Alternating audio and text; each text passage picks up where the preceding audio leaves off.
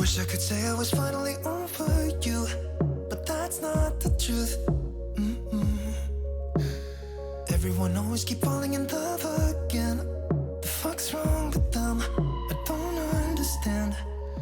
Maybe it will pass by, someone save me. Before I pass out, I'm too lonely to be done. I'ma drink at this place. Yeah. Why am I the only one who's left in the rain with nobody to hold on to? Why am I the only one who's feeling this pain when there should be two of us?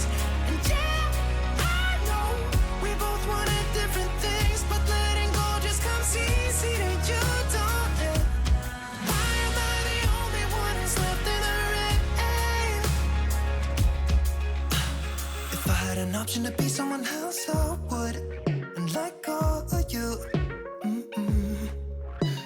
I know that I'm obvious, fuck it, I'm made this way. But why didn't I stay when I had the chance? Maybe it will pass by, someone save me. Before I pass out, I'm too lonely to be done. I'ma drink at this pace. Yeah. Why am I the only one who's left in the rain with nobody to hold on to? Why am I the only one who's feeling this pain when there should be two of us? And yeah, I know we both wanted different things, but letting go just comes easy to you, don't it? Why am I the only one who's left in the rain?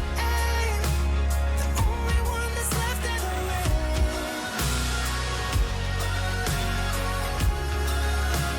The only one that's left in the rain.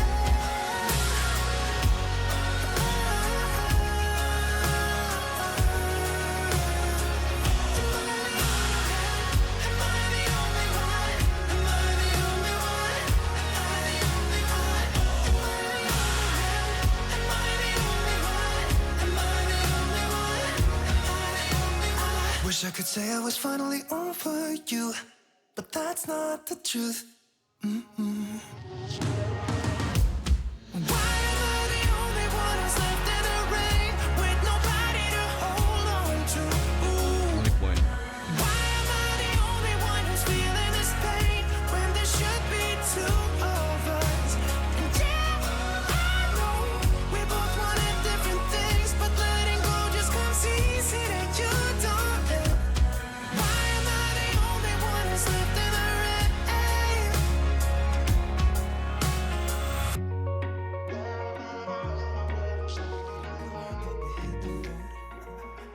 Doesn't matter where we go, our destination, oh no.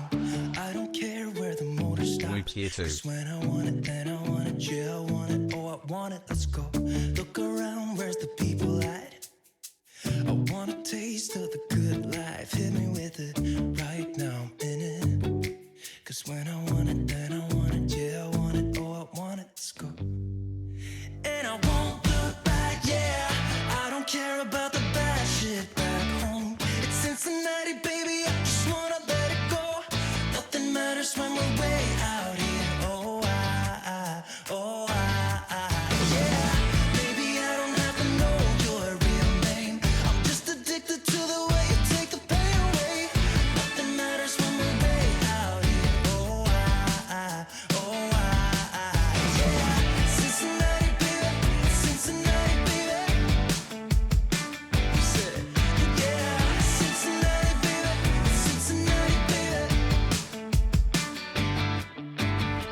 It's 2 a.m. when we close the bar, but we're in the get-go. Next place, give me some more.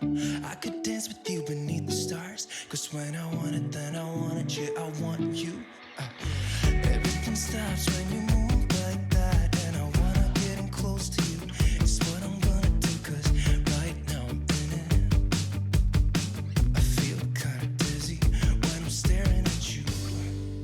And I won't look back, yeah, I don't care about the bad shit back home. It's Cincinnati, baby, I just wanna let it go. Nothing matters when we're way out here, yeah. Maybe I don't have to know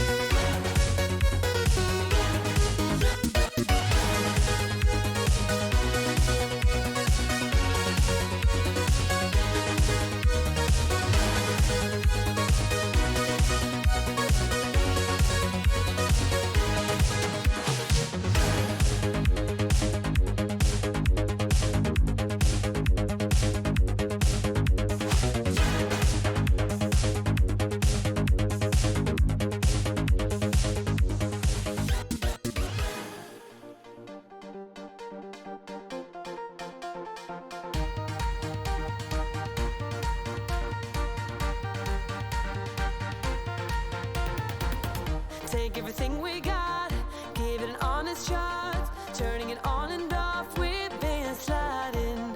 Riding the highest dream, keeping the fire real. I call for you.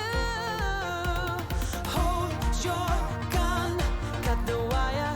Aim for fun, with a light to fire. I've been flying up the ceiling, taken by this feeling.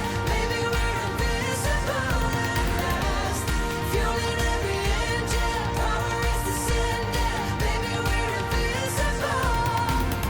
Over the coming days, let's cut to the chase. We're gonna beat this maze, let's go deeper. I wanna reach it all, taking a leap or fall. I'll get to you. Hold your gun, cut the wire. Aim for fun, with a light to fire. I've been flying up the ceiling, taken by this feeling. Maybe we're invisible at last. Fueling every engine, power is descending. Maybe we're invisible. Hold your gun, cut the wire. Aim for fun, with a light to fire. I've been flying up the ceiling, taken by this feeling. Maybe we're invisible. I've been flying off the ceiling, and maybe we're invisible.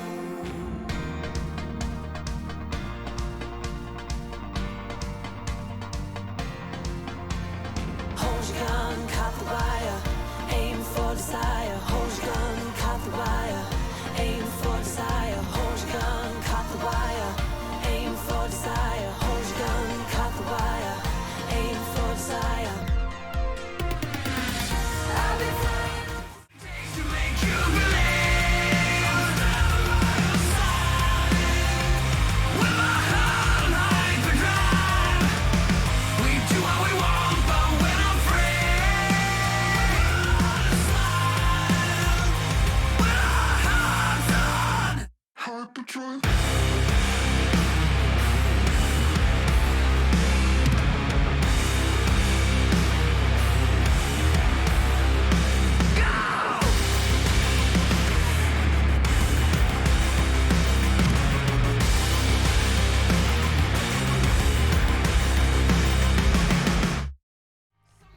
Hello, fuck. God's sake, man. Oh. You just can't get the fucking...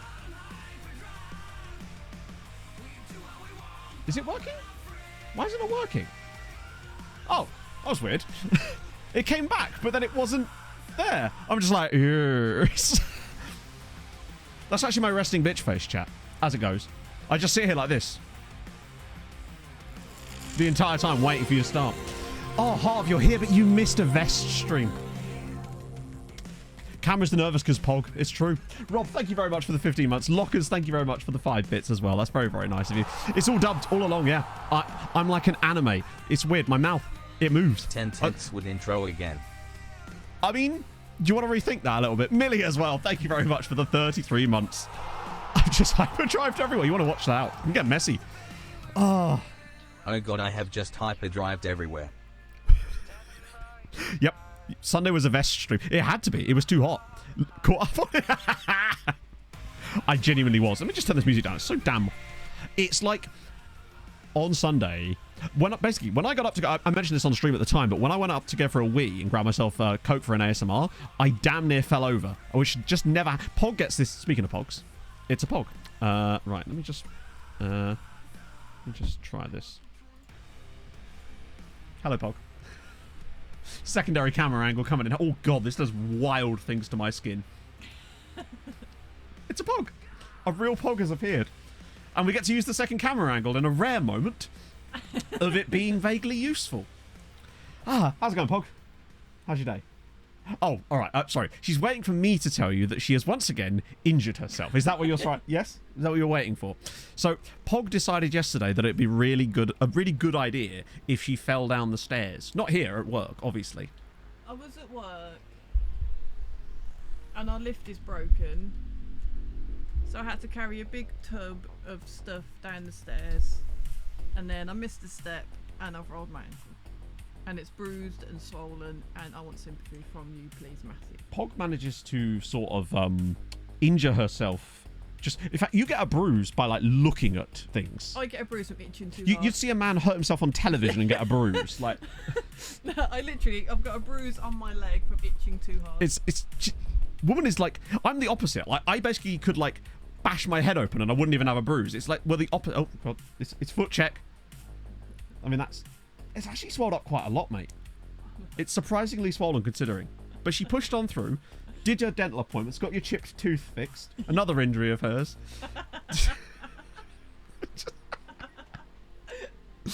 Oh, you've been through the wars, haven't you?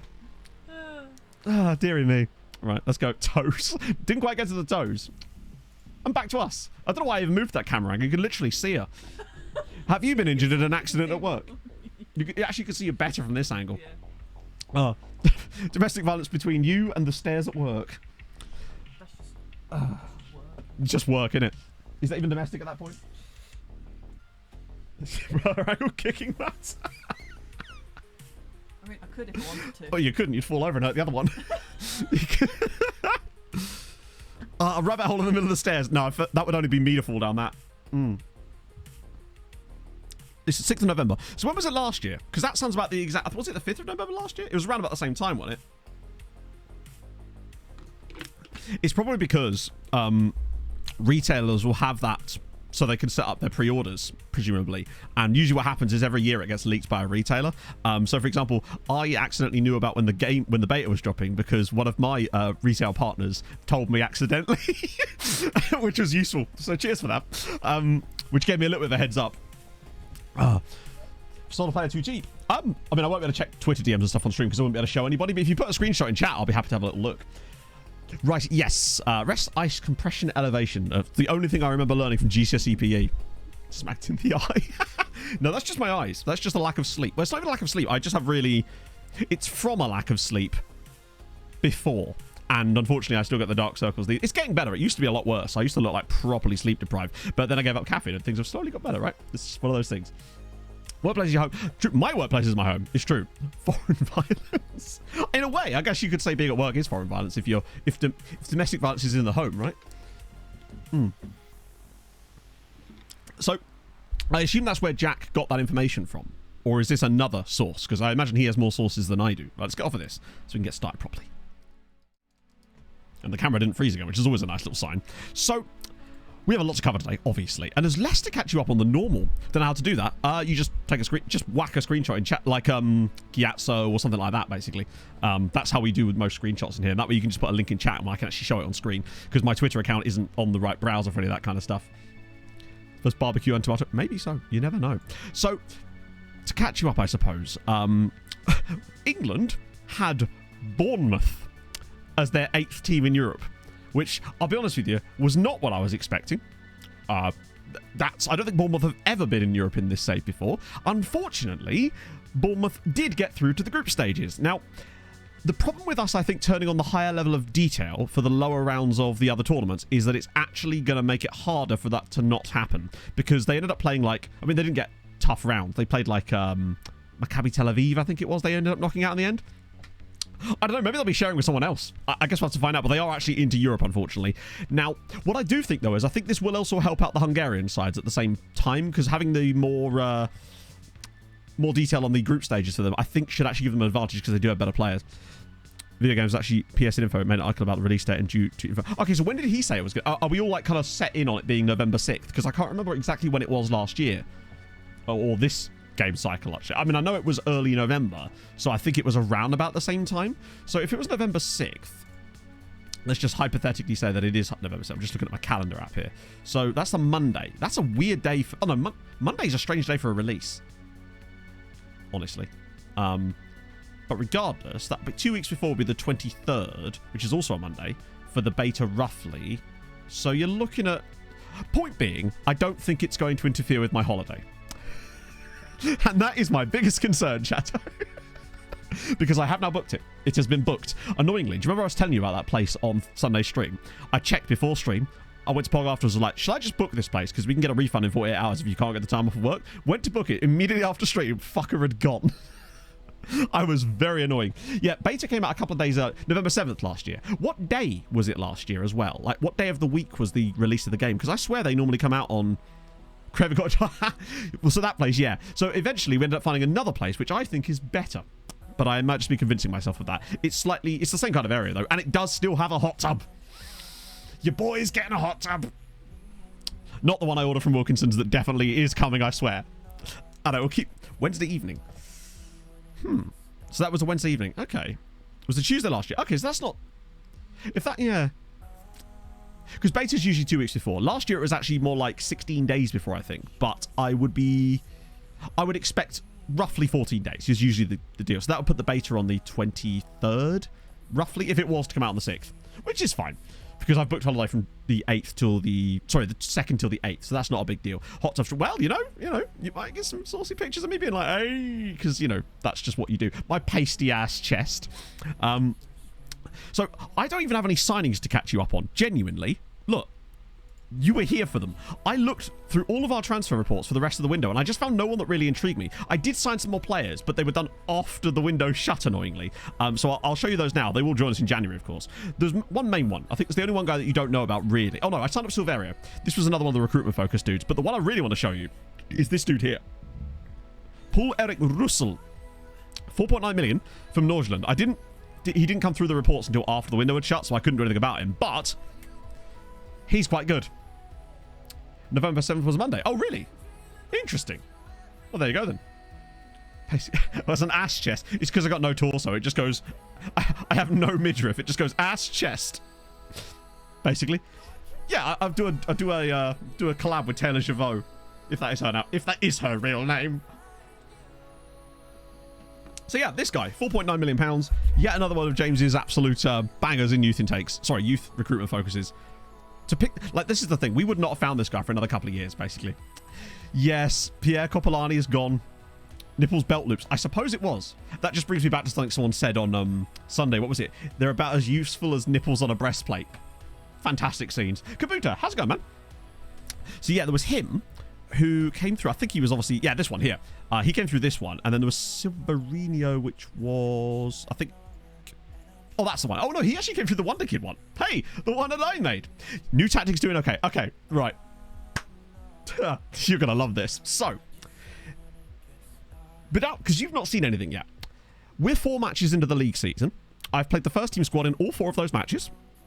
We have scored 16 goals over those 4 matches, which is a good amount of goals, conceded 2. Of those 16 goals, how many of them have been scored by Blaz Jurin? That's your quiz question, chat. Of the 16 goals that we have scored in the 4 matches this season, how many has Blaz scored? 16. Imagine if it was 16. That would be outrageous. The answer is 14. The answer is 14. Blaz has scored 14 goals in our first 4 league games. So needless to say, this system really do be like in feeding strikers. It's been a fairly solid start. We've won 4 out of 4. Blaz has got 14 goals. Safe to say it works. Now, whether it works against Chelsea, who is our first match today, I don't know, but I want to try it. I'm committed to playing this tactic this year because I think it fucking bangs when it works. It is so damn fun. So I'll just show you the results. So we scroll back up again. I'll show you you can see our fixtures too. So yeah, Spartacus beat them 4-2. They only had 2 shots on target. Standard sort of approach, basically. So yeah, there's that. But Blaz scored a hat-trick in that game, which was fine. We then had the testimonial for Big Manovic, where he got sent off after 63 minutes in his own testimonial for 2-footing someone directly after the kickoff in which we had scored.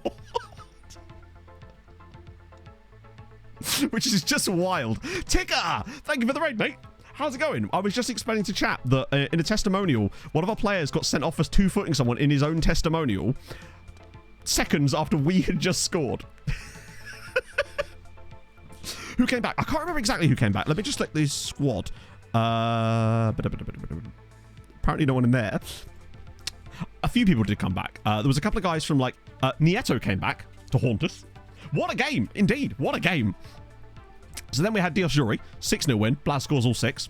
So he's got a hat-trick, then 2 hat-tricks in that game. Then against Debrecen, he got a hat-trick, You can see the theme is emerging here. And then against Kekshmet, massive letdown, honestly. Only got 2 goals in that game. He should have had a hat-trick. He had plenty of chances in this one. So he really arguably could have had a hat-trick in every game he's played so far this season.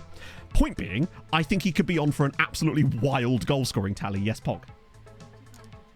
What? You need to go to town? You sound somber about this submission. Huh? Means you have to drive. Well, be careful with your clubfoot. But if you do come back from town, sans clubfoot, or, you know, with clubfoot, could you maybe get me a nice coffee? Thanks. Love you. Bye. Tactics, yes. Actually, there isn't a link for this one yet. This was one we only just came up with. So I'll pause it if you like, and I can... Or I can't pause it. That'd be weird.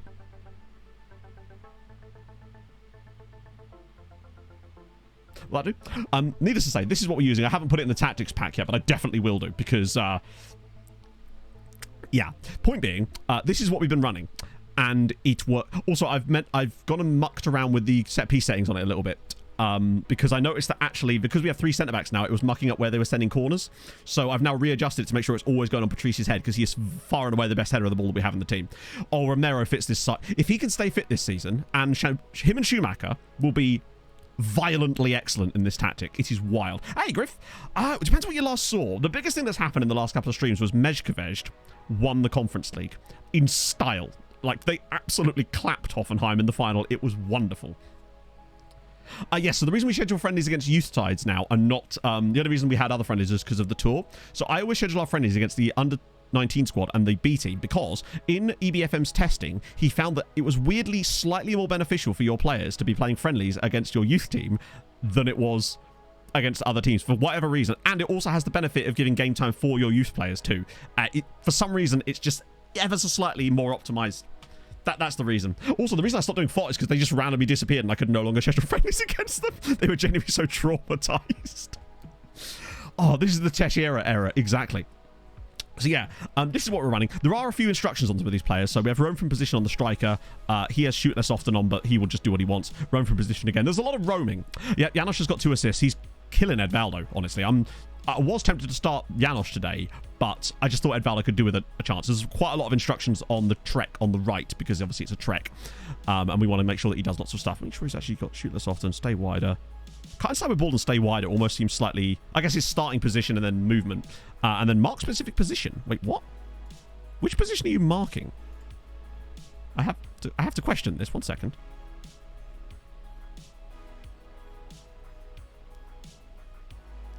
Is that what... I mean, to be fair, it's worked for us so well, but is that what... do we really need mark-specific position on the trek anymore? Because this has obviously been carried over from the previous system we were running. And I don't know how beneficial it is to us to have our trek. Well, I assume that because we... because the trek would have been on the... It was on the left to start with, but then when we moved it over to the right... Well, that's what I mean, yeah. Well, this is why I think maybe we should just get rid of it entirely. Because basically, it's because we used to play a trek on the left, and somehow that's got transferred over to there when we move things around a little bit. No, this tactic isn't in the download yet. I haven't got around to doing that. 39 months, it was all worth it for Janosch TH Shannon, God. Yes. Thank you, Billy Child, for the 39 months. I hope you're well. Gyatso, so G-Y-A-Z-O. It's a bit of a weird one, isn't it? Morning, Statline. Yeah, that's... thank you for the raid as well, Lawton. That's really kind of you, man. Hope the stream went well. So... the fact is, if all of a sudden we go to shit with this tactic, we can turn it back on again. It would make no sense that it would work. Other teams bring too much space. So do you want to... What, do you reckon we should put it on left... What, you think we should switch it to left wing back? Do you think that maybe the game is just making him do that anyway? And that actually... So this would only apply if they have a left wing back, wouldn't it? Because not every team is going to play with a wing back left. So it's more of a case of like a contingency. Should they have a left wing back, he would mark them. My guess is the game is interpreting that as him marking the wing back anyway, and it's not actually getting it to man mark the right wing back, because that would be wild. Well, that's what I mean. So it might just be something we should have in there as a contingency. So should we come up against a team that have a wing back like that, it would then allow him to mark it. But if they don't have one, he will just ignore the instruction, would he not, right? That's what I would guess. I'm glad we actually had a look through that, though. I don't remember seeing that there before. I guess we just kind of ignored it. But there we go. That's what we're going with. As for other team signings, I will quickly show you. I've found a better way of showing them than before. Let me switch to the left, though. So the team preview page here on the season preview actually gives you a better rundown of like signings and stuff for other teams, and I feel like it's better than showing you just a big clump of players. But you'll see just how vast and like, not vast, but like sparse the signings have been. Yeah, I mean, we haven't tried it yet against a real good team. Today's going to be a big test of that, as we've got like really tough pot 1 and pot 2 teams, but then relatively easy pot 2 and pot 3 and pot 4. So it kind of balances out. I know that's how it's supposed to work, but we've got like teams that are right on the cusp of pot 1 in pot 2, and then teams that are kind of on the cusp of pot 4 in pot 3. So that's kind of fun for us. So yeah, Haladash picked up a couple of guys. Rocco Clark, which is just a fantastic name, on well, a couple of £1 million, comes in from Chile. He looks like a reasonable player, only 19 years old. That's nice to see him grab someone like that. They've also got Gonzalo Ruiz Diaz, who looks like another young star. We don't know much about him, and he plays lovely football as well. The biggest signing they've made though is this guy, Adelson Schwarz, Brazilian international. They spent 22.5 million on him, but he is worth 64 to 96 million at Haladash. So I think that's a nice pickup for them. That's the biggest signing of the summer by any Hungarian side other than us, obviously. Build a nation. Oh, hell yes. That's dope. Bit of cash come out. We like those around here. So then we go to Ferencváros, and this is where it gets worse. Ferencváros have spent a little bit of money, but they have also sold off you guys. So they sold a guy to Bayern, sold a guy to Bayer Leverkusen. They actually sold Stepanek to Bayer Leverkusen, which is just hilarious. We'll actually play him today. They also sold Fathy to Real Sociedad. Lots of sales. Spent a little bit of money on this guy, Knut Kåre Lykke Arnsberg, which is one hell of a name. And I swear I remember us seeing this guy and being like, that's a name. So yeah, he's joined them. From £8 million from Rosenborg. Then they also got this other guy here, Adrian Gielenberg, who is most definitely a face in the game. This guy here is a face in the game extraordinaire. I always see this name, and he's always a Finnish player at a Swedish club, basically. 6'8", yeah, massive, absolutely enormous striker they bought for £1 million from HJK. I mean, they could have given them a bit less than that, but there you go. That's HJK. Giamot, a couple of signings, but nothing spectacular. Most of theirs are actually players they sold. Yeah, he's definitely a face in the game. Sounds more Swedish. Well, to be fair, Swedish is commonly spoken in a lot of Finland as well, is it not? And also remember, it's a face in the game. Because yeah, he's definitely a face in the game. So you can see Budapest Honvéd did basically nothing. It's just, yeah. And this is the issue. Kishvarda sold a few players as well. Did spend a bit of money considering. But the biggest issue we've got at this stage in the save, and I believe this is down to the prize money, is that they all get really good, but now they have no money to actually really extend. Most of these clubs have not got more than 30 million in the bank, and a lot of their wages are quite high, and it means that they basically can't spend any cash. And I think that's one of the things that's going to be solved, hopefully, in the Malta database, that with the prize money being increased massively as the save goes on properly, it shouldn't encounter this issue. And I think that's going to be a massive deal for us in the next save, because it feels like they're almost kind of reaching a point where they can't really go any further than they have. And that's not beat around the bush. They've been amazing, but I feel like they can't really take that next step because there just isn't enough money flowing in no matter what they do. But there you go. So yeah, that's basically all they've done. There's not been any really massive signings for them other than that one guy, pretty much, which is frustrating, and I would like to have seen a little bit more. But luckily, we get to play Chelsea today. Haladash are away at Arsenal. Honvéd are away at Ajax. Anyone else in here? We've got...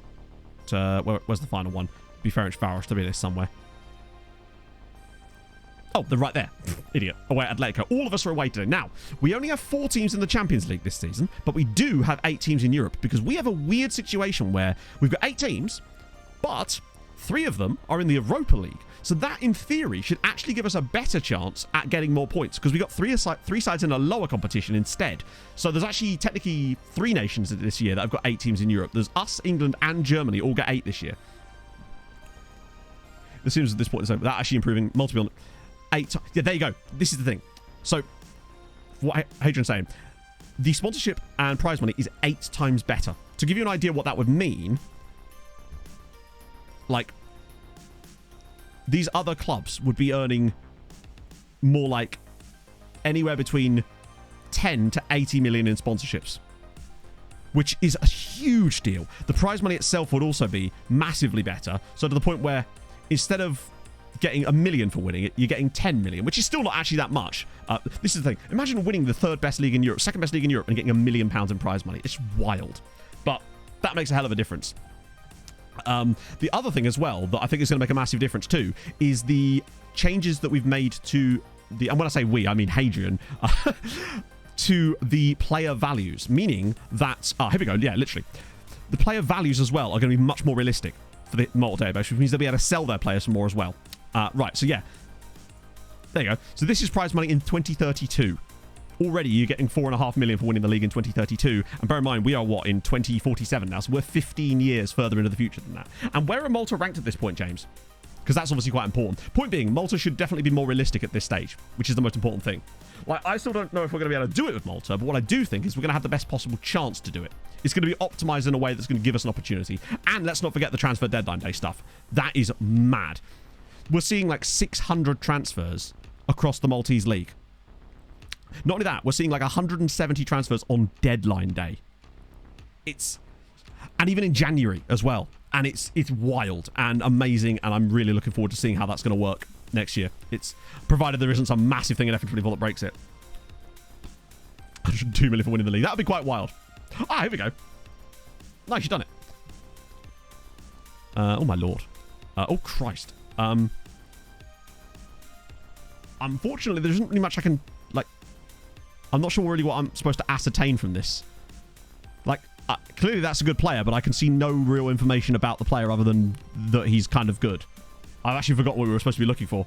Yeah, Malta is going to have the ultimate building a nation setup. It's going to be harder because you still have to start in Malta, but it's going to be optimized for success, if that makes sense. Janos is one of Barcelona, or he was. Yeah, Barcelona did put a bid in. 5 million, 50% the next. The 50%, but the question is to who and what's his value now is the main deal. 2019, there you go, right? So that, let me just show you again so you get perspective on this chat. These prize monies here are with Malta being 29th in the coefficient and 46th in reputation. That's the sort of thing that's going to make a difference. So there is, yeah, the transfer preferences, as far as I know, have been wiped. There's a couple of hard-coded ones that we can't touch, but they're also actually hard-coded in a good way, because they're weirdly hard-coded to look for players in really good nations, if I recall. Which would be cool. So it's like Argentina and places like that. Something else that I know I'm speaking for Hadrian here, but I realise he's lurking, so he probably can't update you on all this information. One thing he found was really cool was that one of the backroom staff at one of the clubs was Malaysian, and they signed like 3 Malaysian players, which is just wild. And that makes me think that if we could bring a load of foreign staff members into the Maltese league and start to disperse them throughout the league, we could start giving them an increased scouting range as well. Yes, the database will be publicly available once we start the save. And before anyone asks, yes, of course it will be free. This isn't like something we would ever pay for. It will go live with everything else. So yes, everyone will be able to have access to this. Not only that, you'll also be able to have access to the save file I'm going to be playing on, obviously. Should you want to play on like the same seed, I guess. As well as the detailed future regen thing I'll be doing, if you want that in your saves too. Because one of the Patreon perks for next year is going to be a regen in the save, but gen at some point in the save in the future at club of your choice with all the right names and all that sort of stuff, which is going to be really, really fun. Those filthy English. Yes, let's do it, Novak. Thank you very much for the 6 months. I am hyped today. Well, you can do that too, Half, but you won't get anything back from it other than just yes, that's what I mean, Hadrian. But my point is that it sort of sets the precedent that we can make that work. And it means that if we were to sort of populate the league with some more with coaches and staff members that have scouting knowledge, if you like, which what we would do with like analysts and stuff, it will really help them, which I think is going to be really dope. You can take, where should I play him? Oh, God. Holy Christ. I mean, 6'2", so he could even cover at centre back for you, but his heading isn't amazing, so I probably wouldn't do. I mean, he's just a DM, isn't he?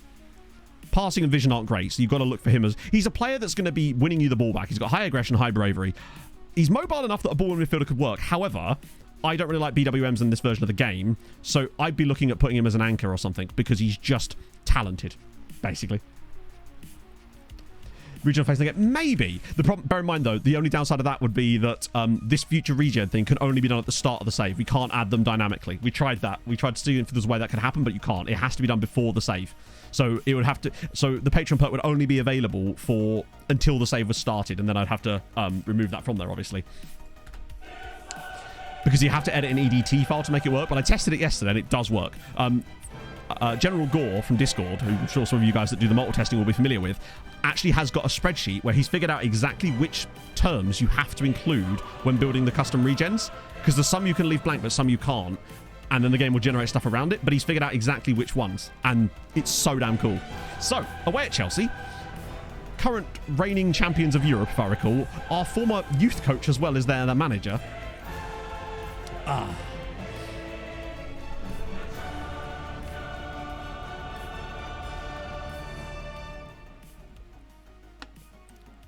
Season 20. Well, maybe, but it'll be one of those things where I'm going to talk about it in the, like, I'm going to make a video about this specific thing. Alan, thank you so much for the Prime. That's really, really kind of you, Alan. Thank you. I appreciate that tremendously. What I'm going to do is I'm going to put like an update video out right at the start of FM24, basically announcing the plans, talking about that sort of stuff, because obviously the Patreon's going to be updated, so we're going to have like early videos and all that sort of jazz as well. So I want to actually provide value. It's almost like that should be a thing. And I'll make sure it's very clear in there that you have to sign up before the save starts. And then, obviously, the people that are already on the Patreon will be grandfathered into it, and I'll just message them about it. But, yeah, that's the way it'll work. And then I'll just remove it from that after that. But it's the only way it can happen.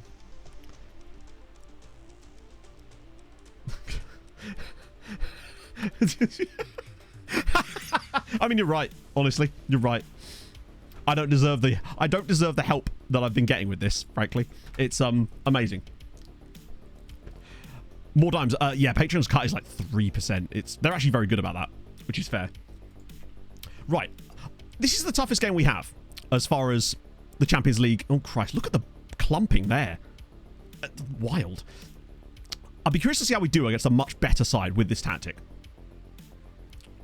Yeah, Bodder actually beat Ferencváros last year in the Champions League. Region staff members. I don't know if you can do... So basically the way it works is there's an EDT file you can edit that allows you to add future regions, and I don't think it worked with staff members. Oh, actually, I think you can add staff members through it, to be fair, but Matavina's through and Chelsea lead because we can't play a simple pass.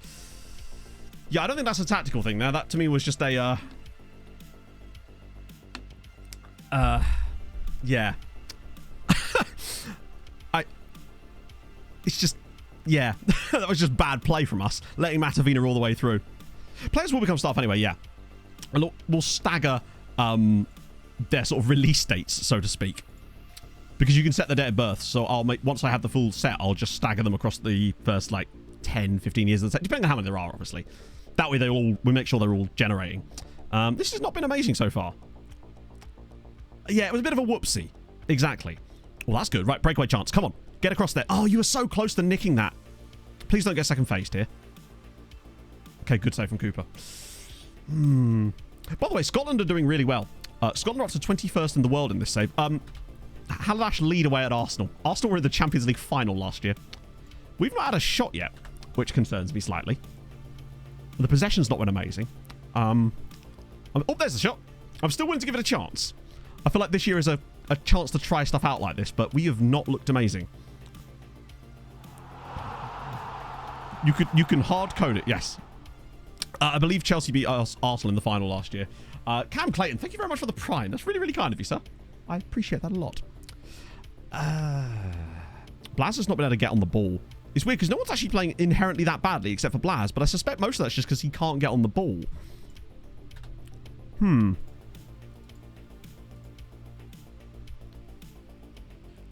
Search for the ones. No, we wouldn't be able to do that. So it would be a case of people would be coming in and like looking up their own players, I suppose. To be fair, the change to the tactic, we haven't played a team like Chelsea with it before, so it's really hard to know what kind of effect it's actually had. I still believe in them, though, but this isn't looking amazing for us so far. But we have options off the bench, at least, to try and make changes for it. One thing I will say is it hasn't seemed to... We haven't allowed a lot of high-quality chances, from what I can tell. Zivkovic... Look at thisness. This is what I want to see. Less of this. This is our toughest game, though. But we haven't lost a game in the Champions League for a while in the group stages. So this would be kind of annoying to start off with a loss. I might whack some subs in a minute to try to sort this out. Because sometimes it can be as simple as just bringing on some players that suit our style a bit better. Oh, Christ. Bloody hell, Cardozo are just wide. Right, okay. I actually kind of want to keep Jurin on, but Edvaldo struggles, so Janosch.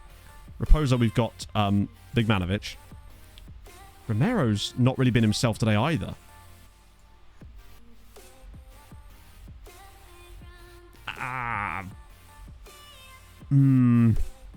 Fuck it, Sem. Save us all.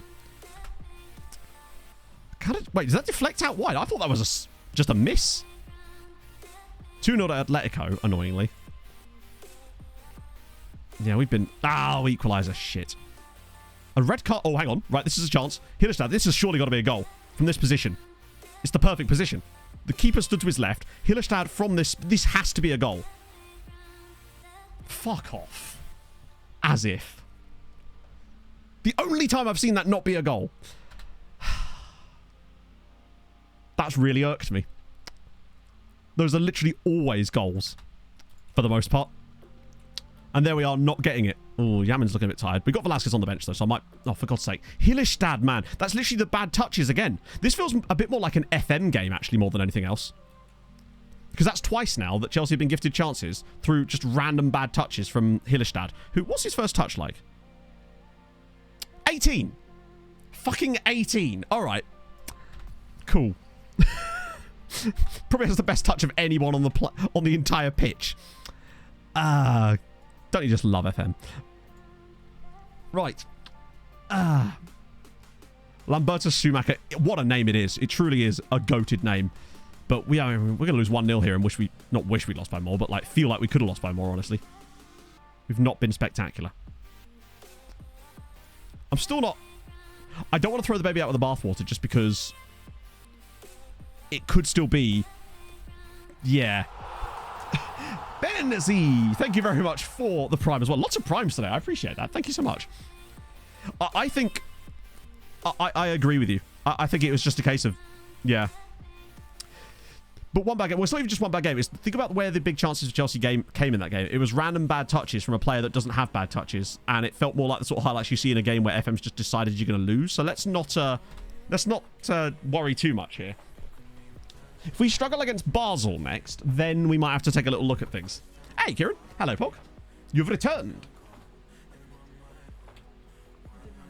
Did you make up? You look beautiful. So, great win for Haladash away at Arsenal. That is wild. Just insane.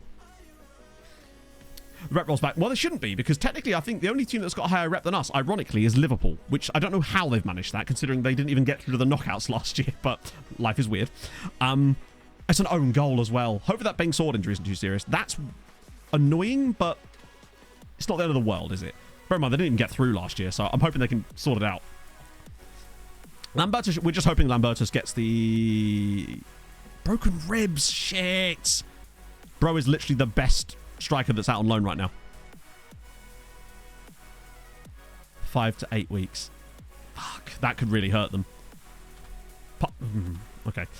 Do you know what? It sounds stupid, but I kind of almost want to switch that thing back to how it was for absolutely no reason other than that we were winning when we had that set to that, and even though that shouldn't have any effect on it, but FM is weird, right?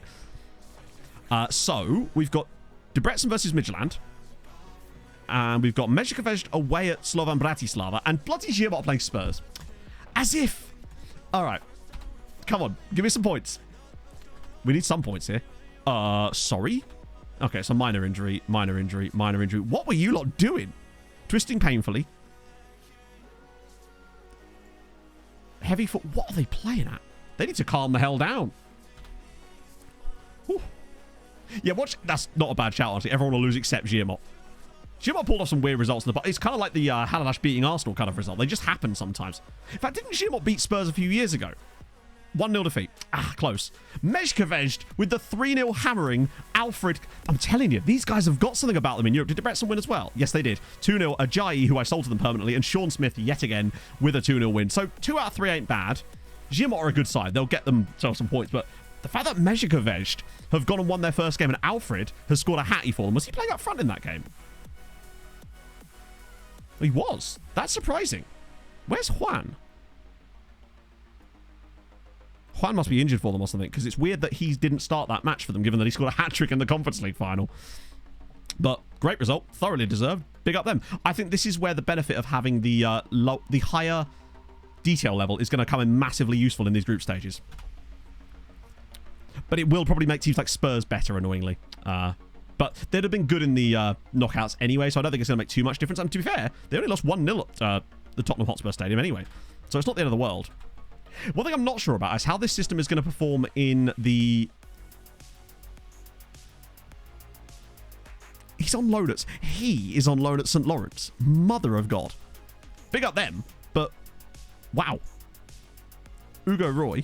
Good name. I've noticed as well that there just seems to be less youth intakes coming through from some of the biggest sides in the world now, and I don't know why. Like, And Anderlecht would normally get a full youth intake, and it's strange that they're not getting them at all. Just very, very odd. Jerry Coin, thank you very much for the follow. We'll look up the Fotty boys. I actually forgot to do so. You could say I forfought. You couldn't say that. Don't say that. Detail is higher. I can't explain to you how the detail is higher because I didn't design the game. I just know that we have changed the detail level. And basically, essentially, the game will have more information to decide how the matches go if the detail level is higher. I.e., I'm actually able to go into those matches and look at the goals and stuff, whereas I couldn't do that before. So it's using more information to decide the outcomes of the matches, and thus, in theory, it should be able to see the quality of the players a little bit more and not rely so much on things like reputation. That's supposedly what it's supposed to do. I don't know if you can even find Fott in here.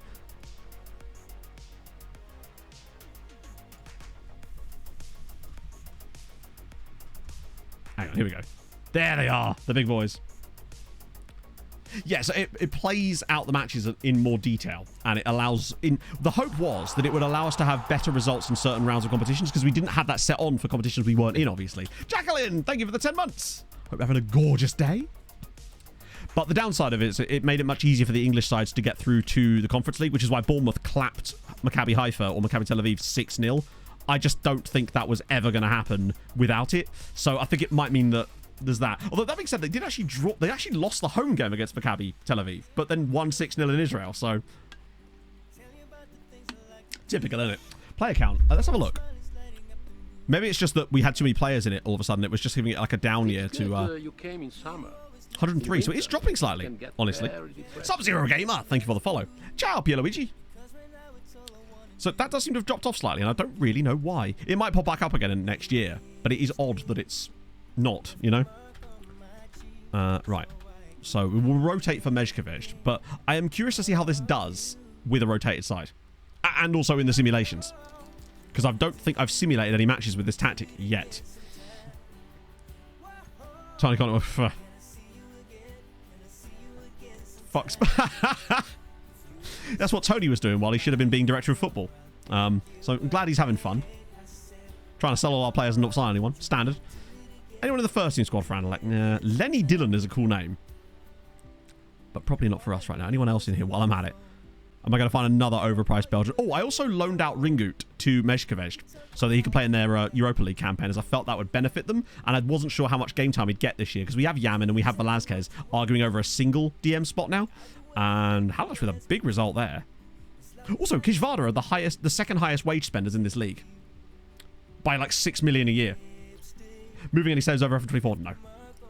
Well, actually, that's not true. I'm probably going to move my Premier League years database server because I need to make that video and there's no way I'm going to get it done in the meantime. So that will be moved over to FM24 so I can make the video on that. But I haven't, you know.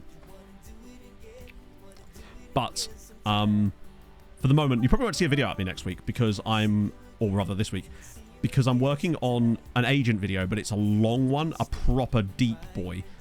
Where we're going to be doing an entire career of a player as their agent, and obviously that takes a lot more time, but I've got to turn it into a bit of like an epic story where there's more like story stuff to it as well.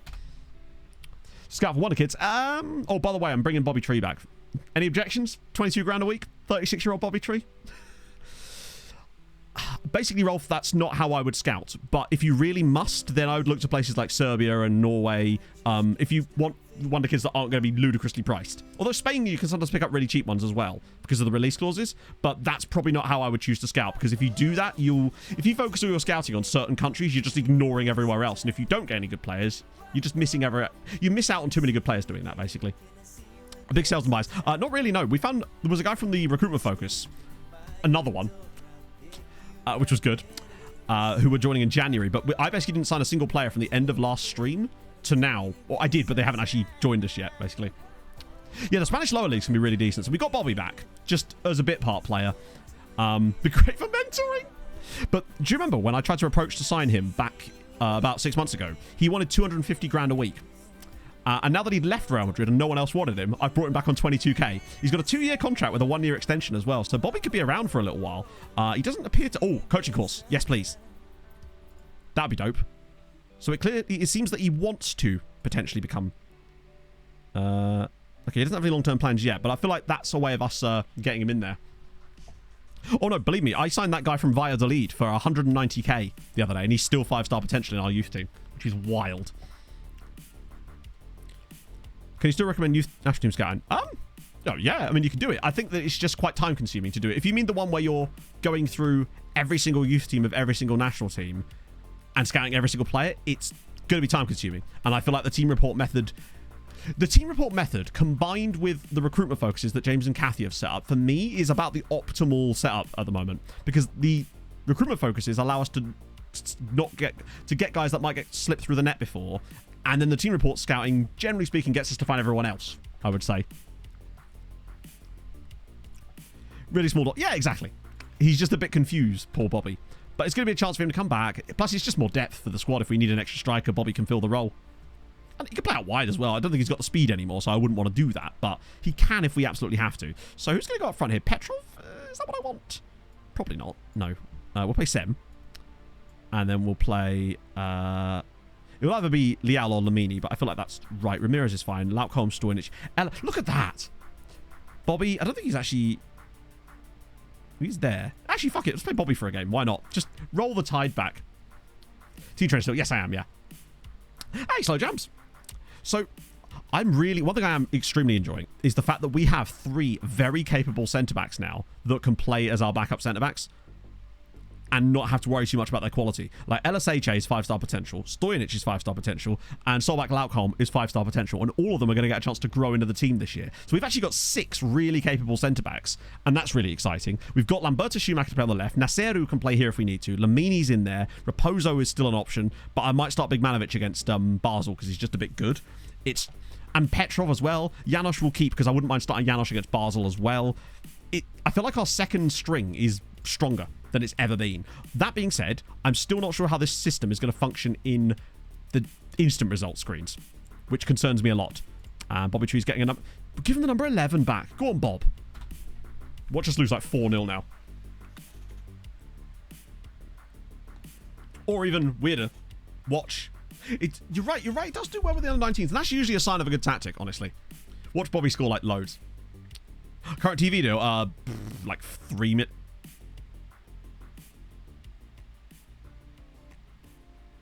The fuck?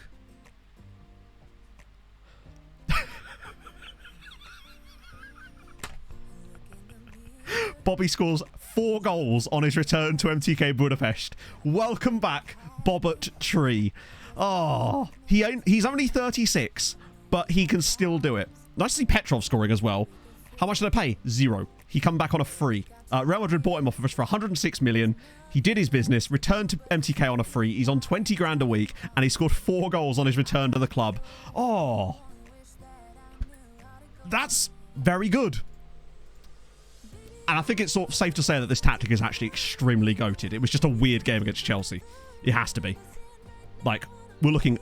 This is the thing. It really does create so many chances for the striker. It's wild. The fact that Blaz has got 14 in the 4 matches he's played is insane. Mleepnos was taken with the gifted sub to Kate Kit. Thank you so much, Mleepnos. That's really kind of you, sir.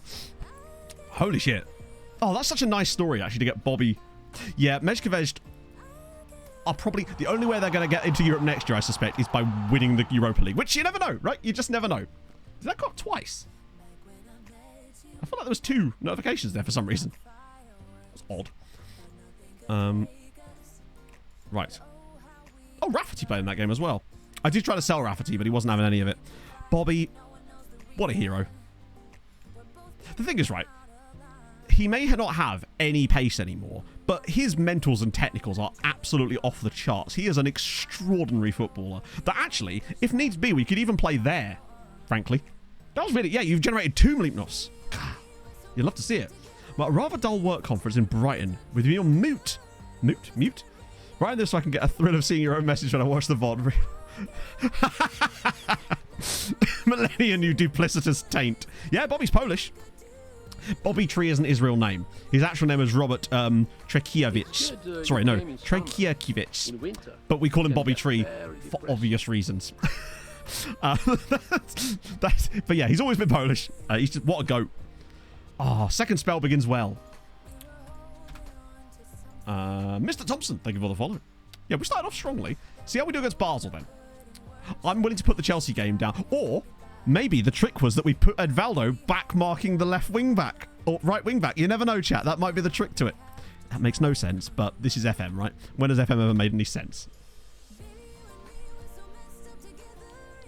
Some sort of tactics. Yeah, I think the ones that it's not quite so complete against is just straight up 4-2-3-1, where because I think 4-4-2s, it will absolutely clap. What system did Mezhikovesh play in that game? What should be a 4-2-3-1? Ah, see, they played a 4-3-3. So it seems to me like... Let me just look through... Because Chelsea played a 4-2-3-1, didn't they? Yeah.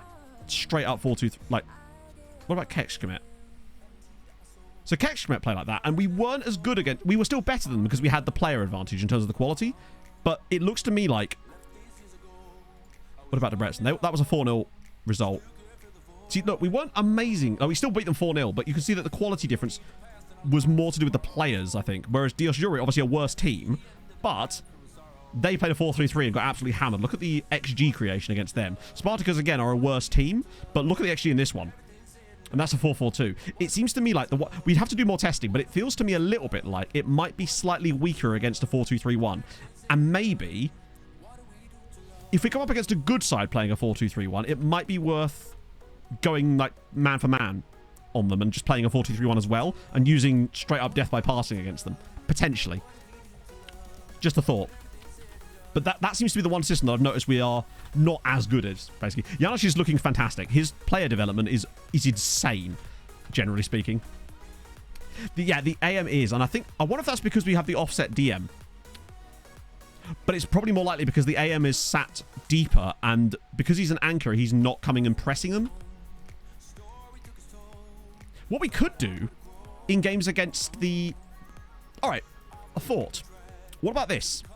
Just an idea. We could have... Bloody hell, he is to not be playing that role. We could have a mark position on the AMC specifically. Because I'm trying to think of other tactics that we come up against that would have that in it. And if we had him set so that in games against where they have an AMC, the anchor would mark them. And it'll push them out the pitch slightly, but it would also get them less time on the ball. And that actually might be the thing to try potentially against teams that play that DM.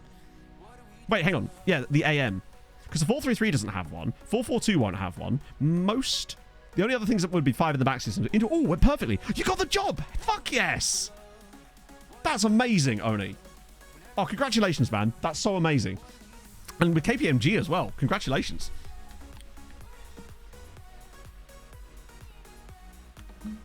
Set him in the middle. So the reason I'm not having him in the middle, although I don't think it's him being offset that's the problem, is because with us having a complete wing back on the left here and an overlapping wing back, overlapping centre back, I was basically trying to create a bit of defensive stability on this side of the pitch because Ramirez is going to be sitting here essentially a lot of the time in possession. So they kind of be sat next to each other a lot, although Ramirez tends to operate more here. It's a work in progress, right? It's part of the fun of FM. We get to do a bit of work in progress. And sometimes I like to try to solve problems without moving the player directly, and I feel like maybe just having him mark an AM if they have one might work for us. Junior associate, fair play. What does that mean? Oh yes, very soon. Sask, thank you for the follow. Forgive my lack of knowledge of... Ooh! Hello?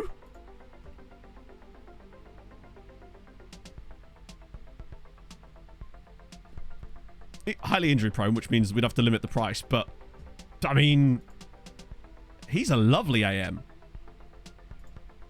It's called Quinones. I'm very well, Daz, actually. I'm feeling really good today. I think part of that is just I have now officially booked my holiday, and that's nice. Yeah, I'm really, really looking forward to it. Every time I do a thing, I'll turn to Pog and be like, ooh. I could do that on holiday. It's just stupid shit like, hey, if you want some crisps, I can go to the fridge on holiday and get you crisps. Not that they'd be in the fridge, because they're crisps. I won't be doing that, I can assure you. No, I'd use the same formation twice. Fucking hell. That would be impossible, just because we'd never win the Champions League doing that. Anyway, we're going to Devon. Bit of North Devon. Place with a hot tub. Do a bit of cycling on the Targa Trail. It's going to be dope. I'm very much looking forward to just getting away for a little bit. Holiday crisps go in the fridge, and now you're talking. Pog referred to them yesterday as medicinal crisps because of her ankle pain. So that's a new one. Didn't even eat them, the bitch. 1.5 million, done. Crisps in the fridge, pretty much, yeah. Career over. Peon work. But what kind of work actually is it? That's what my question was. It's flame grilled steak record. I know, cringe. L, get ratioed, kid. Whereabouts in North Devon? So up around the sort of Barnstable, Appledore area. It's a place called near Framlington, I think it is. West Yelland or something? I don't know. That kind of area. But it looks cool. I used to go to that part of Devon all the time as a kid. It was when we would always go on holiday. When we used to go to either Devon or Cornwall, and when we went to Devon, it was usually that sort of part of North Devon. So something I've been doing lately is locking in this, and instead of doing the other thingy, locking them both in here and just kind of seeing what they want. Sometimes they get... Fuck. Yeah, sometimes that happens. And that right there, if you wanted in a nutshell, is why I don't red lock clauses. Right there. So we'll have to come back in for him in a bit. But that's why I don't do that. But I have managed to get away with it a couple of times, but that is the reason I tend not to do that. To the sausage roll again. Maybe. Patron overhauls become a new G. Yes! So that'll be for the next save, Elite Nos. It'll be right at the start. So I have to do it all before the start of the next save, because there's a certain file that we have to like sort out that will allow the future regens to come through. So I was testing it yesterday, and I made different regens appear at every one of the top flight clubs in Malta, so I know that it works correctly. And I'm also testing something for the agent video I'm doing, where I'm actually going to be generating the regen I'll be taking over myself. That way I can control certain things about which club he spawns at and stuff like that. Enjoy your frigid crumbs. Oh, dear. Not as far as... Clavelli. I used to go to Clavelli a lot as a kid. How much control? You can control everything. So I'll give you a list. Look, this is the things you can control when you add a regen like this. You can control... where are we at here? I literally have this article up. So, first name, common name, which is the thing that Brazilian players use as like a nickname, I suppose. Last name, birth date, nation, favorite team, ethnicity, skin tone, hair color, height, weight, preferred foot, preferred position, favorite number, birth city, CA, PA, and club ID that they spawn at. That's the stuff you can control. Region in Malta, because I was testing it. I was testing to see if it would work. That's why I was adding it. But you can control everything. Obviously, with the ones for Malta, I won't be doing that. It'll only be for the people's information. The CA and PA will be left completely to random for obvious reasons. Otherwise, I would know the PA of certain players. Whereas otherwise, they could just gen at any, like... Plus, people won't always be spawning them in Malta. They'll be spawning them whatever club they want, basically. But they will at least guarantee to spawn. So Bobby obviously can't play this game, but that's fine, because he's done his bit. It has to be shit. I mean, you could if you must. But I technically could do that. I would also have it like, I'd have a little bit of rules that like not like stupid names. Lardinho would actually be okay. I wouldn't just want like Twitch names in it, just because it would sort of ruin a bit of the immersion of the save. So it would have to at least look like a footballer. That would be my like one rule, I suppose. Big Manovic through the middle. Are we having a laugh? Are we out of our damn minds? I'm gonna start Janosch, because he just seems to play better. Janosch has better like numbers in terms of statistics. Well, they won't always be Maltese. They'll be whatever. People can generate any club they choose. So they could generate an English side. They can wherever they want, basically. I want to see what a 1 CA, 1 PA player would look like. That'd be incredible. Ian Furch. Oh, dear. No, with one like Asher Prince, that'd be fine. That's just a simple one. No, you can't do PPMs, unfortunately. And there's weird... You can't also... There's certain positions as well that you can't program it as well. And I don't know why. It looks like a footballer. What's Roberto was... He was sick, wasn't he? Not injured. So he should be okay. Change the image of a stadium once you have the stadium mega pack. Yeah, absolutely. Changing a stadium image is the same way you change a player image, basically. You just have to go into the pack and replace the stadium image with the one that you want. And as long as it has the same name, it'll just be updated the same. Also, no, it'll be for it's Patreon stuff. If I did it for all subs, we would never. Plus, that would be constantly updating, basically. Oh.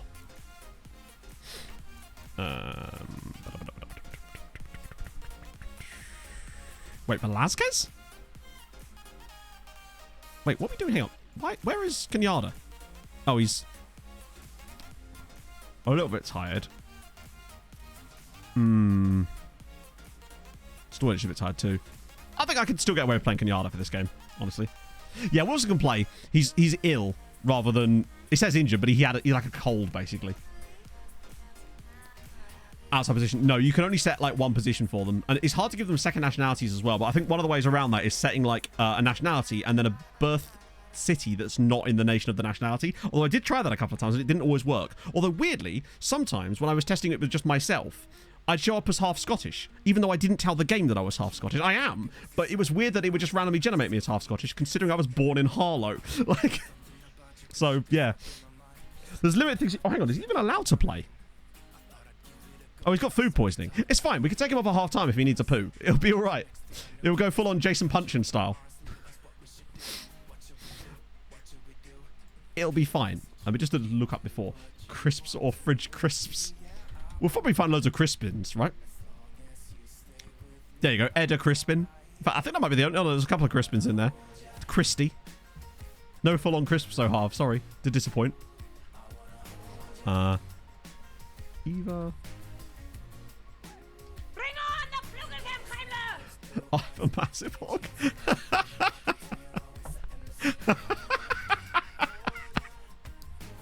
It's like that Croatian player nicknamed Bumbag, and every time I see him, I always get confused. Scotty the Rotten, thank you very much for the follow. Oh.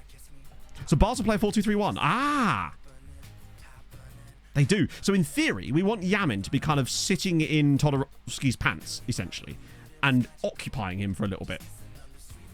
So we'll see. Now, we might just have the sheer player advantage over Basel, which will help, but this is going to be an interesting test for us. I love figuring this sort of tactic stuff out, because I really like the way this tactic plays, and I definitely want to persist with it. I want to make it work, but it might just require us to have a few contingencies, in the same way that we had to babysit the right backless tactic for obvious reasons, right? Like, oh, there was no euphemism involved. He is going to be shagging him. It's going to be keeping him nice and out of the way. Let's go. Alexander Fries. It's quite surprising that Basel actually still have a manager in this save, but there he is. Let's go. And obviously, with dropping Raposo and Advaldo, things are going to be a little bit... What on earth? Okay, so I guess they've just decided that all the Hungarian sides get to play... What the fuck? That doesn't make any... What? Why are we all playing on Tuesday?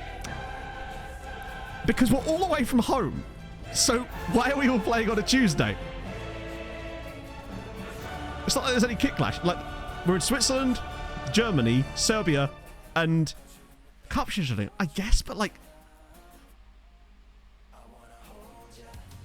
My theme... Oh, the skin. Exclamation mark skin in chat, and you'll get the download links and all that. Well, yeah, it's just us four. I mean, we're all the Hungarian sides. But it wouldn't make any sense because we're away from home. The domestic fixtures. But what domestic fixtures? We're all playing away from home. Which cup games? We're away from home. It wouldn't... What could it clash with? Like, I understand if there's like 2 games at home on the same day, sometimes they can clash, but we're all away. So I don't know how it could possibly clash with anything. And also, that would mean they'd be playing tomorrow, which clearly they wouldn't be anyway, because they wouldn't have 2 games back-to-back days. Ha! Very strange. Find the ID of the stadium. Yeah, it would just be if you go on the stadium, like click on the stadium name in FM, and it will take you to the stadium page, and you should see it on the top screen, unless you don't have the IDing set up. To be fair, the Magyar Cup is the big deal. So, right, so possession is looking good for us, which is always a sign that we're in good shape. I'll keep an eye on Yamin. All right, here we go. We obviously need to get a result here. Multiple home games in the same seat on the same day in Champions League. You can't. Oh, all right, that would explain why we're playing away from home. We are all playing away from home, so that doesn't make any sense. If we were all at home, then it would be making sense. Actually, it wouldn't, because... Oh, even in the same set... Actually, to be fair, we are obviously in the same city as Honvéd, and I think Ferencváros are based in Budapest as well, are they not? Or at least near. I don't know about Haladáš. That's just very strange, actually. League at the weekend, the cup game necessitating rest between period game. I guess... Oh, it could be that it's like a Friday night match, maybe? Folder started to change. Now F23 and F skin a separate folder. Oh, okay. National Day in October. Oh, it could be. What? So they wouldn't be allowed to play. But bear in mind, we are, again, playing away from home. The game does this a few times, in fairness. It's done this just before. Oddly. Right, come on. Bigmanovic. Ball to the back post. Patrice is there, but he's not there properly. And he's just given the ball away. But we should get this back here, because this is FM. Unless Basel are about to break on us here, but they've got no bodies forward. Oh, big tackle. Go on, Yamin. Slipping through. That's a dreadful pass. Christ, look at the space through the middle. What are they doing? He's getting back. Really well defended, actually. That's why having a really fast centre-back is helpful sometimes. So got caught a little bit on the break there. Yamin's playing well, though. Romero's struggling.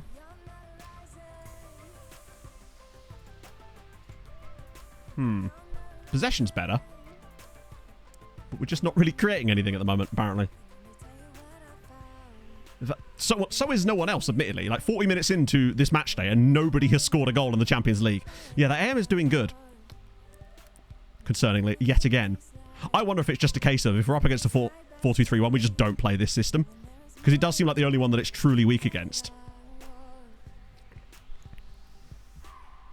And literally their best player is Todorovsky. Currently. Yeah, that's poor. And Yamin is starting to struggle now.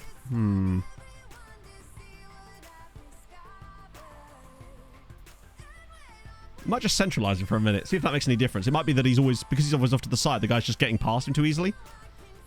Ball's good. You'll have to see it. Because Hillesad's struggling to get on the ball as well. I still trust them.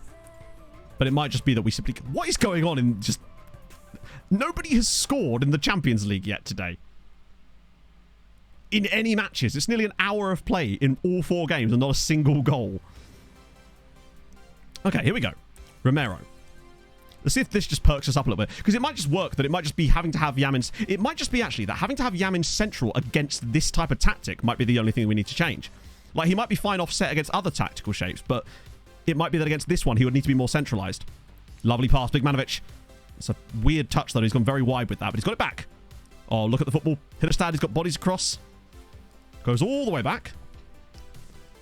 Yamin's getting on the ball a little bit more. Kenyatta. Janosch knocks it down. Blazjurin! Is in. It's 1-0.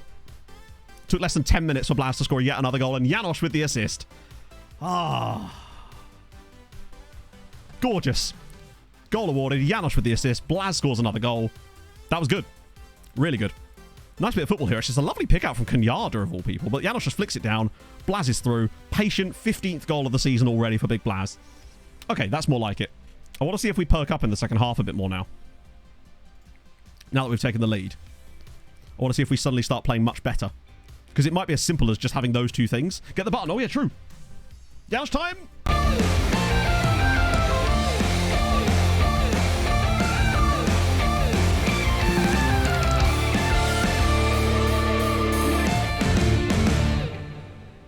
Yes. Check if it's a goal incident. Yes. So if it's doubtable offside, click this thing up here. If you see an assist listed here, you won't see the goal. You'll see like an assist in grey, then it's going to be given. The only time you won't, obviously, is if there's no assist for the goal. But yeah, that's how you can tell if it's going to be given or not. Big Manovic doing work. Much better. Janosch again.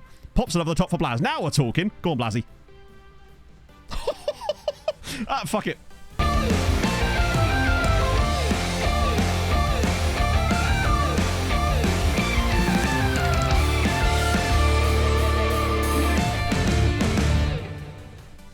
He's quite good, isn't he? What a finish from Blaz. This is why. This is what this tactic does. What you're seeing here is the reason it works so well. Because Blaz, he's always making those runs. And the way that he won the ball back here and was able to fire this straight to Janosch, he just looks up. Brilliant pass again. It's the passing that Janosch has. But look at that. That ball is bouncing. That's like a lob more than a dink. What a finish. It's 2-0 to MTK. Okay. I think we'll have to see how Todorovsky does in the second half in terms of his rating. So I feel like his rating's dropped already, actually. Shit. Leon Vorgan with an injury for Haladash is bad. That's like the 2 best players out on loan. Sorry, he's not on loan, is he? What we're talking about. Janosch's rating... Sorry, not Janosch. Yamin's rating was also getting a bit better there, too. So where is actually... So where's Todorovsky? Is that him there? Sorry. Yeah, Yamin's a little bit further across the pitch now, I think. So he's able to pick the ball up in these areas instead... And fire passes like that to Blaz, who's got a man across from him as well if he wants to find the pass, which he might. Back for Janosch. Go on, have a shot, buddy. Oh, patience. It's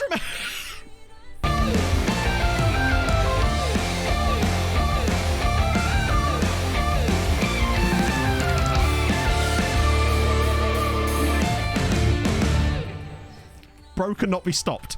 Romero now scores. It is 3-0 to MTK Budapest. Oh. Janosch gets a hat-trick of assists in the Champions League. This is great from Blaz, by the way. Like, the way that he holds the ball up here, pops it back for Janosch, but look at this for vision. Rolls it across. Romero, the wing-back, getting it at the back post. Hat-trick. Yeah, I'd say so, Anarith. It might be that it's... I don't think it's going to be... Okay, question for you. Do you think this is just something we can move to all the time? Because it feels to me like, actually, it probably wouldn't... I don't think having him off to the side like that makes that much of a beneficial difference to us in other systems. So it might be that we just move it to it. Also, Todorovsky's dropping. Janosch's vision. It's like... he's only got 13 vision, but he has 15 passing, which definitely helps. Why are you so interested in how the other... Because that's the entire point of the save. That has been the entire point of the save from minute 1 to minute now. The whole point of the save is to build the nation of Hungary. So it massively matters to us what the other Hungarian sides are up to, because the only way we can complete the save is by them doing well as well. They will... The only way to get... Oh, God, he's in again. Short ice! Janosch wins the penalty, and now he'll get to take the penalty. Although, actually, I think Blaz might take it, potentially, because he's on a hat-trick. The question is, who... I'm trying to see who's going to take it. No, it's Janosch. It's Janosch. From the spot. Can he complete the second half madness? No, he can't. It's a woeful penalty, but it's fine. He's got 3 assists. He's done his business. Right. Oh, God. Let's get Yamin off for a little bit. Give Velasquez a run out. Hillestad's not been that great, actually, but we've got so many options. Yeah, Janosch is not the best at pens. We know that. Let's get LSH in for a little bit as well. We'll keep the others on for a bit. To be honest, when I grow up, I want to be Janosch too, mainly because he's taller. This is so much better. Like, when you compare... Look at Todorovsky. He's losing rating. He's gone from a 7.3 to a 6.9. Oh, and Haladash score. Ben Salah with the goal. I would like to think that Honved are capable of winning there. As they are. Ferencváros losing again, though, which is disappointing. Ball back post. And it's headed off the bar. We're actually expecting some stuff today, Bakroom, from what we've heard. Potentially. That was a much better second half from us. We looked far more comfortable on the ball. Way less threatened. They did nothing. Janosch with a man of the match in Europe with a hat-trick of assists. It could have been more. He could have had a goal as well, but that's more like it. Very, very good. Also, Velasquez, upon coming on, already started gaining rating when playing in that role. So I think, yeah, Ferencváros losing 2-0 is shit, but they are playing Dortmund, who are pretty good. They'll get some easier games. I'm even wearing the War Child shirt. I'm prepared. Like, I could just feel something coming in the air tonight. Okay, that's good. So Honved win, Haladash win, Ferencváros lose, but there will be easier games for them at some point. Like, they've actually played Atletico and Dortmund away in their first 2 matches. They will have other matches to come. So that's going to be fine. Despite the league. I mean, hey.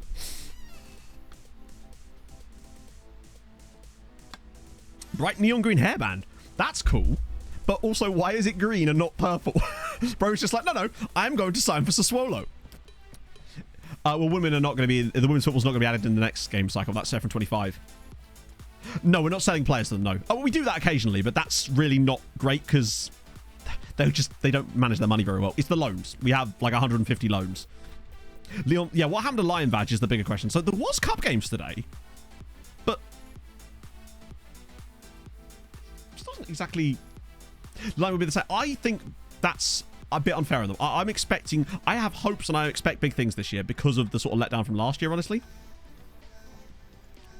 There's no way they'd be able to save their energy for 2 years in a row and not face massive backlash about it. And I'll be leading the charge. If FN24 is as disappointing as FN23, then... Like, you can bet your ass I'll be leading the charge on that because there's just no way I don't think... They admitted that they thought FN23 was disappointing. There's just no way that they're going to be... I'm actually hoping for really big things. Yeah,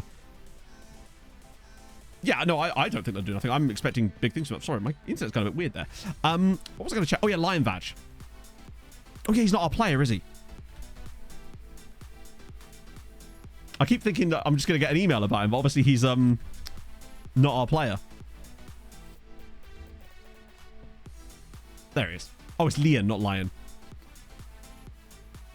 Sprained ankle ligaments, 3 to 5 weeks. Annoying, but could be worse. Oh, FM on Unity is going to be wild. FM25. I think that FM25 being engine only, it'd almost be impossible. Right, here's my theory on this.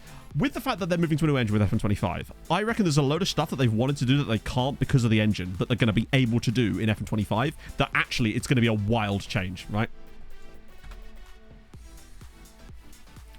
I think it'd be harsh to expect bad things at this point. I'm excited for it. No, it's not going to be separate. It's going to be co-integrated, which is the only way that they could do it. If they didn't integrate it properly, then it would have been pointless. It has to be fully integrated, and as far as I'm aware, it has been, which is dope. Well, there's not going to be anything that's going to be groundbreaking in FM24 because they wouldn't be able to move your saves over like that otherwise, right? But I don't know. I'm excited about it, right? Might half-arse it a bit. Absolutely not. Like I said, there's just no way they could get away with doing that 2 years in a row. Because I just think of the backlash from FM23, and if FM24 was like a kind of half-assed year as well, the people would not stand for that. It's just, I don't know how they would stand for it, but my point being that they would lose so much goodwill that they've built up again by doing that, and companies care, particularly companies like SI, care a lot about their image. And okay, he's back. So Liverpool game is televised. Oh crap! Cheers, Pushkash. What have you done to my boy?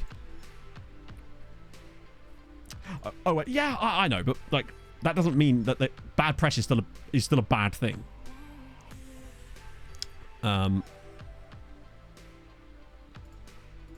Like gone are the days when there was no one really in the community that had huge voices. Really, like when I started doing YouTube content, Jack was the biggest creator that existed, and I think he had 15,000 subscribers. And that's just on the YouTube side. I think obviously there's some large blogs, but there were Europa Games. Wait, was there not Europa Games? Did I? Oh, I know what it is. That would explain it. We were playing on an off week for some reason. Do you know if there's a train coming? Because normally... Oh, yes. You're right, it is to do with the cup, but it doesn't make a lot of sense why it's to do with the cup. So normally there's a cup game in the middle of that week, and we usually play our first team squad after the Chelsea game. But for whatever reason, they moved our Champions League game up slightly, so we were playing on a week when no other teams in Europe were playing. So no, there weren't any other Europa League games.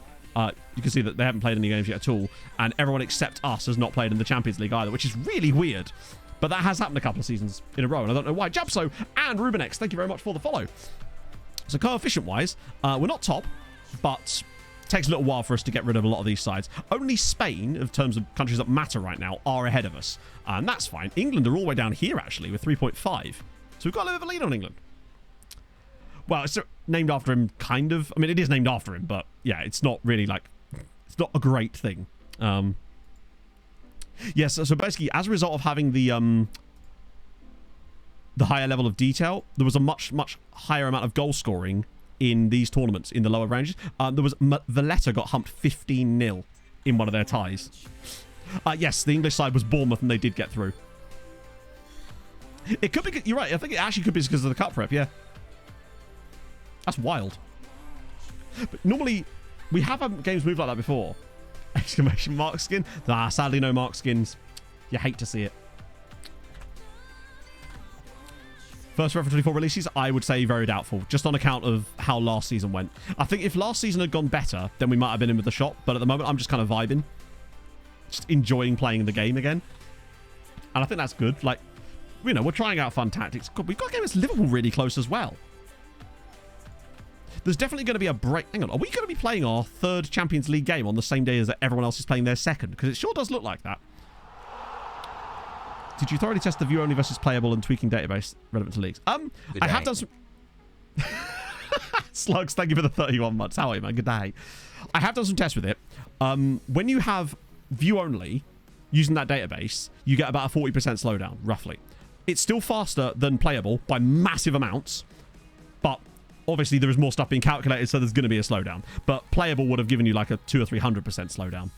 So it's a question of what you value more, really. Yeah, I think it does seem to be to do with the cup, for whatever reason. Because I've never seen it compress our Champions League matches quite so much at the start like that. Bentner falling for that the whole save, it might be a bug, but it also might just be a Nicholas Bentner quirk. Who could say? All right, youth prospects. Right. Poggo's just texted me so many doggos in capital letters. If she doesn't... Bitch, if you don't bring pics or it didn't happen, quite literally. Schumacher, LSHA, Stojanic, Lautcom, Ramirez, Lamini, Petrov, Raposo. Yeah, I'm fine with that. But... Should we try Bobby again and just see if the... Oh, wait. Hang on, so it's that. And then that. That's what we're trying now, right? Out of interest. Oh, 4-2-3-1 for Giamot. This should be an interesting test then.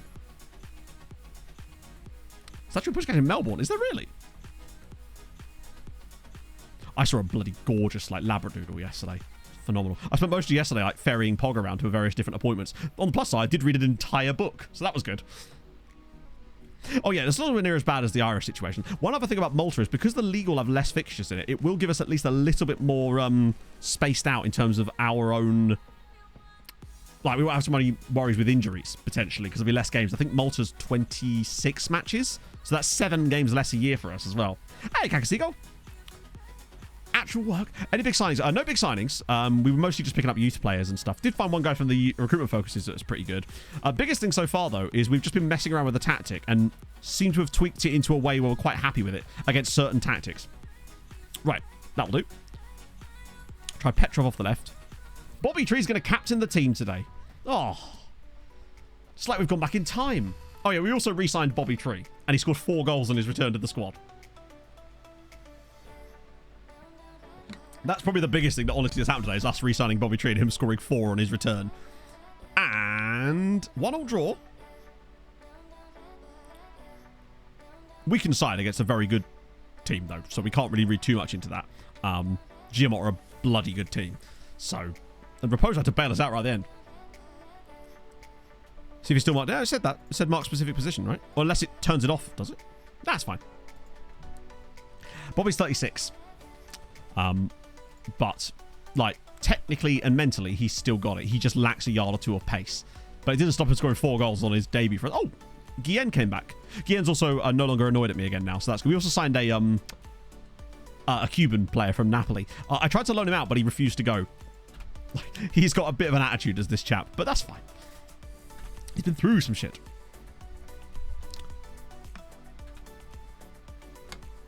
Janosch also top assister on the team. Liverpool at home, this is going to be an interesting one. Because we're going to go for it with this... Wait, who are we losing here? No one important. Excellent. Bobby's on 20 grand a week. 22, I think. He did drop his demands. He wanted originally £250,000, but then he was released by Real Madrid and was a free agent. I waited a little bit. He came through because he was on my shortlist. And then I thought, fuck it. Let's bring him back. Bring Bobby home. And I don't know if they actually accepted my coaching course thing for Bobby. I actually must have missed the news article about that. But it looks like he... Oh, wow. Big win for Mezhikovic. I mean, it doesn't actually help. Well, it helps them not be in the relegation places. And wow, Dios Juriev won a game? Oh, against their relegation promotion, yeah. It's Bobby 12 trees. In a way, it could be. Size and condition of the stadium. Let's have a look. So it's 37,800. We're maxed out now. We'd have to build a new stadium to get any bigger. And every time I've asked the board, they've said no because reason. Oh, a photo has emerged, chat. Oh, that's... Chat, worry not. Doggo picture arriving. Excuse the random frame drops you're about to get as it uploads to Gyatso. Right, what we saying? Yes, that is a good boy or girl. Very good boy or girl. That looks like a coffee stall that Pog's at. I don't remember there being a coffee stall there when we went into town before. 2051. Oh, yes. That might be it as well. That's also when our stadium sponsor expires too. So there's that. But yeah, that's the stadium. Gorgeous. Isn't it just? Tell you what, right? The new Mid-Journey versions, there's so much more... was that mental prior? Genuinely, when I was when we were walking back to the car on Saturday, I thought to myself, oh, I wonder if we'll see him. 4-1 winning against Liverpool with this system. That's a good sign. Really good sign.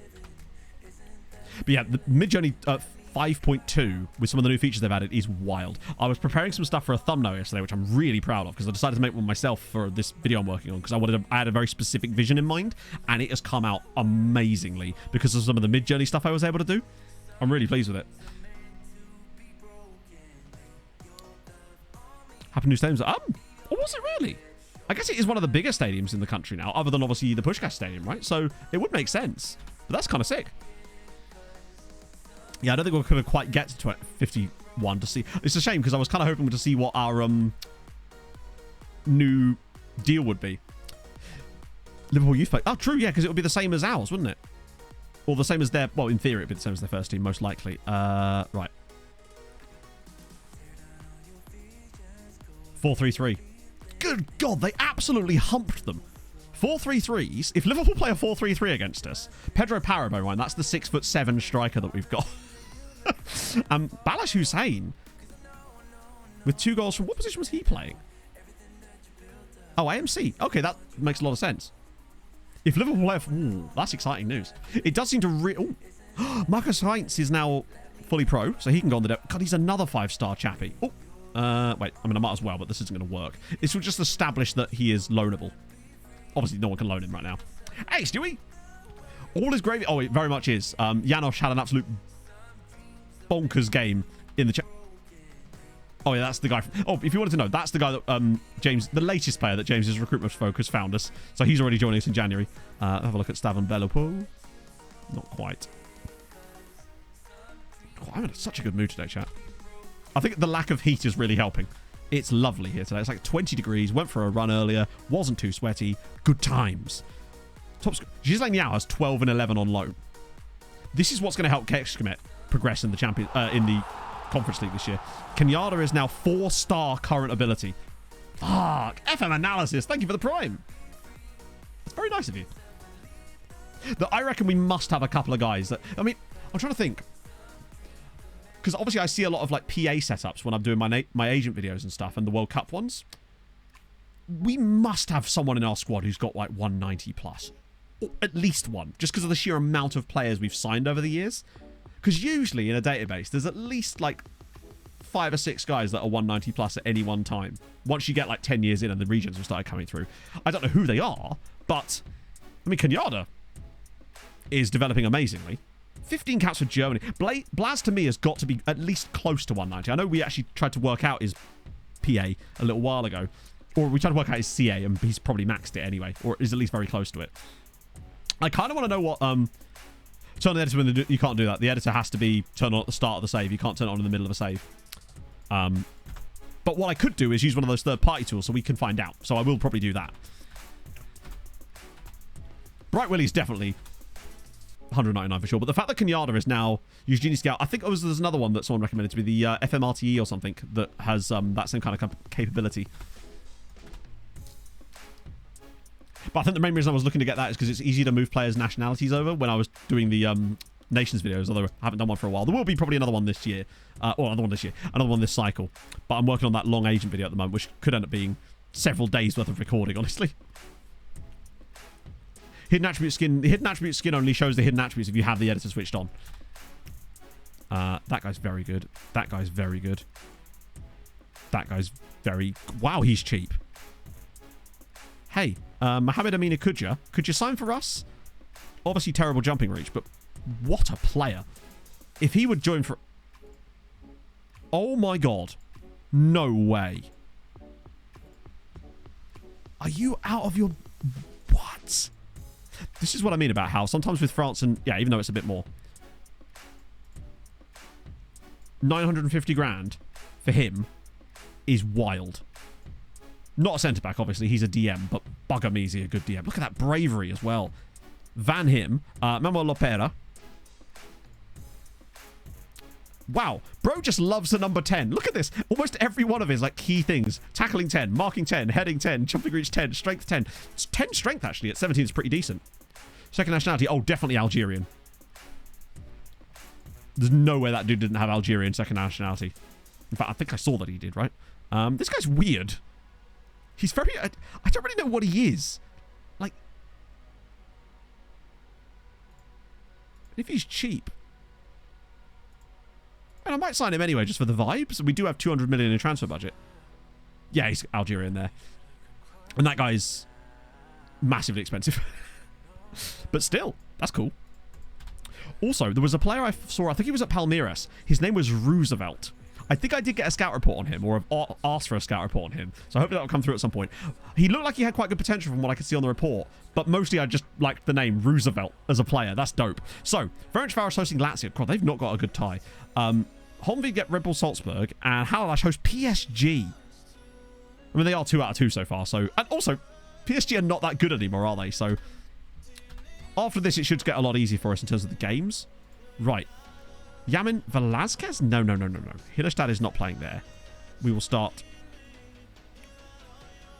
Romero, Teixeira, Wilson. Yeah, that's fine. And then Janosch off the right because he just deserves to start.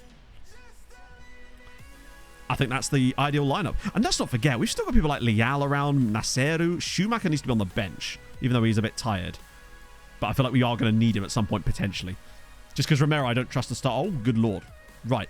Okay, this is interesting. Liverpool will play that, but it hasn't got an AM in it. So that... okay. This is going to be very... They've got a guy called Pat Grimshaw as a centre-back. Wait, Juan? Oh, thank fuck. I thought it was the Mezhikovic guy for a second. Giorgio Valia is still playing.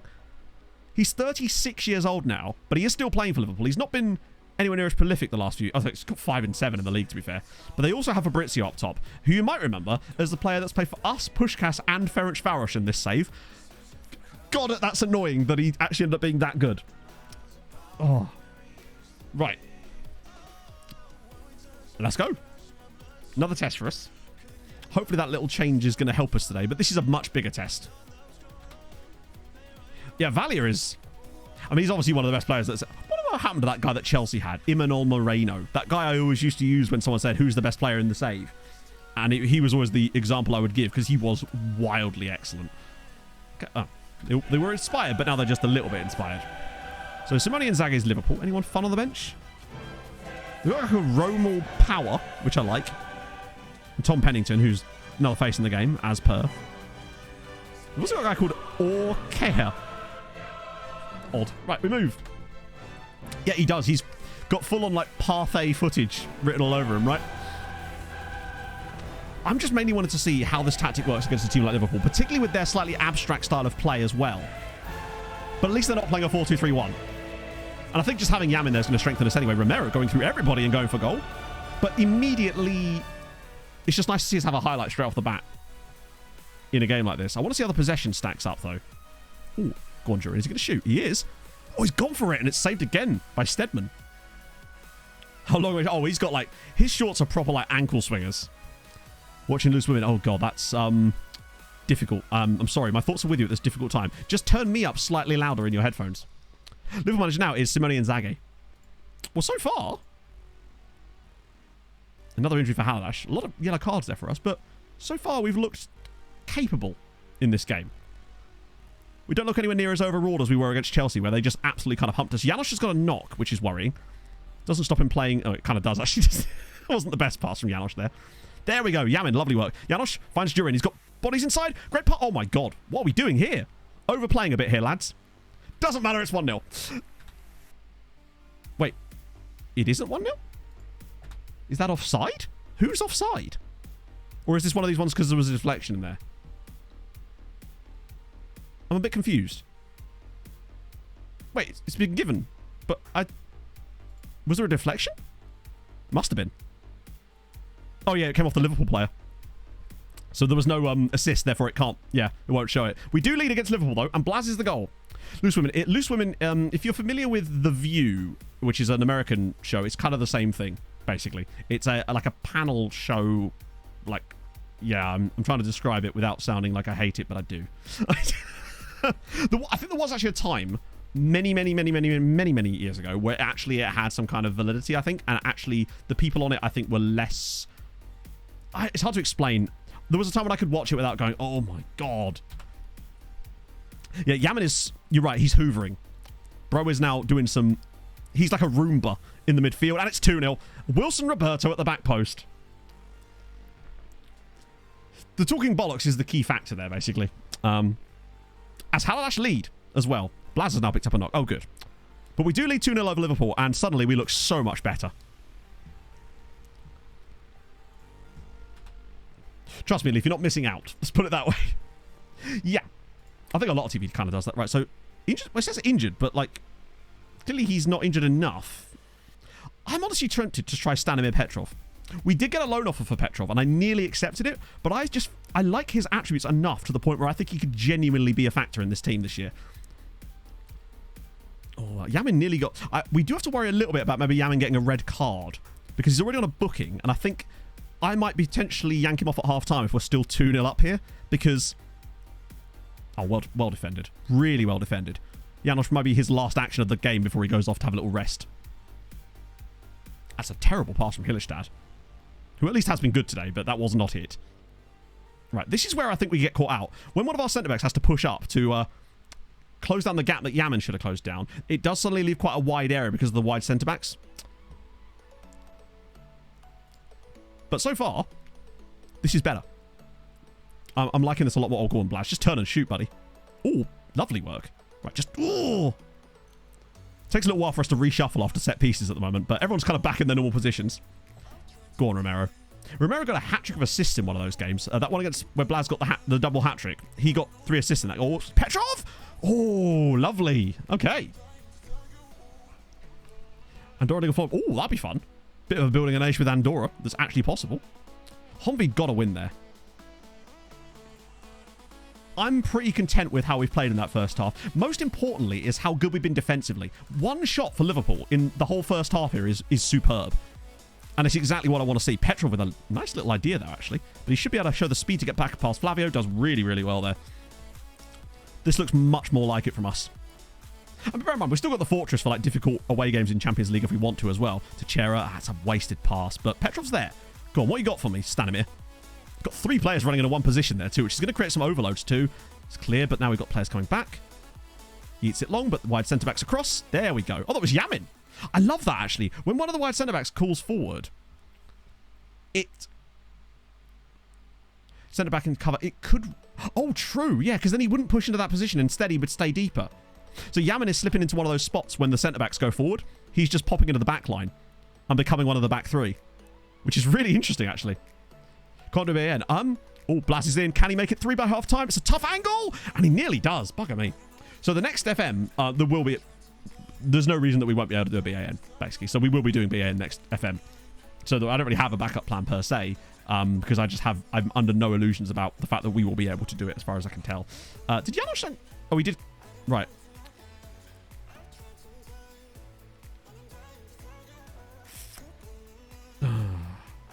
Basically... My concern right now is a yellow card for Yamin. Because he is being asked to do a lot in this tactic at the moment. And I'm concerned if he gets a yellow, I think give him to 60 minutes and then bring on Velázquez. Oh, no worries. Hammy, that's really kind of you, sir. But obviously I didn't make it. That's Saz, who may or may not be in chat right now. Yep, we're set on doing Malta. Malta is set in. The database is looking amazing. Some of the things that Hadrian has figured out to make it work is going to make it one hell of a save. There's so many cool... Hey, never mind. Flavio's just had an absolute nightmare there. Never mind our red card. What about theirs? Still sirens, yeah. Take it again. Hillestad wins it down. Duran's flick. Oh. Yeah, please don't apologise for your English. My English is a lot better than... Sorry, your English is a lot better than any other language that I could possibly speak, which is basically none. Other than occasionally terrible Norwegian. Oh, that was nearly a nice... It's a lovely pick out again. Like, he didn't quite make it work, but what is their winger doing there? What a cross. What a cross that is. That was very nearly a huge opportunity. But let's have a third goal here. Let's kill this off so we can make that change. Big Manovic going through alone. Over the crossbar. No point. Oh, yeah, the no points and goal difference stuff. It's just... I've always wanted to try something like that. And when Hadrian showed me how to make that sort of stuff work, it was just fun. I've got a whole list of ideas like that for FN24. Oh, you wait. Some of the stuff that's in the FN24 version of Sass's skin is amazing. Some of the cool stuff he's got. My English is... Yeah, chat, do you believe it? My English is better. Barely. Yeah, I mean, in-play betting on a Yamin Red is probably a smart plan. In fact, it's 60 minutes in. We're 2-0 up against 10 men. Let's just get Velázquez on. Because he's never done anything stupid in a game like this before. It'd be so unlike him. Let's go. Watch Velázquez get a straight red card now. Big Manovic over the top. Big Manovic has missed the target again, but this is much, much better. Quick, put an in-play bet on Velázquez getting a red card. I could see it. It feels like an inevitability at this point. Hey, Chuck! How's it going? Oh, shit. Hang on. How did Pennington get that? Good defending again. We've been so strong at the back today. It's exactly what I want. Hillestad fires it over for Duran. Can he score another one in the Champions League? Oh, nearly. That was better. Oh, God, yeah. The Stefan Sessegnon, at least that's not going to be a problem next year. Like, because he's gone, isn't he? Yeah, and we all know I was definitely talking about pizza, because when am I not? Oh, and that's another miss. We are creating a lot more now. Obviously, the 10 men's helping, but I'm just really happy with the way these guys are playing. Oh, God. Ferencváros losing again. They are truly useless. On the plus side, though, can we just take a minute to enjoy the top 3 in the Champions League right now? Is all Hungarian sides. Glorious. An injury for Jose Carlos as well now for Honvéd. My God. They've lost some really important players, and they're still managing to pick up wins. But that's unfortunately just a difficult situation, Bakroon, because I don't think you can have the choice of the two, as Jurin hits the crossbar this time. Blaz really should have scored many, many goals in this game. It's actually kind of strange to me that he's managed to miss so many chances, but it does create an insane amount of opportunities for the striker. I'd be amazed if we get another player in this squad, get even double digits, but Blaz is going to have a stupid amount of goals. Hillestad puts him through again. Can he finally finish the game off? No, come on, Blaz. Look, buddy. There's only so many of these chances that you can waste. He could have had a hat-trick here, if not more, if he'd have just maybe taken some normal finishes. There we go. Wilson Roberto scores again. Bails us out a little bit. Oh, dear. Yeah. Velasquez is just like a run-up. The first player he sees, straight in at hit height. We've had to rely on a couple of corner goals today, but nevertheless, we had a lot of open play opportunities too. And also, who had 3-0 as a prediction for this game? Because you're spot on, my friend. Did you remember this save, though? What do you mean? As in, what was the goal? The goal is to make Hungary the best league in the world. So, by getting Hungary up the coefficient charts. Yeah, Durin, he did still score a goal, but bro definitely should have had a hattie again. But, you know, we'll let him off. He has got 17 so far this season, but that was a really strong performance from us against Liverpool, who, despite not being as good last year, how far are you at? We're second. We are number 2. But still, well, we're a lot closer to England than we were. Oh, how far? Sorry, I misread that. We're in 2047. So, season 26. Right. Honvéd with the win.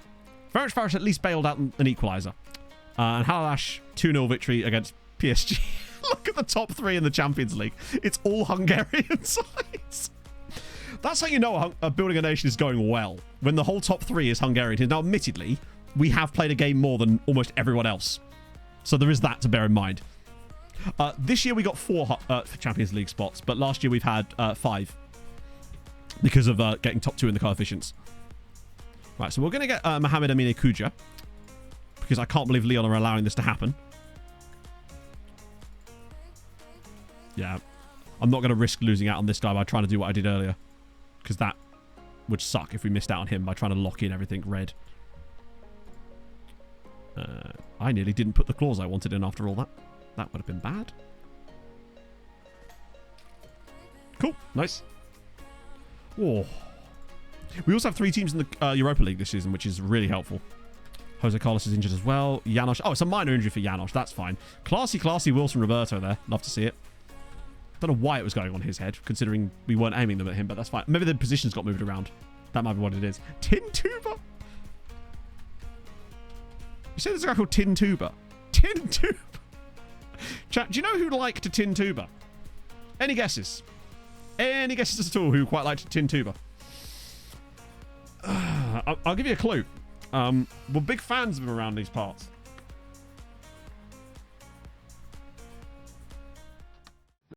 Did.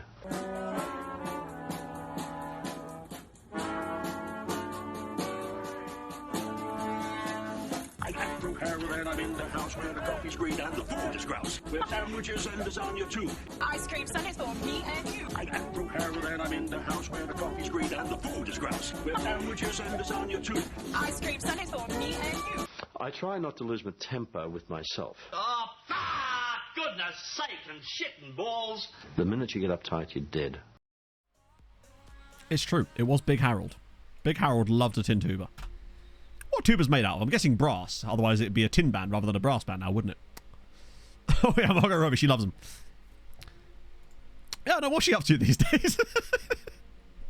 Oh, we actually do have Thursday fixtures this time. Right, what are we saying?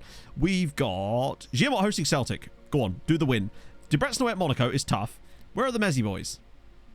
Away at Brøndby. Oh, this feels like the type of day that is either going to be randomly where all 3 of them win, or there's like 1 point or something. No, that's his actual name. Tin is a name you can have. It's a Croatian name.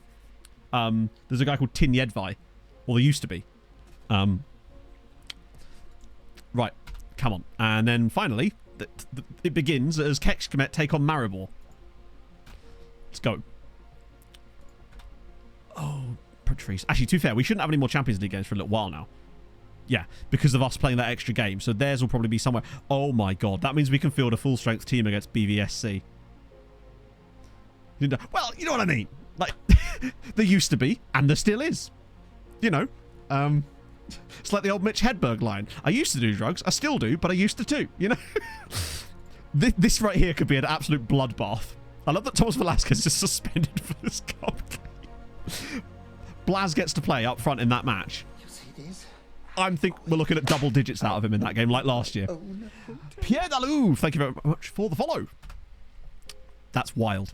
I'm very much looking forward to that cup game. We got 22-0 against the team last year. This slot are in the same division. I reckon Blaz could get double digits again. And could be looking at getting close to 30 goals by that point. Yeah, Patrice, get ninja. What are you doing, bro?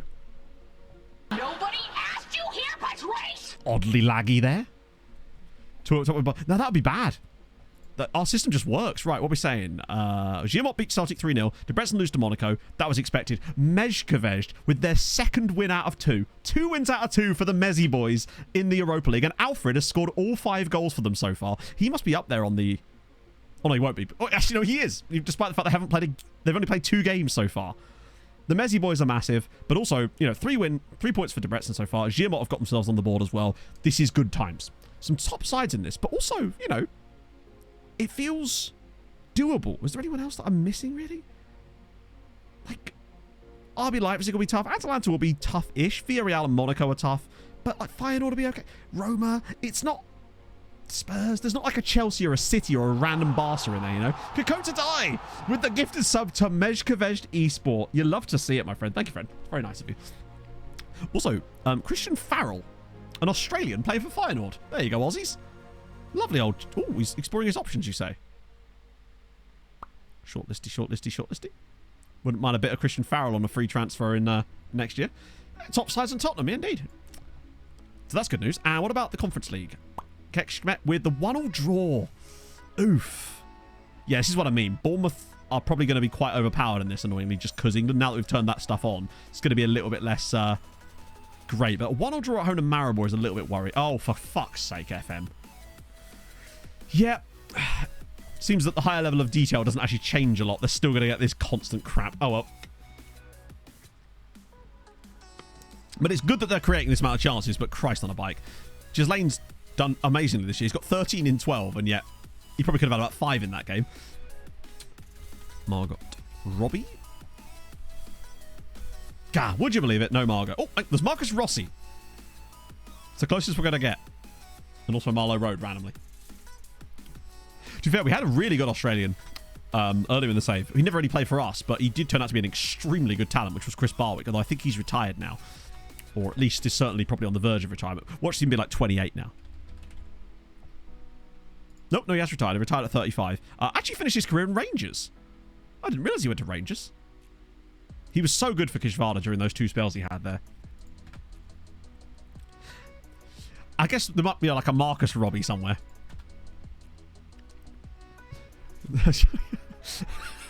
Wow. Big win for Spartacus as well. Surprisingly. Right, 35 called up because it's now international break, or it will be after the Honvik game. Yeah, the Rangers fans weren't a big fan of him, clearly. And let's face it, it was probably a substitute appearance. Yeah, we'll give these guys a bit of a... Yeah, because it's today. Anyone who's not currently playing can get in this game and also in this one. They'll get a choice of game. Many games to be had. Called Terminal. Ooh, don't know if I'm familiar with that one. I've seen a film called The Terminal with Tom Hanks. Really good. Would recommend. Oh, thank you, Pierre. That's very kind of you, sir. Fun of it. Yeah, just to make sure that he got his like 1 appearance for the season. Pog and I watched... So, yesterday I was listening to Diary of a CEO, and he had Molly Bloom on, who, as you're unaware, is the sort of the focus of the movie Molly's Game, and obviously the book. But it made me want to watch the movie again last night. And God, I love Aaron Sorkin's movie. I just love anything written by Aaron Sorkin, basically. But it's just a really solid film. Idris Elba's amazing in it. Favorite film with a Neighbours actor? Pog and I watched Johnny English the other day. That's got Natalie Imbruglia in it. Does that count? Oh yeah, it's England-Scotland tonight, isn't it? It's a friendly though. I'm honestly more interested in that other game between Norway and Georgia that might actually affect Scotland more. To be honest, I'm probably not going to watch that either. Let's be honest. I do like a bit of Johnny English. Pog loves Johnny English. The moment she hears a tiny bit of that song, gone. Related to Tony, but don't think so. No. Wow, what the hell happened to this team? We'll bring Edvaldo back in for this one. Yaman at central centre-back. I don't know how I feel about that, particularly as we have other centre-backs available. Like, plenty of them. I'll give Lautcom a little run here. Let them have a bit of a rest. No, I forgot to watch the rugby. It's just, yeah, I don't know. I mean, I say I like rugby. I'd be lying if I said I liked rugby. I will watch rugby. Robbie Williams did go hard. That song slaps. Kazakhstan qualify. That'd be fun. Also, how good were Luxembourg, other than the game yesterday, actually doing? Because, like, Portugal beating them 9-0 is genuinely surprising. Because Luxembourg are not a muggy team. But they had 10 points going into that game. They were well on for qualification if they could get the right results for other teams. I still think they could qualify. Dead or Alive with Holly Valance. That's a deep cut. Yeah, that'll do. Oh, the Raposo there? Would I rather play... Oh, no, Lamini... Weird... Oh, I think he must have played another game. Did he really? Robbie Williams is an interesting one. Was she in Taken? Huh. I have seen it probably, but not focusedly seen it, if that makes sense. Like, it was on and I was there. I probably shouldn't have started to share it here. I probably should have started Ramirez. But it's okay, because we've got international break afterwards, so if he does get an injury, hopefully it's not too severe. Also, I didn't actually see what system Honvid were playing, so this might be an interesting moment for us. I mean, to be fair, they got absolutely hammered, but I still think they can do it. Caitlin Stacey, Christ, that's a... Isn't she... I swear, she was in a show that my sister used to watch, called, like, The Sleepover Club or something. Caitlin Stacey. I might be wrong about that. Was it... Maybe? Back when all these Australian like kids shows would be imported into the UK and shown on like Nickelodeon or something. So we do win. Blaz was actually poor in that game. And then you got like H2O as well, which, yeah. I'm just going through shows that my sister used to watch. Who am I like? She probably still watches them now. Zivkovic, another good score line for them too. Did he really? I didn't know he was an FM. I mean, there's probably a lot of people that are, honestly. Every time I talk to like a new person and they find out what I do for a job, if they're male between a certain age range, they're usually just like, yeah, me too, bro. Round the twist, yeah. I saw a TikTok about that the other day. It was just like nostalgic TV shows, basically. We've really got 3 teams still unbeaten. What can we do? Gilmore just like slyly on in there. Well, look at the gap that's already emerging between there's 4 teams and then half the points to everybody else. Wild. She was in... Wow, knowledge there. Deep knowledge from your boy. Hey, Banksy. So now we've got a little break, which means I'll probably schedule a little friendly. Again, actually, we'll do it on the Friday, so we've got a full week. Actually, no, I'll still do it on the Saturday just because it won't mess... So it doesn't buck her about with the training. MTK 2, okay. It's that game there. I'm so excited for that cup game. I want to see what's going to... Oh, we're getting Kudja.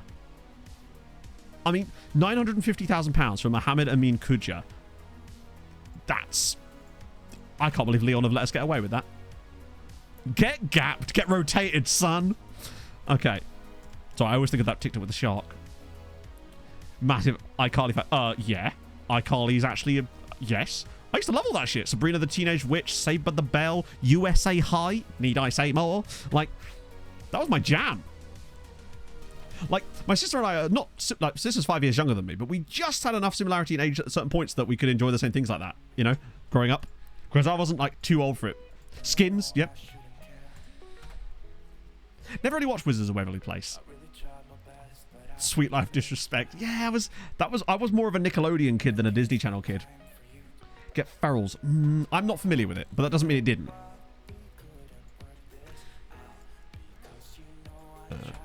Training regimes and sleepover discourse. Standard, yeah. You get what you expect. What were you expecting? Intelligent, highbrow discussion about economics. You're not going to find that here. Director of offered Bayern Munich 50 million for the Eurosane. Quick. I think, yeah, you can veto it, right? Maybe? I hope you can. Good luck. Kaya Scodelario from Skins. To be fair, a lot of those people from Skins, a fair amount of them have gone on to do stuff. I've seen them in things. For example, the guy from the third generation of Skins was in that movie About Time, which is still one of my favourite films. Aliens. My parents are aliens, yep. I'll always remember the main character, one of the main characters, Brian, the dad, referring to the Scottish guy in it as a malodorous oik. And one of my favourite insults I've ever heard. Effie, she's been in things, but yeah. Well, obviously, yeah, because Hannah Murray was in Game of Thrones, was she not? And obviously, let's not forget Dev Patel, for fuck's sake. Like, dude has been... She was in Maze Runner. Yes, you're right. Oh, she was... Yeah, I forgot she was in Pirates of the Caribbean. I remember her being in Maze Runner. But yeah, Dev Patel went on to do mad things. Bro's a huge actor. Effie... I think Effie's retired by now.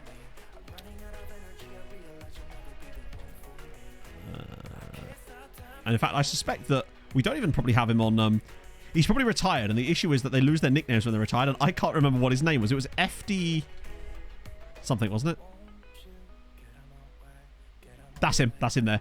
Eftichis Chondrudakis. That's the chap. That's old Effie. 36, he retired. Hey, he played Down Under. Also played for Tenerife.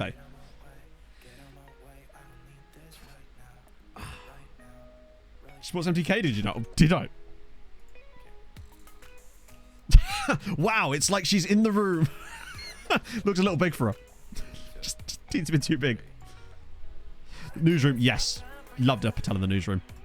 But obviously, like, Slumdog Millionaire was surely the breakout, right? Monster of Nickelodeon. Oh, God, I don't... That sounds scary. I don't know if I'll be able to handle that. She did the Ted Bundy show. I didn't see that. I think Pog watched that when she was down her parents, actually. Oh, hello. Holonek? 20-year-old goalkeeper. Looks a bit okay. I mean, he probably won't be, but we can dream. What the fuck? Hang on. I don't think I've ever seen this down here before. Maybe it's because we put a bid on this guy already. Let me try again. Although, notably, he has lost a bit of that.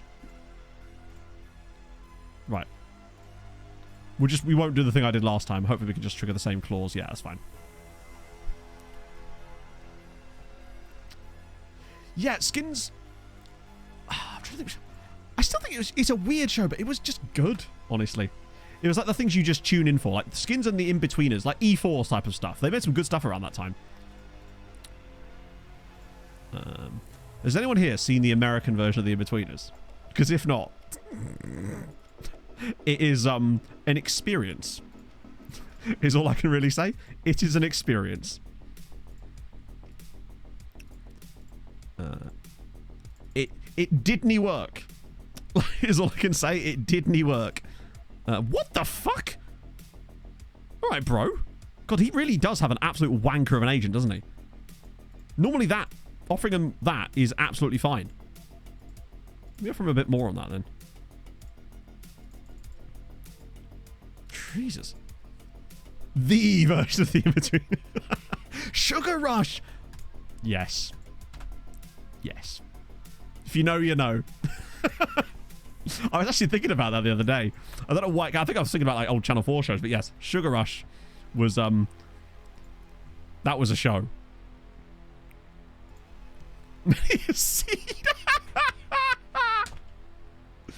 Racing Gavin Wreck-It Ralph. I don't know, but that is not what we're talking about. Yeah, Drake and Josh, of course. It's just, yeah. Emphasis! What a show. I still say things from that show all the time. Usually to Pog, obviously. Yeah, I think you're right, Banksy, because we were all that sort of age, even though I wasn't like that, in terms of, I wasn't exactly, believe it or not, chat, I wasn't exactly a party girl. Incredible, I know. You're like, no, surely you went to raves all the time, Matt. No, not really. But, yeah. Yeah, Misfits was okay. I liked the early Misfits, but I just kind of lost interest after a while. I never watched Being Human, but I did hear good things about it. Do you remember shit like Sun, Sex, and...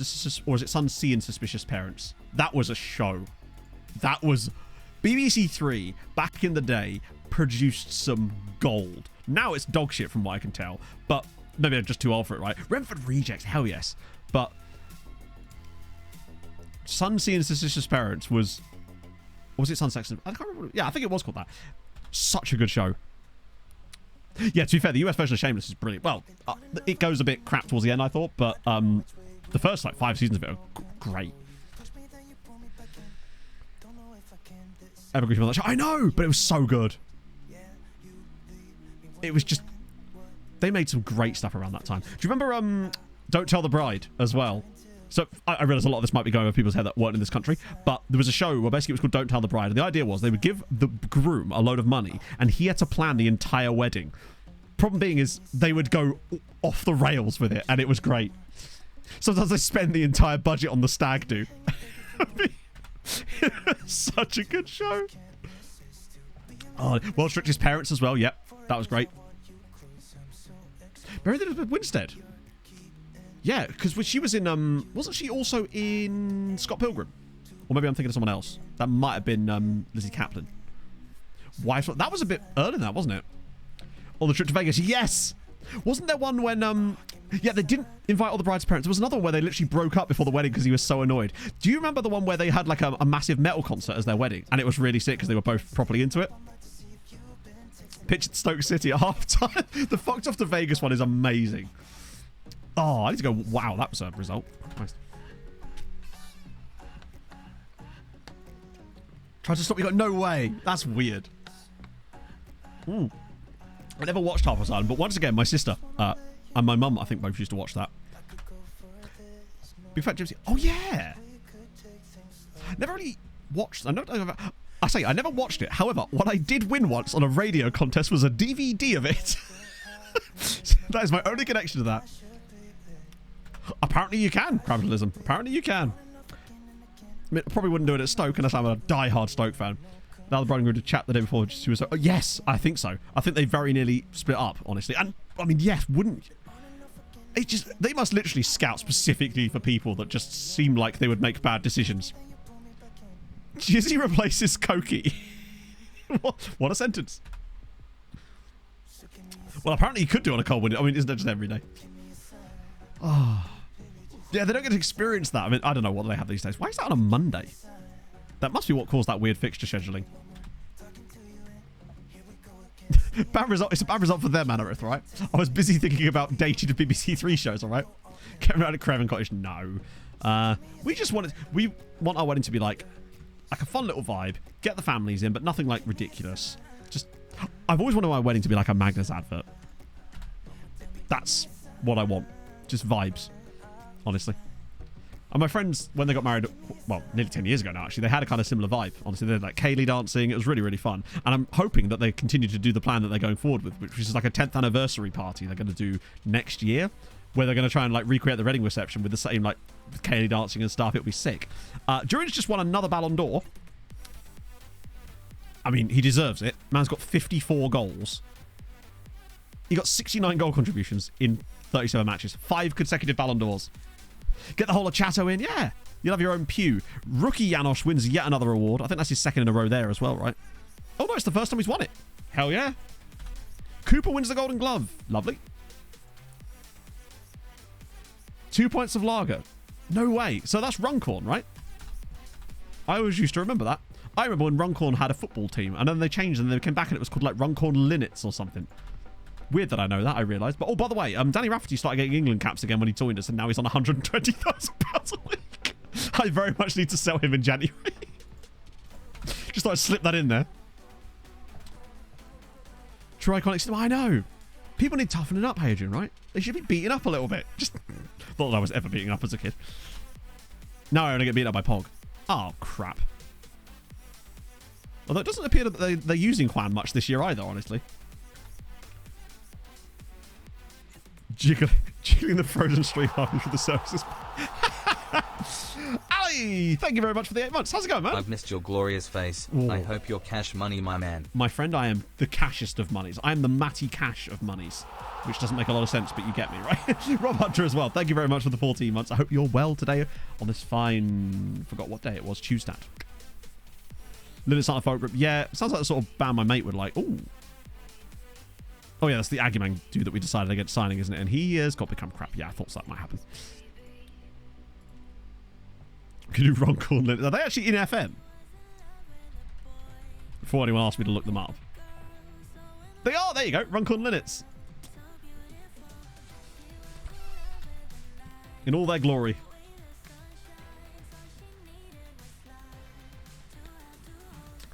Trending on Twitter, people are excited about it. Okay, yeah, that seems almost like something's going to happen then. As long as it doesn't interfere with my holiday that I've booked, I am fine. The badge is a bit of... It's like, let's just use lots of badges. That'll be fine. It's also weirdly small. What was their bank balance? 8-1. I feel like we can do better than that, though. This is going to sound stupid. I'm going to rest players for the Haladash game so we can play a first-team squad against those guys. I'm a mean bastard, chat. There's no two ways about it, but I am about to rest the squad for a game against our title rival so that we can go out and hammer a non-league side. 22 is the record. Oh. Right then. Let's go. Kodo's unhappy. I mean, to be fair, I'm happy with him as well. Did I actually check the coefficients after those other games? Yeah, we'll get a bit of competition with the title. We'll get them back later anyway. If we did that, even if we watched it on key highlights, it would still take too long. Like, we're still going to have to sim the match, unfortunately, just so that we'll never get there. Right. Oh, yeah, coefficient. Yeah, so we're number 3 on the year, but obviously these ones will slide away. Point being, we are still above England. We're having a good start to the year. Just need Farish to get their shit together. Hey, Beyond Ultra. Nope, 22-0 was a normal tactic. Remarkably. It was just our standard one. Exactly, Bunts. It's fine. As long as we don't get sacked, I'd still stand by it. Right, rotated squad. Munoz is back. My god, that is a rotated squad. Hillestad, no, we need you. We'll play Liao. He's good. Schumacher, Ramirez, Larkholm. Yep, Petrov, Liao. Probably should still play someone good, right? Though, like Sem. We'll play Cooper too, actually, yeah. There's really no reason not to play Coops. I forget that he gets taken out when we do that. Right. Oh god, they're playing a 4-2-3-1 as well. We're going to get absolutely clapped here. I can feel it. Ooh. Only be a goalkeeper. That is one of the most outrageous things I've ever seen, and I cannot wait to repeat that next year. Juan has not done very well. He's got an injury. He's not basically been starting as their striker in a lot of games, and I think that's been the biggest problem, because they've got Alfred through the middle now, and he's just killing it. Right. Who's getting a number? Oh god, a guy I've never heard of before. Don't lose 4-0, don't lose 4-0, don't lose 4-0.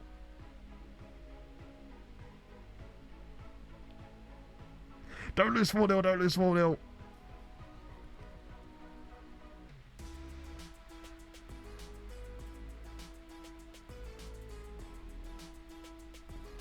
It's respectable. It's respectable, but also expected. And we're still top of the league. I don't know what you're complaining about, chat. Never punished.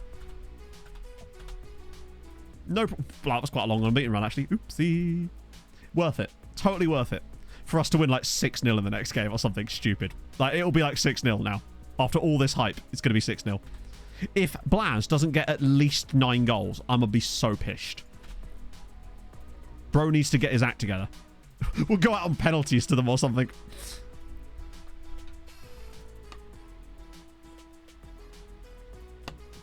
One-0 defeat. Yeah, Gimot, I think, have Haladash lost? Oh yeah, Gimot are the only unbeaten team, and they're actually top of the league. Everyone worrying about Haladash, but who forgot about Gimot? Oh, now we'll get our morale back with a... Probably. Honestly, if we watched that on full match, it would be the rest of the stream. No doubt about it, given how long it normally takes for us to play a full match. Usually takes around about 2 hours, nearly. I'd get pissed. Oh, yeah, I'm sticking with the vibes. Right. Full strength squad coming up. Blaz has an opportunity here to set... Blaz got 12 goals in a single match against the non-league side in the Cup last year. This feels like the type of game where he could do it again. I'm ready. In fact, chat, what do you reckon? I want your score predictions for how we're actually going to win this game. I reckon it's going to be slightly disappointing. It'll only be like 14-0. And I think that's going to be somewhat of a letdown. Wow, we have a lot of non-Champions League games to go. 27 would be insane. I reckon it's going to be like... If we concede, I'd be somewhat disappointed. There's only so many times you can score. I reckon it's going to be... Yeah, I reckon 15-0. Blaz will probably get like 6, maybe. But there's always a chance. Right, full strength squad. That ain't... What the fuck? That is not it. What are we doing here? It's like my assistant even knows. Right. He just doesn't want to play the full strength squad in this game. Bro is like actively against it. No, right. I've never had my assistant disagree with me so vociferously. Durin, Janos. Where's... I'm literally missing our left wing back. Where's Romero? There he is. Even worse, watch us get a horrible injury. Oh, dear. Oh, a channel points bet. All right. Fuck it. That is the wrong menu, Matt. What are you doing? Right. I'll have to do a new one here because we've never done one for this before. Okay. Will we win by more than... Was it 22-0? 22-0. Yes and no. You've got... I've literally written yes in both boxes. Such is my confidence. I'll give you 30 seconds. Bang. It's a quick one, but if you want a cheeky chance to get your points up a little bit, put some butts on that one. Nasero? Wait, no, I don't want Nasero. I want Hillestad. And I don't want this... I want Ramirez or Bigmanovic. No, I want Bigmanovic because he'll get more goals this way. And they have a nice link up between the two of them. Good-o. Oh, they're playing a 4-2-3-1, chat. I don't know if we've got this or not. Oh. A lot. Oh, a lot. Wow, that's a lot of points. I swear there's more points on this than there is normally on a Champions League final. I swear to God, we had less points on the last Champions League final. I think the no's are probably going to get it. I reckon we win, like... It's going to be high teens, I would say. Janos, I reckon he gets at least 5 goal contributions. Durin, I'm still expecting double Hattie out of. Probably. Right, let's do it. I reckon 15-0. Blaz gets 6. Janos contributes to 5 goals.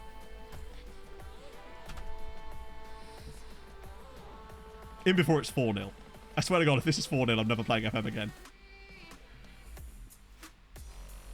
It's taking a long time to save.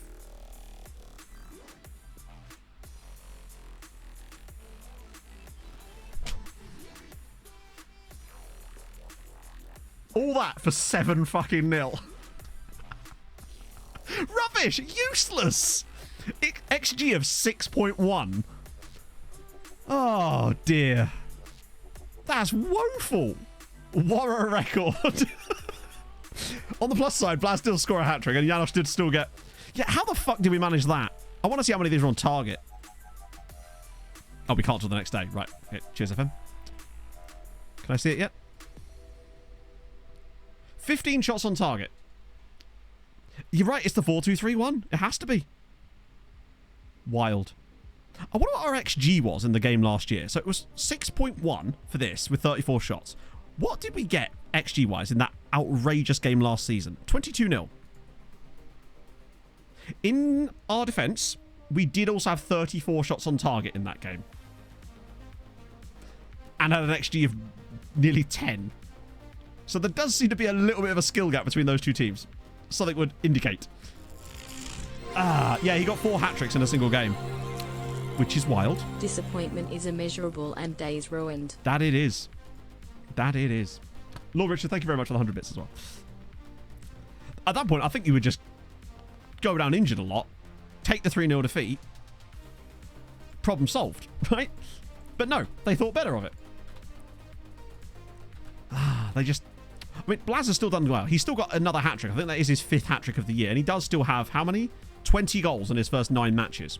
So bro is still hitting the ground running. When are you going to launch that? Like, good luck. Xavi? Who's he after? Janos.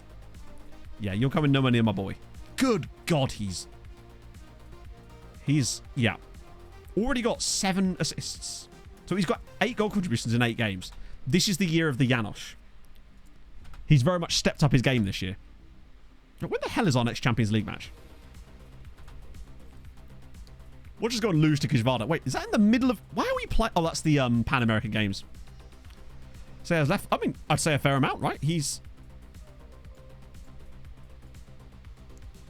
Wait, he's back to 5 stars. Holy shit, Janos is 4 stars.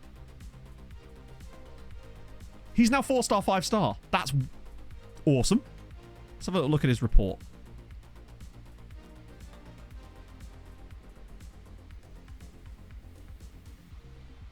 could improve significantly in the future. Which is a pretty good sign of things to come from my boy here. His development as a player is actually crazy. He's still only 19. Oh no, he is my first choice. Genuinely. He's played better than Edvaldo this year. He's contributed better.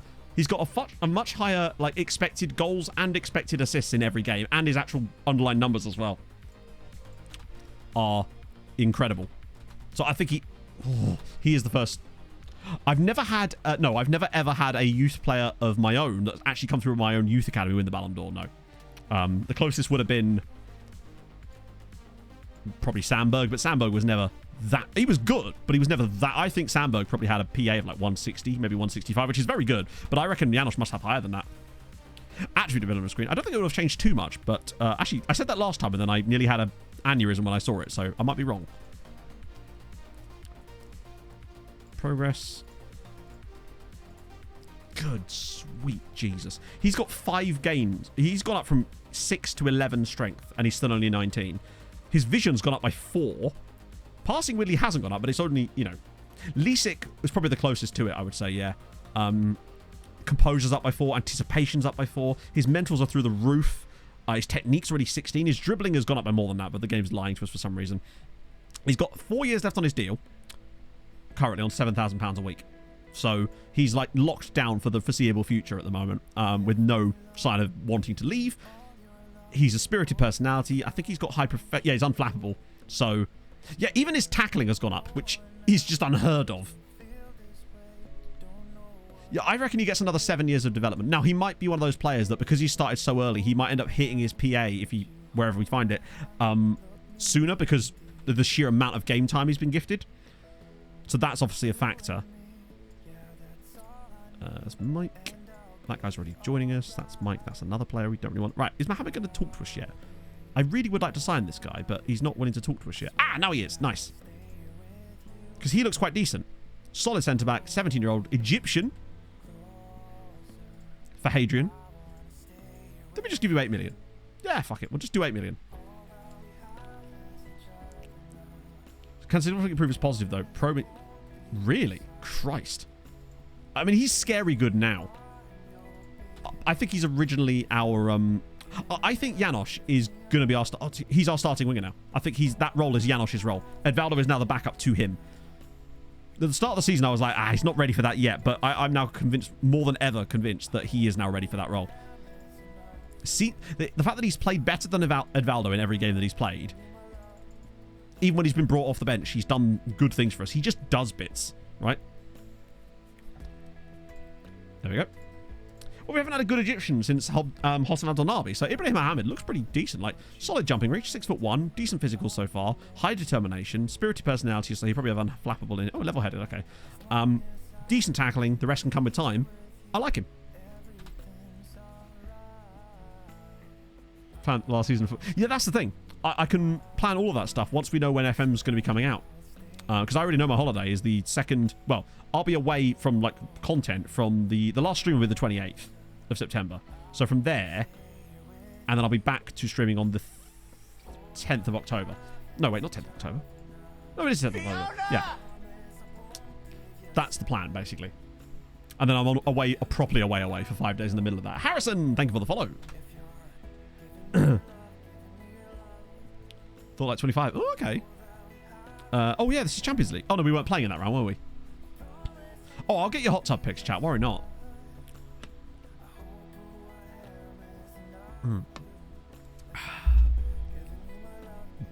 Yeah, that is annoying, Kaka. We've been caught by that several different times so far. So how's it looking a bit now? So yeah, Honfleet slipped down to 8th, and we actually slipped down to 9th because of that ridiculous result against Chelsea. Did Kevin score for City? Oh, just makes you feel ill, doesn't it? No worries, Syntax.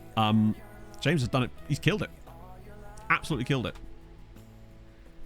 Wait, no, the World Cup. That's never coming, Frantic Jazz. We know that's never coming. No, I mean, it's definitely coming. Hang on, Bodo drew with Chelsea. Also, I really like the Pyramids badge. It's a classy one. Right, what's Thursday got in store for us? Debrecen host Celtic. I feel like... Oh, it was Giamot that were playing them last time, wasn't it? What are the Messi boys up to? Hosting Rangers. Oh, look at this. It's a Hungary-Scotland off. Where are... Giamot. Oh, playing Estoril. That could be... I reckon they randomly lose that. Oh, yeah. No, I've had no luck with recruitment focuses, but these ones from James do produce. They produce rarely, but when they do, they are goated players so far. We've yet to have a disappointing player come through them, which is awesome. What about Conference League? Kekshmet, it's not easy. They need to win that. They've got to do better. Just start. Oh no, come on, buddy. He was actually starting to look quite good out on loan. That is a disappointment. 7, 4 months. We'll definitely send him to the specialist for sure. Tuesday, 7th of 12th. Yeah. To be fair, last year it was November 7th, what we heard, so it's pretty much in line with what we suspected. Which is fine. And that means I'll be able to sort out my pre-order thingy with Fanatical, hopefully. So that you can get yourselves a discount. What the hell? Encoding overloaded. On a... That was weird. A 2-all draw with Basel. Ah, yeah, it's probably because Basel's under 19 squad or whatever are playing that same system, aren't they? Weirdly, no. We just got really unlucky. Okay, fair enough. That happens. Oh, Südtirol. Yes. I've seen them. Because that's that second tier of Italian. Second tier Italy side. But they're based like in not a weird place. 1-0 to Debrecen. Good stuff. Zirmot 1-0. Excellent stuff. Mezhkovej 1-0. Excellent stuff. 3 Europa League wins on the same match day for Hungary. That's massive. Mezhkovej just... the Mezzi boys have won 3 out of 3 in the Europa. Debrecen are up in 10th. Zirmot are in 12th. They're all looking great. The fact that Mezzi are this good in the Europa is insane to me. What about the Conference League? Come on, Kex. Don't let us down. Please don't let us down. 3-0 win. And Yao did manage to score a goal. They got a red card after 4 minutes and still won 3-0. That's great. They did, but we... maybe that's... Yeah, true. And so at least Kekshmet are pulling up. They're pulling it back now. I think they'll still get top 8. That's a really good day for... Well, let's say really good day. It's a catch-up day as England don't go back above us, but Spain do. But we're keeping pace now with the big sides. Belgium having a wild time. Bournemouth drawing is excellent. Beshkovez. Love that. Yeah. Because we ended up with like 6... Last year, we were so far behind.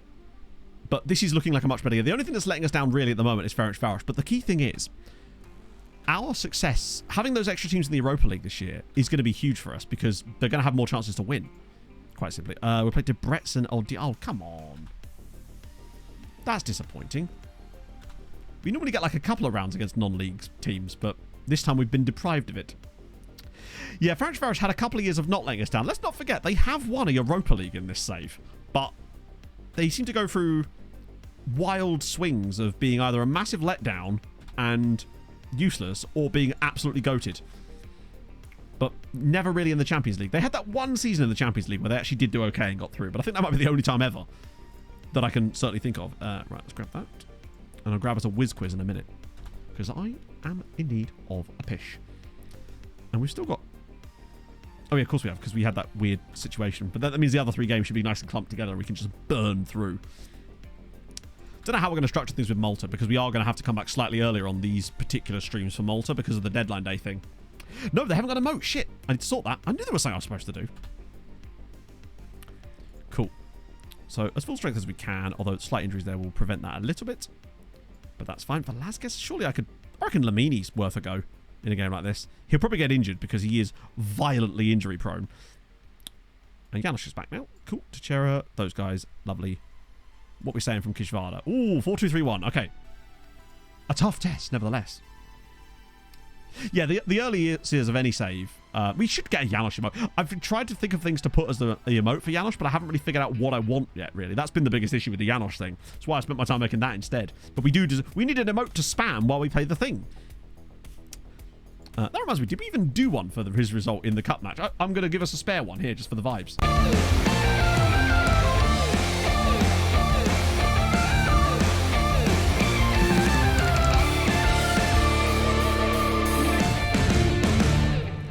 In addition, the first couple of seasons, like the first 3 or 4 years of the Malta save, just like any one of my saves like this, won't have the same stream structure. They'll just be kind of pick up where we left off type of streams because we won't know exactly yet how to format things, and league games will be watchable and important to us, so it won't be like there's anything we can skip per se. It usually takes about 5 seasons for us to actually develop a bit of a pattern.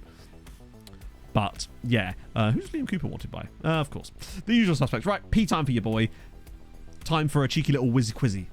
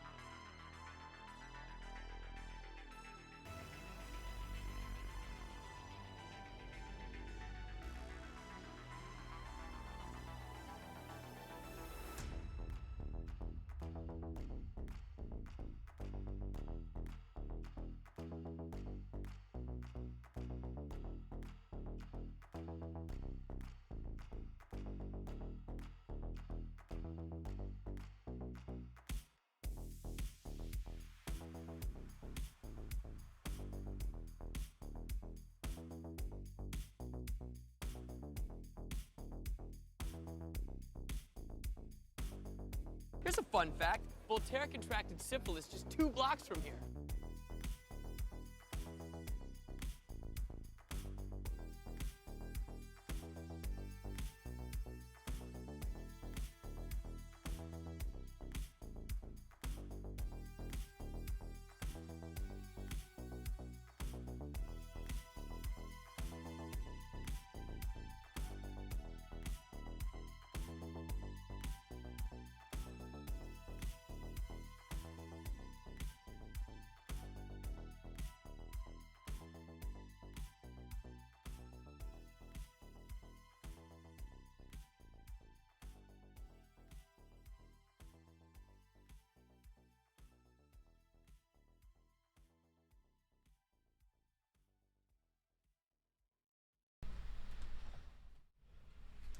Yes, the correct answer was Dylan Kerr. But now the question is, can anybody tell me why I picked Dylan Kerr today?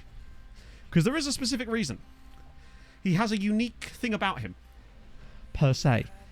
In terms of... Well, yes, but more specific, he is Maltese, yes, but he is also, as far as I'm aware, the only Maltese player that's ever played in the Premier League. I believe. Actually played, anyway. Because he's the only guy on that list that fell under the Malta category. That was called Juan. Maybe.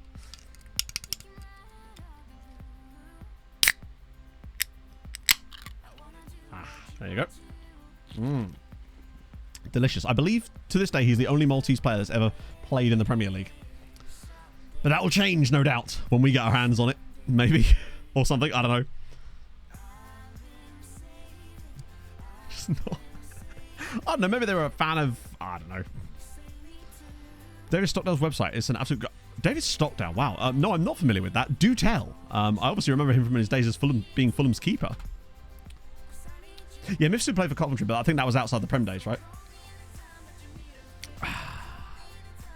Cool. I love the energy that you bring to stream, so I've never changed. Yes, Lavinio, we will consider you an honorary VIP. Oh, damn, that was... Yeah, we really don't seem to like the 4-2-3-1s, do we? Like, we just don't look anywhere near as... What is Howard Bishop Ultras? Oh, nothing. Nothing important. It's nothing. It's absolutely nothing. The minute you get uptight, you're dead.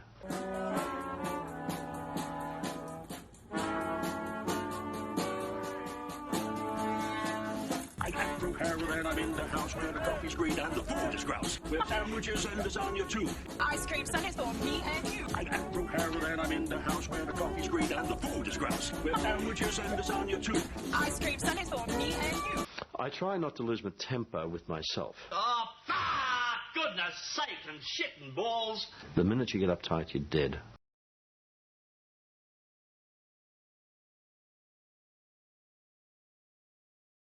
The minute you get uptight, you're dead.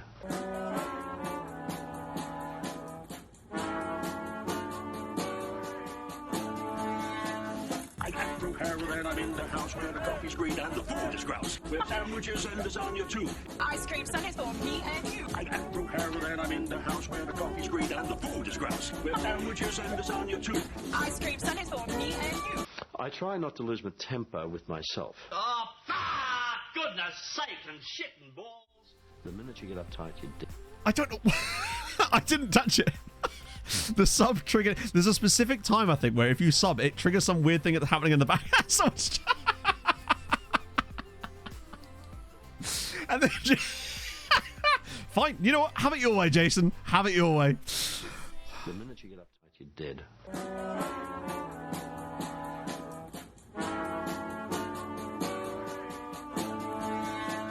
I get through heroin, I'm in the house where the coffee's green and the food is grouse. With sandwiches and lasagna too. Ice cream sundaes for me and you. I get through heroin, I'm in the house where the coffee's green and the food is grouse. With sandwiches and lasagna too. Ice cream sundaes for me and you. I try not to lose my temper with myself. Oh, goodness sake and shit and balls. The minute you get uptight, you're dead. At least it brought me back this time. How low is that? It's to stop things like that happening. See, this is the problem when I accidentally play it myself. Just went off on its own. I'm sorry, love. Just give me 20 minutes to recharge. Oh, I definitely love listening to it again. Hello, Mike. How's it going? How's life treating you these days? I have enough points for another 12. And this is why I put a limit on them. To stop naughty boys like you, Inferno, from ruining the stream. I say ruining the stream. I was just playing the save in the background for the last, like, 2 minutes while that was going on. Jizzy has a hamstring strain, just to catch you up on that one. Oh! That's hilarious. Wait. He was another one. I don't think Kudra actually came... Oh, he must have done. James, mate. This is popping off more and more now. It's like the longer we do this for, the more players it's actually finding consistently. Damn. I sound like Gordon Ramsay. Damn. It's frozen. It's fucking raw. And so on. I don't think Inferno... I think basically there's like a limited stock on them as well. Yeah, we signed him already, but I think the reason we knew about him... I think the reason I'd scouted him is because he was one of the players I scouted when I looked at the in-progress bit. So he ended up being like considered... It's kind of the scouts kind of done the cheat bit there. So I've already signed him and they're like, you know, you should consider this guy. He's good, I've heard. Hey, that's what's going well, my friend. How are you today? Well, recruitment focuses haven't, per se, but this specific set of them are. What changed? The recruitment focuses haven't changed. It's just James figured out how to set them up properly. Or at least set them up in a way that works better than not. Oh, story enough.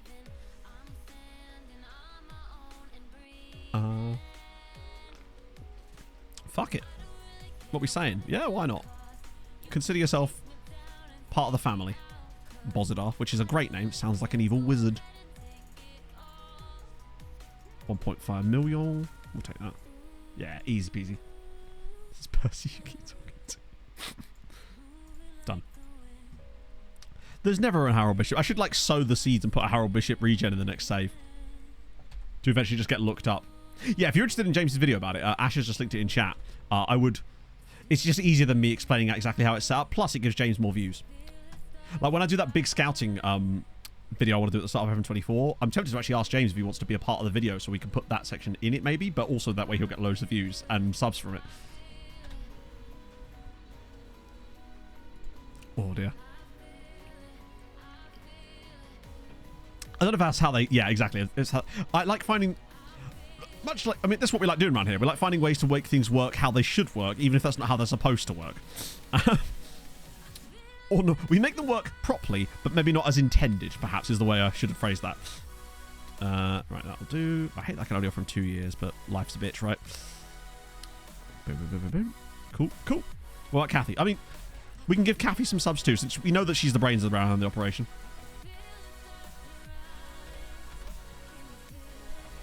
Oh. Right.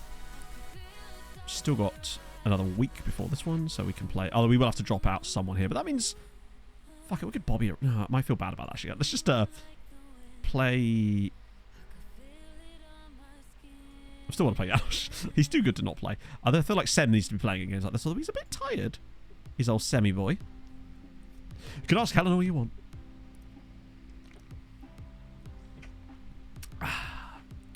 Yeah, we use the tools that are there, and we make things fun.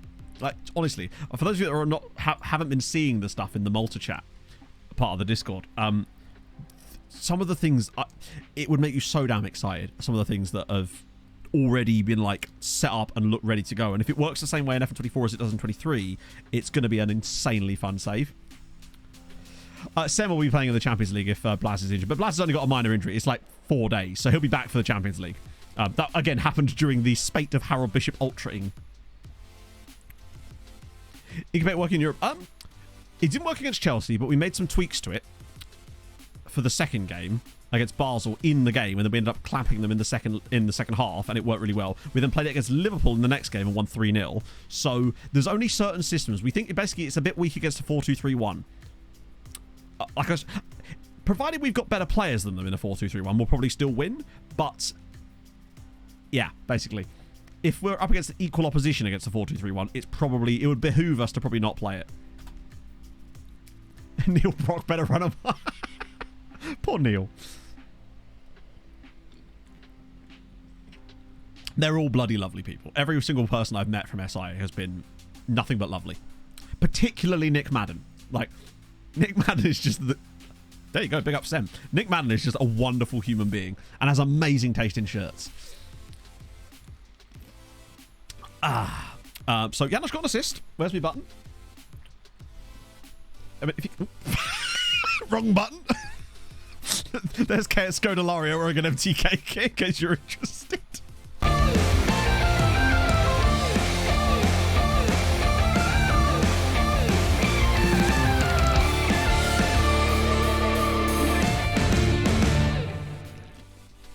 And we're back to the top of the league again now, which is rightly so, where we should be. Top 5 biggest transfer fees received. I don't know how you can show top 5 biggest received. I know you can show the biggest received, which is Bobby Tree, but I don't know how you can show the top 5. Because I don't think you can list all of your transfers on one screen, can you? Unless you... No, even if you do leading transfers filter it just by you, that would only display them if they're on the leading transfers list. I don't really know if we can actually show that specifically. I know the top transfer, but I don't know about top 5. I don't think that's really possible to show you at one point. Test the database, you know it worked. I mean, I suppose my immediate rebuttal to that would be, why would they do that? They don't owe me anything. That's not their prerogative. At the end of the day, my relationship with SI is very much a case of they're a game studio, I'm just a content creator. I have no direct link to be able to do that, you know? You'd like to see that other picture again? There you go. Yeah, Nikki's great. I'd like to get Nick in a video at some point too. We have to plan it out properly and figure out what exact topic we would cover, but I think it'd be fun. Because I feel like he'd do it as well. That's the thing. Also, every time Janosch asks for anything, Blaz is actually able to persuade him as well, which is awesome. We've only scored 29 goals this season, and Blaz has got 20 of them.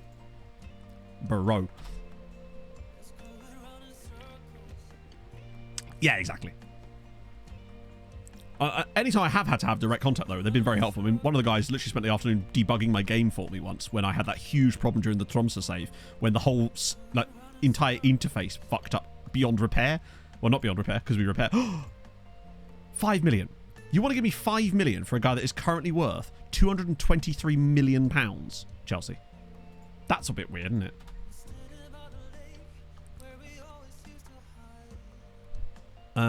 Club history and see the top outgoings for each season. Yeah, but that wouldn't show us the top 5 because then we'd have to work out from each one where they slot into the thing, and it's just a bit of a pain in the tits, you know. 25 or 75. It can't be set. What is it set as? What, like 74 or something? Oh, that would mess with me brain. I even have the Spotify number set to a very specific number when I have it programmed into Stream Deck for the 2 different like sound audio settings I have for stream. Oh, we're definitely doing proper music next year as well. In fact, I'm probably going to, during that little bit of time off I've got, I'm probably going to work on it then, so that way when I come back after that, we'll probably have banging tunes. Pardon me. Any player you sold that you didn't fancy that turned into a beast? Oh, loads. Well, actually, the one I just showed you. This guy here. We sold him for 30, well, it's more like 50 million, but actually, no, it wasn't, was it? It was like 40 million. This guy here, I mean, it's Chelsea's starting striker. There's also that guy that's up front for Liverpool as well, Fabrizio. How did you guess?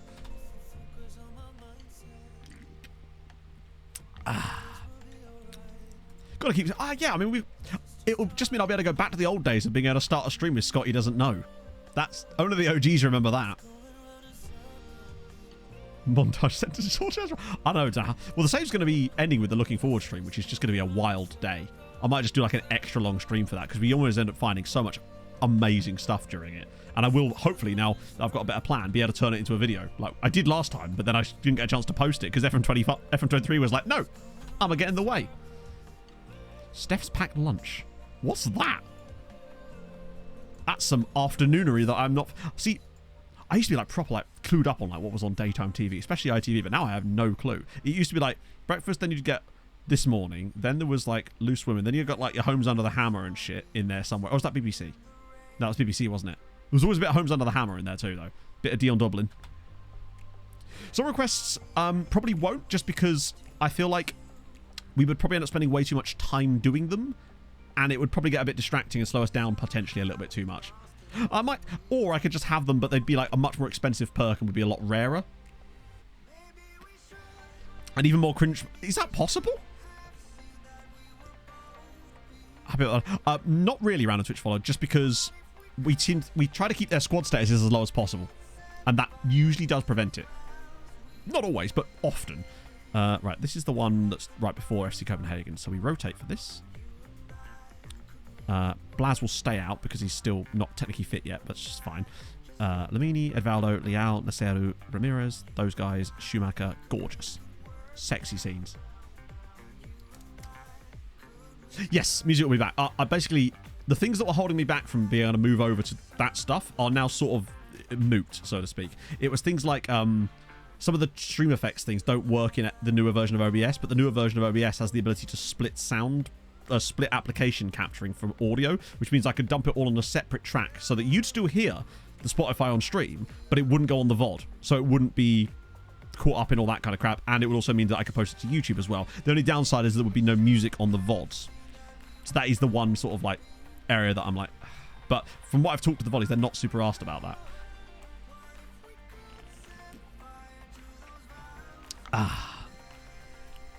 Right.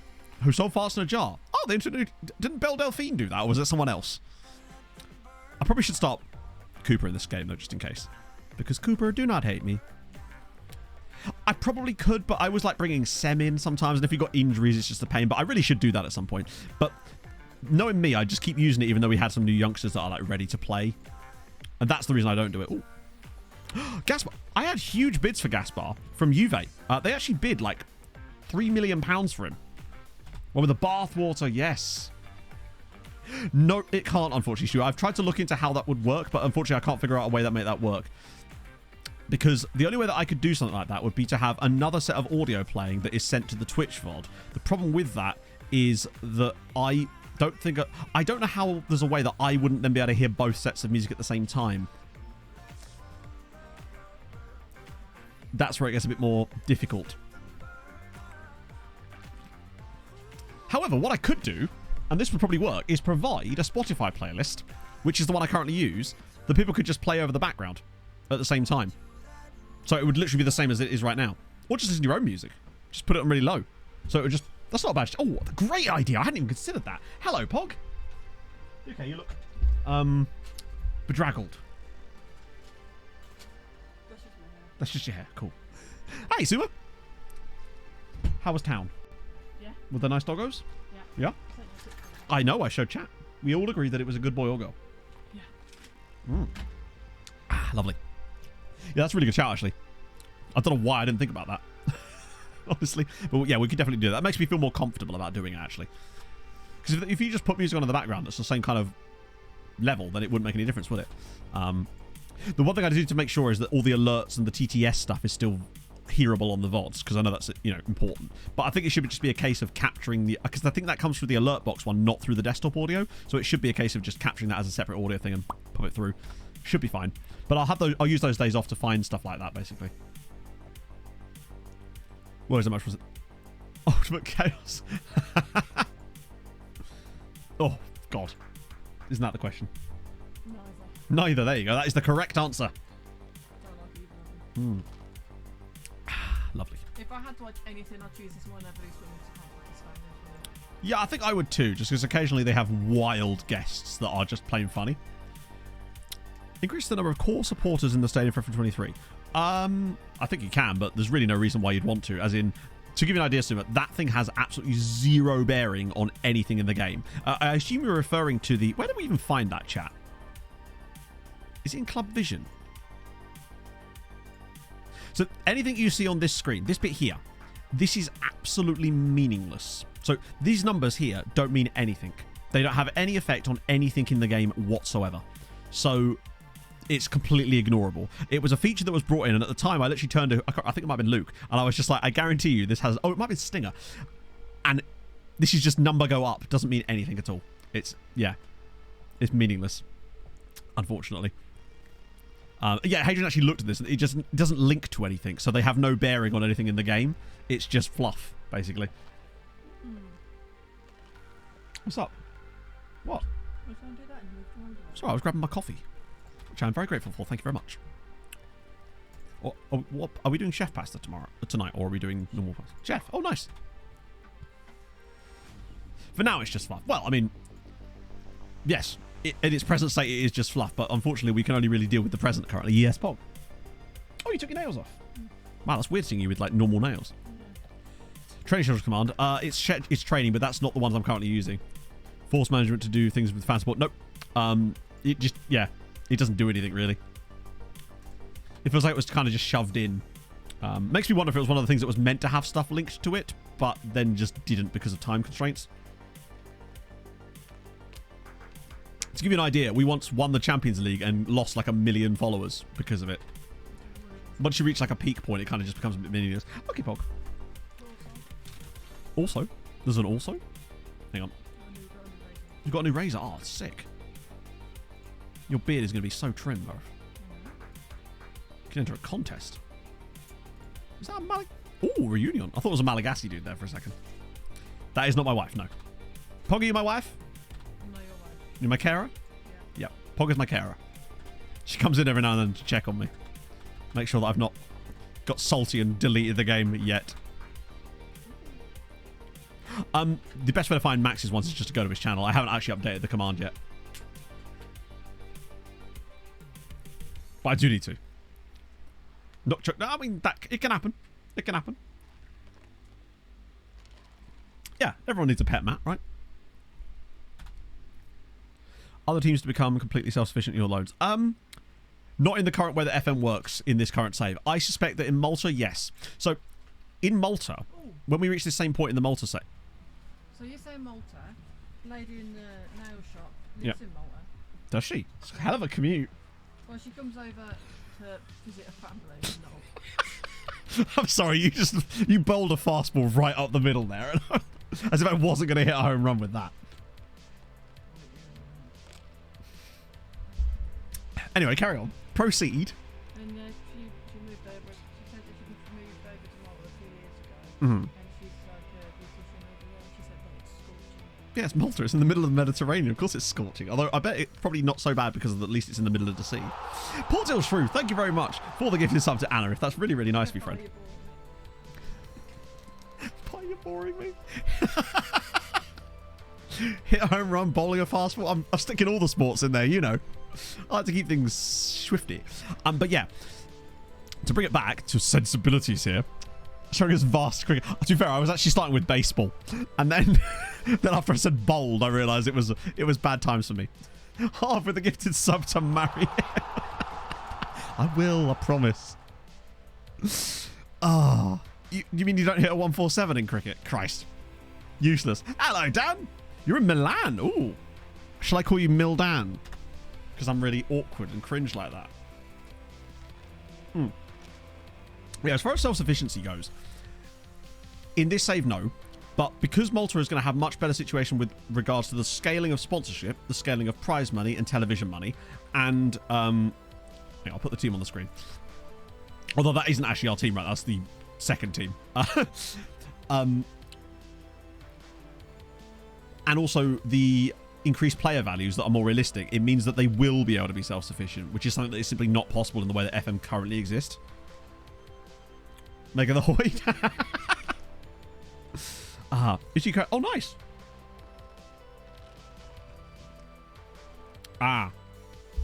Is there anything we can do with the TV money that would at least give us some kind of advantage with it? So it's at least slightly better. Have I the head youth code? No, it's not. That was a myth. To get the best youth, the most important things to focus on are your own reputation, your own youth recruitment, junior coaching and stuff like that, basically.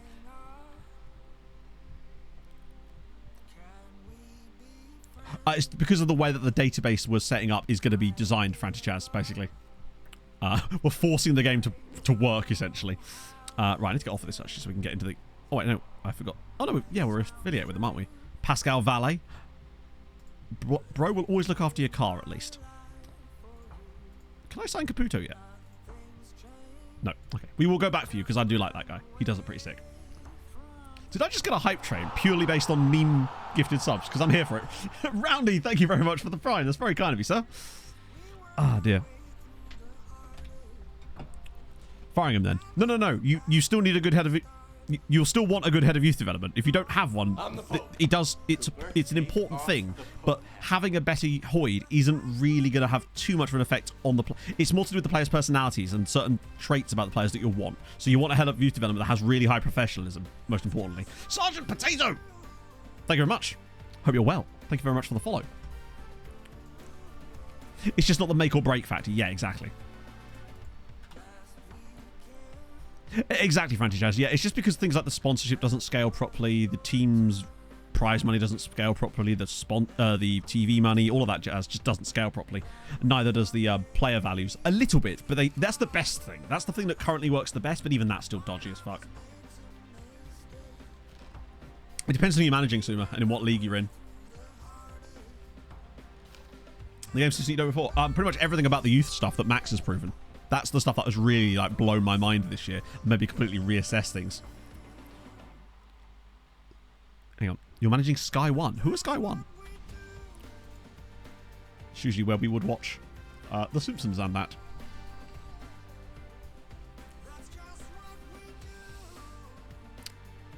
Yeah, I mean, bear in mind, Model Citizen Unflappable Hoyd is still going to send you garbage sometimes, but those garbage will have better professionalism and stuff like that.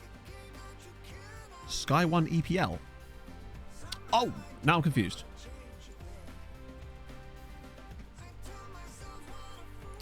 So basically, our current setup, we're doing team report scouting and we're using James's recruitment focuses. That's pretty much our setup right now. Half of them are ambitious. I don't know. Bear in mind, it doesn't guarantee they're going to have good personalities. It just gives you a higher percentage. You can't guarantee anything in life, except death and taxes. Below championship. Oh, okay.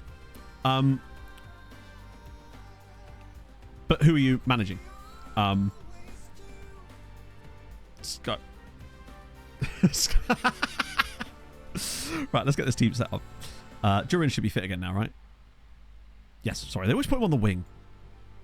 Don't they know that's Janosch's seat?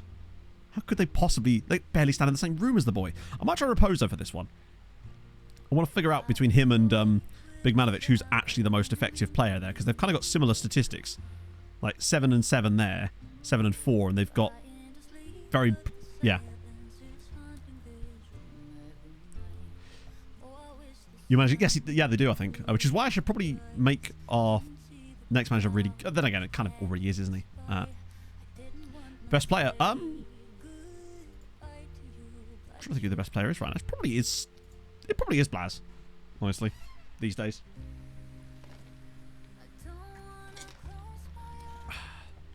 Oh yeah, Hadrian found a way to boost dynamic rivalry's chances of happening, but he's not told me which ones he's boosted. So it's something we'll have to find out organically on the fly, which is something I'm quite looking forward to, honestly. Oh, that's nice coffee. Right, let's get in this game. Asymmetric formations up because they work. We tried using it and it works really nicely.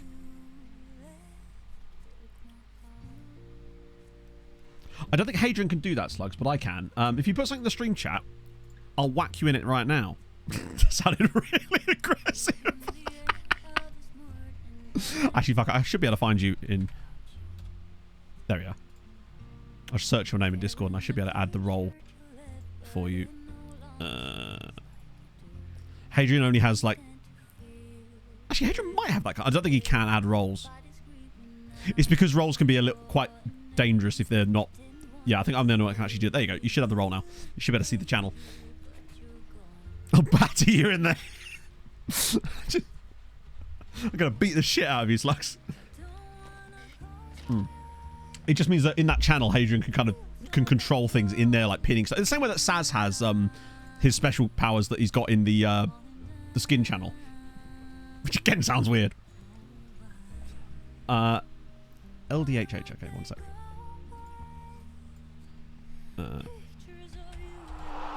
Oh, there you are. In all your glory. God, you haven't put a message in Discord. Slide on the pimp game with my pinky ring. Got a whole lot of biatches in my icy chain. Why you claim that you rich? That's a false claim. I'd be straight to the with no baggage claim. Swag, swag, swag, swag. Right, I don't know who this is because I've not seen who this is. I'm trying to guess who's just resubbed. Oh, this feels like something Hibbos would do, but it's surely too late for Hibbos to still be up. Oh, it's Dan. Of course it's fucking Dan. Dan, thank you very much for the 37 months. Oh, dear. And Lucas, thank you very much for the Prime. That was good. Russell pulled that off, I would say. Oh, dear. Right, did I actually add half to that roll now? Yes, I did. Okay, cool. Sick. That should be done. But yeah, anyone else who wants to help with the multi testing, just drop something in the stream chat and Discord, and after stream I'll go through and I'll give you the rolls.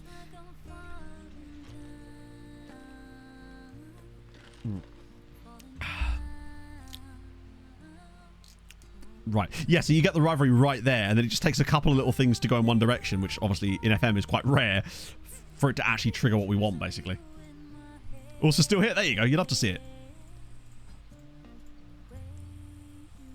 Boom.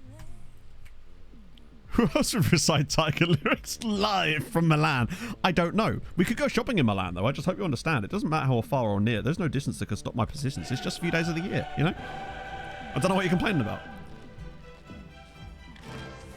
The guy would ever say swag. Yeah, all we needed was Bonkman and his propeller and I'd be off. I was thinking about that again the other night. That's living rent-free in my head ever since. Right.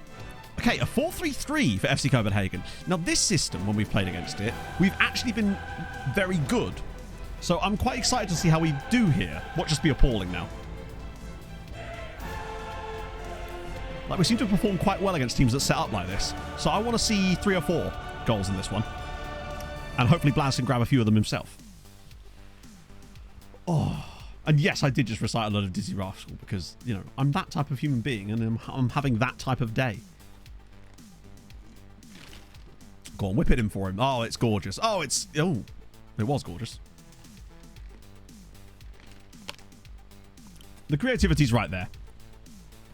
We do have, like, a weird history with FC Copenhagen. I think, like, we, generally speaking, usually beat them, but we have had some strange games against them. I think there was that one a few years ago where we didn't. I say a few years. It was probably, like, over a decade now. Let's be honest. Haladash leading away at Dortmund, doing the business. In fact, they're actually 4-for-4 right now. Honved hosting Arsenal. Janos flicks it. Okay, strange choice. But we do appear to be battering them in the first sort of 15 minutes here, which is the kind of performance I want to see. It's just the thing I like about this tactic is it creates a high volume of opportunities. They're not always the highest of quality, but because you create such a high volume of them, you'll have random games where you might only have an XG of like 2.5, but you could score 7 or 8 just because there's so many chances to be created with it. And I think that's what makes it so fun. And today we look good. We're keeping a lot of the ball. Shots creation is high. Honved losing to Arsenal. As per. We just need a nice little set-piece goal to get us started, and then we can start to fire up the engines as it's over the bar again. Janosch will definitely find something to do in this game. I can, as Ferrich... God, they're playing Chelsea now. When are their easy games coming? Yeah, it goes for quantity over quality, purely because the match engine just likes it when you create loads, and it seems to do better because of it. Right, Janosch has got... Not Janosch. Yaman's got his booking.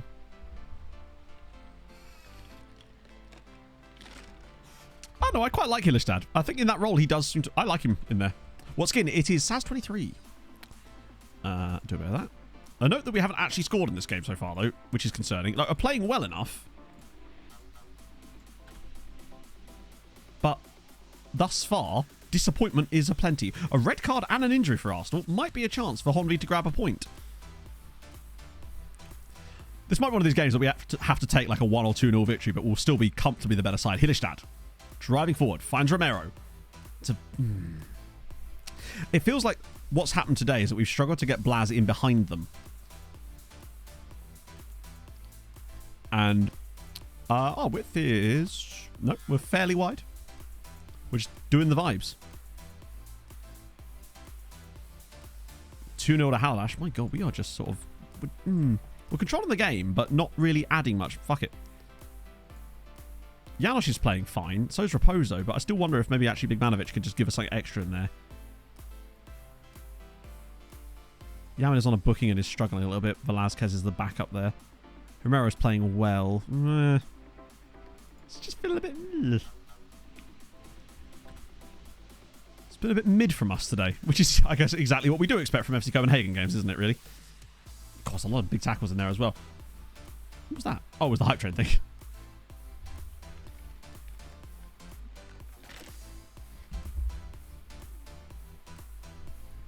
There we go.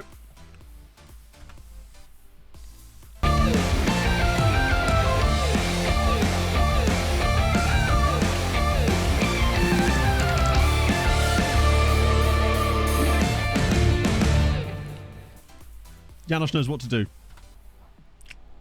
Broers, particularly as that's literally Durin's last action before being substituted. Just the moment that I'm about to take him off, he's like, no. Now I'm going to do something good. To be fair, the great thing about this was how Janosch found that space. The way he sort of cuts back, just opens up the entire pitch for himself, and Durin scores yet another goal. Janosch is the guy we got in the youth player. He's a youth sign that we got a couple of years ago. and we decided to fast track him into the first team, and he's become a genuine starting 11 player for us now over the last 3 years. He's still only 19, and he's already our best winger at the club. He's just insanely good. And yeah, he's already a Hungarian international. He got a Hungary cap before he'd even got any like youth team caps, basically. He's been that good. I'll have to do the Harrow Bishop after the game, but I will definitely do so. Janos popping outside again. Managed to chair it on the underlap here. He's got a lot of bodies drawn towards him, but Janos just going to open up a bit of space here and receive another pass. Can he pick out a perfect cross?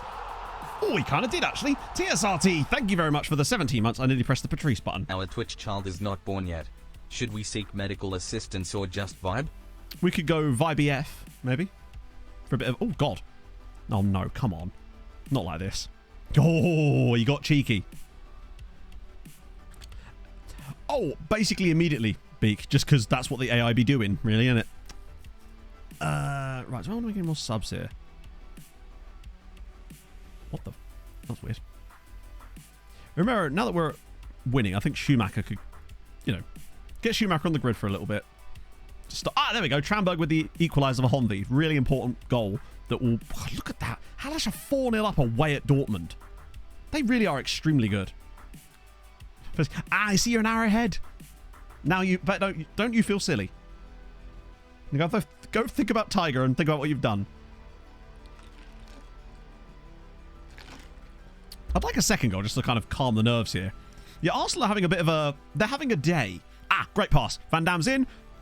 It's gone too wide. Yeah, that was never going in. Great pass, though. Hang on. Can we use inverted wingers on support in your formation? You can use whatever role you like in the formation. It's the beauty of FM. You can play whatever system you want. Yeah, he has to shoot first time. Look at Janos getting back, throwing people out the way. He wants the ball. Like a baby needs its bottle. What a cross. No. Well, what a cross. Yeah, come on. Honvi, if they don't win this from here, watch them probably lose it in the 90th minute or something. Yes!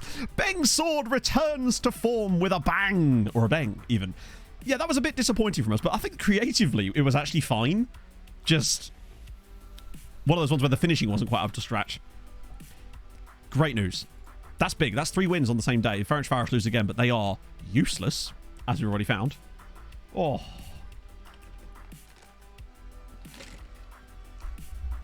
Good stuff there. I mean, Arsenal were bound to concede at that point, right? Yeah, 1-0. Arsenal had 2 red cards and an injury, and Honvi now go top 8. We're still the 3rd best Hungarian side in Europe at the moment. we might not even get fucking top 8. The most amount of points we can get is 21, so we'll probably be fine. But we are still not. I mean, Halash have won 4 out of 4. Honvi have drawn 1 and won 3. It's just... I don't know, do you notice anyone missing? Oh, yes, it's Useless Town. Who did we lose to? We lost to Chelsea in the first game, unfortunately. We hadn't figured out what we wanted from the tactic properly yet, and we made a little tweak since then that makes us better. But, yeah. Okay. Bloody hell, that's a bit of a... They only just beat Shakhtar. Okay. Surprises. Yeah, Yaman is now suspended, so we are going to have to pay someone else. Right, now, Harrow Bishop Ultras. Let's do it. The minute you get uptight, you're dead.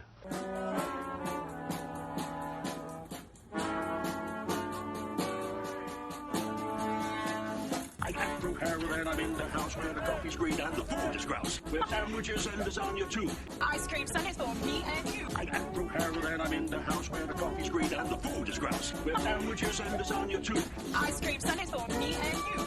I try not to lose my temper with myself. Oh, goodness sake and shit and balls. The minute you get uptight, you're dead.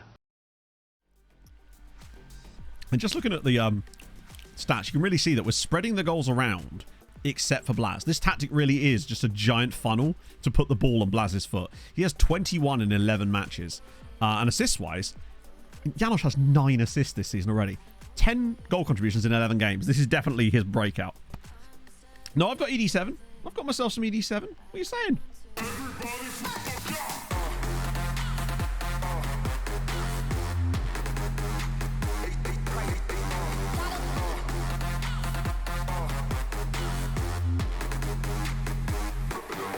ED7 can never die.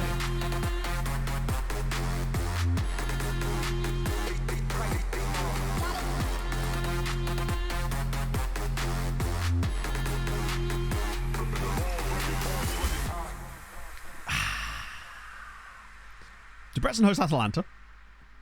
Mezzi boys are away at Braga. That's surely where the run ends for them. And Girona are away at Ludogorets. Not easy games. This will be tough. And Kekskomet are playing Breidablik. That has to be a win. They can't afford to not win that. Right, we're going here. We're going to focus update. Oh, hey, the update is we found no one, but to be fair, they have found others, so that's okay. Dick Houvier is a superb name. It's probably not how it's pronounced, but I'm taking it. I'm running with it. I don't really need to put these guys on the team report list, really, because we're an affiliate, so we get one every year anyway. Whereas now, he's still at the club. He's actually in the second team coaching staff now. Oh. Right. Mezgevez lose. That's to be expected. 4-3 win for Debrecen over Atalanta. Big up there, and a huge win for Girona. All three Hungarian sides are top 8 in the Europa League. This is why the setup of having the 3 Hungarian sides in the Europa this year is a much better one for us, because we are killing it here. Only Feyenoord are unbeaten. Actually, I say only unbeaten. There's quite a few unbeaten. Oh, Leeds down there too. Wow, Leeds with the Europa League this year. I didn't even notice that. Such was their midness. Right. Emmett Doran he's the assistant manager in the second team at the moment.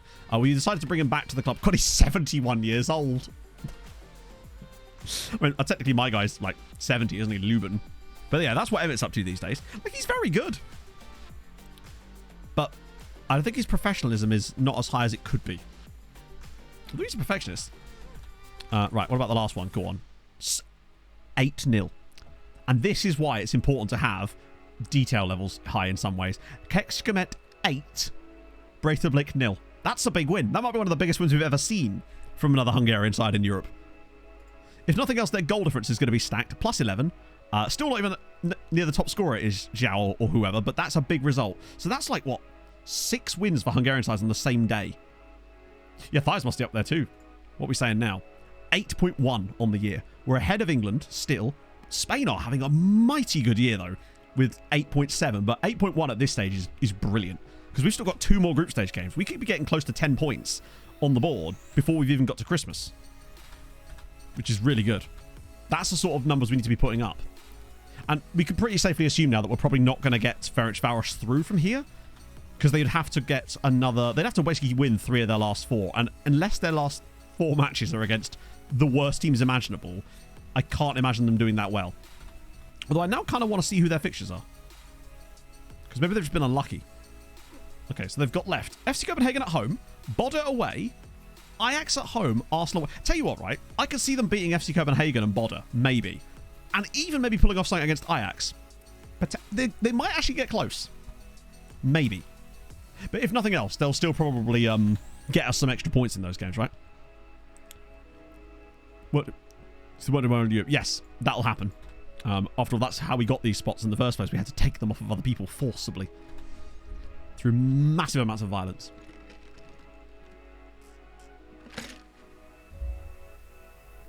It's the only way we know how.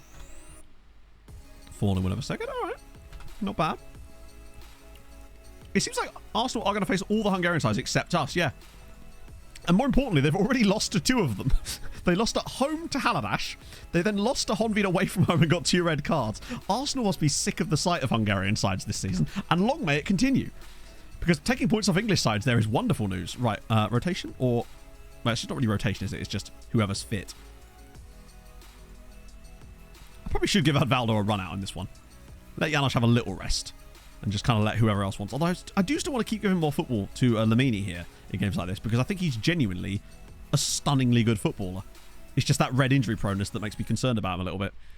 And how likely he is to get a major injury at some point soon. Ooh, 4-4-2. Alright.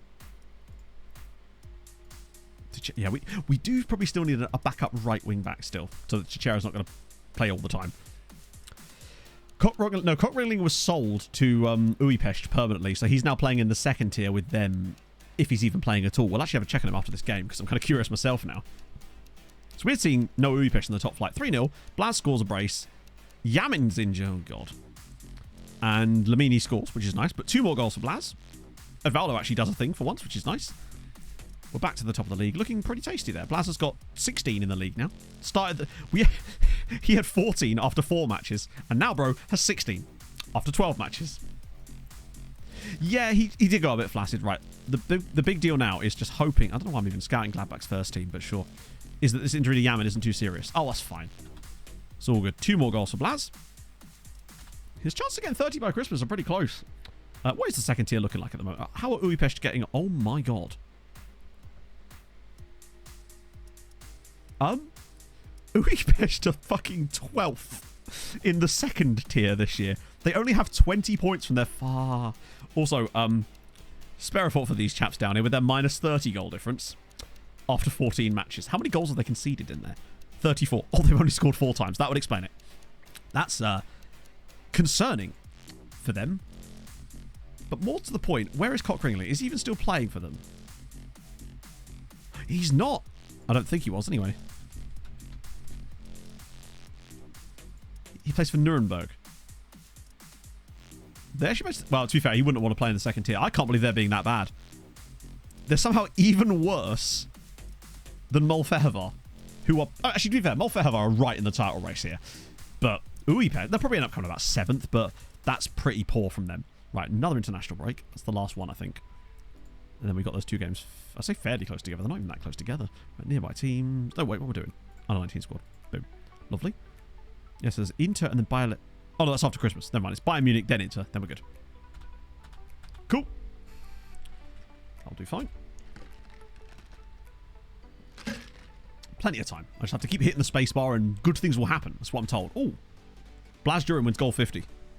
I think he won it last year too, didn't he? In fact, he's won it 5 years in a row. Man is just the best ever. Anyone surprising on here for us? Beng Sword? Actually, to see Beng Sword on this list is very, very good, considering he's not even actually playing for us. That's pretty cool. I wonder if any of the guys we sold this summer are suddenly rocked up on here. They usually do. It doesn't take them long. Durin might have 10k rep. Like... Oh, no, he doesn't. He doesn't actually have 5-star rep yet. Like, completely 5-star rep. So his rep has got to be getting close to 10k, though. Or at least sort of, you know, in the conversation of that type of number.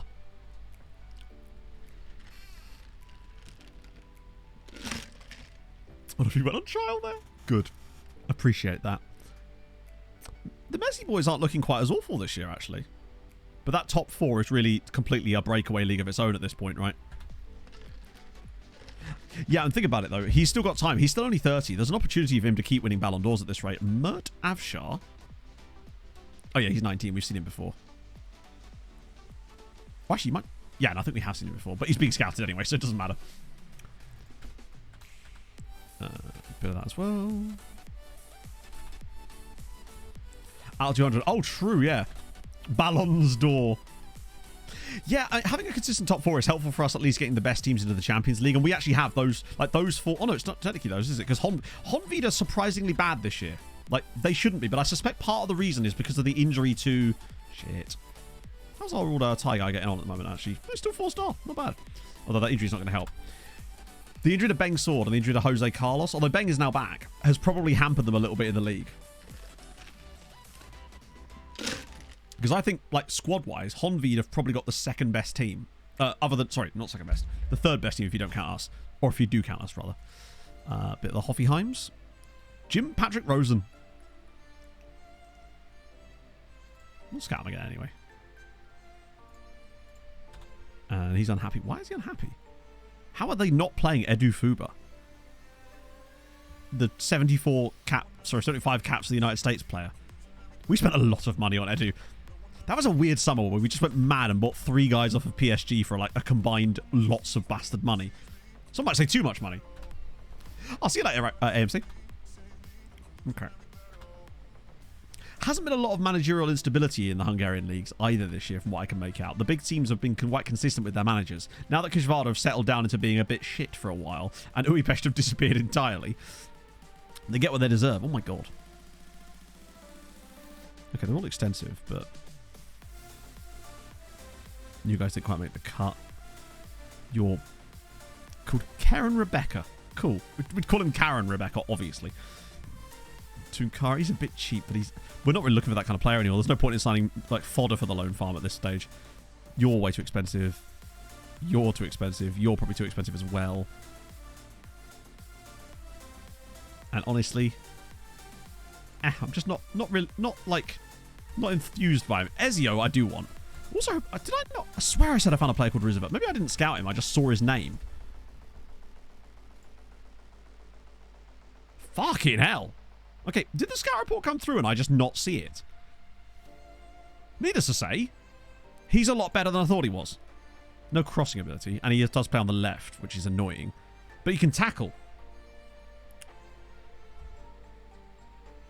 Yeah, oh yeah, I have scouted him.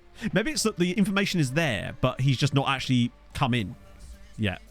Maybe I accidentally said, like, until fully scouted or something. CM, he could be. He's actually not. And he's called what's his actual name? Roosevelt Barrero. Well, I was thinking wingback left. The problem is the crossing ability is crap. And the wingback on our left does need to be good at crossing. Like, think of how good Romero is.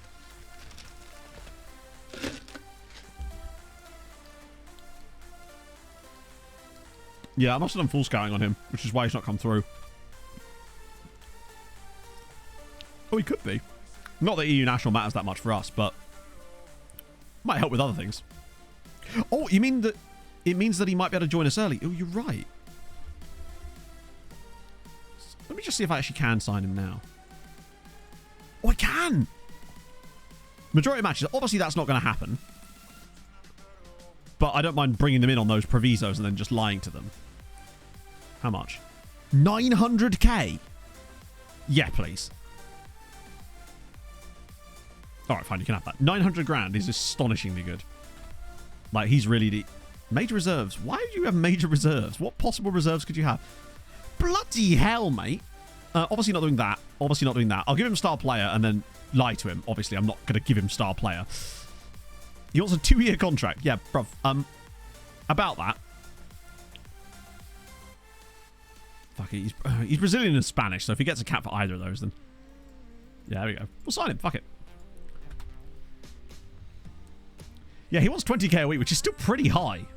Even that just means he's really good, but I think it's more likely he's just got a ridiculous agent.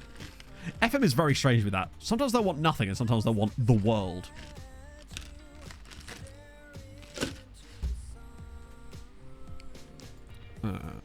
Ooh. Oh no, we've seen him before. Well, I do kind of want to have another look. Holy shitting fuck, he's good. How do we not see him? Maybe it's just too expensive. Yeah, it could be hidden stuff, exactly. Get through that. Rothwell go... Oh, no, I was worried about that. I was hoping that wouldn't happen. Okay, he's someone we're going to have to get rid of the loan file from. Oh. Just for... Oh, all I'm doing, Suma, is... We're specifically trying to get a 3-year extension clause in to every contract I do for the youth players. It just makes our life... It's not so much that... Because sometimes you have to pay them more to make that happen. It's just because with the amount of players we have, it just makes it so much easier than having to constantly renegotiate contracts with players if I can just lock them down for 8 years straight away. So that's why I'm always trying to put in 3-year extensions. They're always good to have in general if you want the player for a long time, but particularly with the way that we're playing, we kind of need those kind of things. Abraham, thank you for the follow.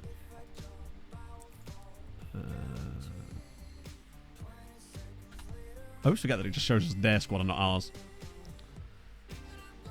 Whoa. We're the Chelsea of Hungary. Exactly. We have to be. Technically, we're the Chelsea of the world at this point.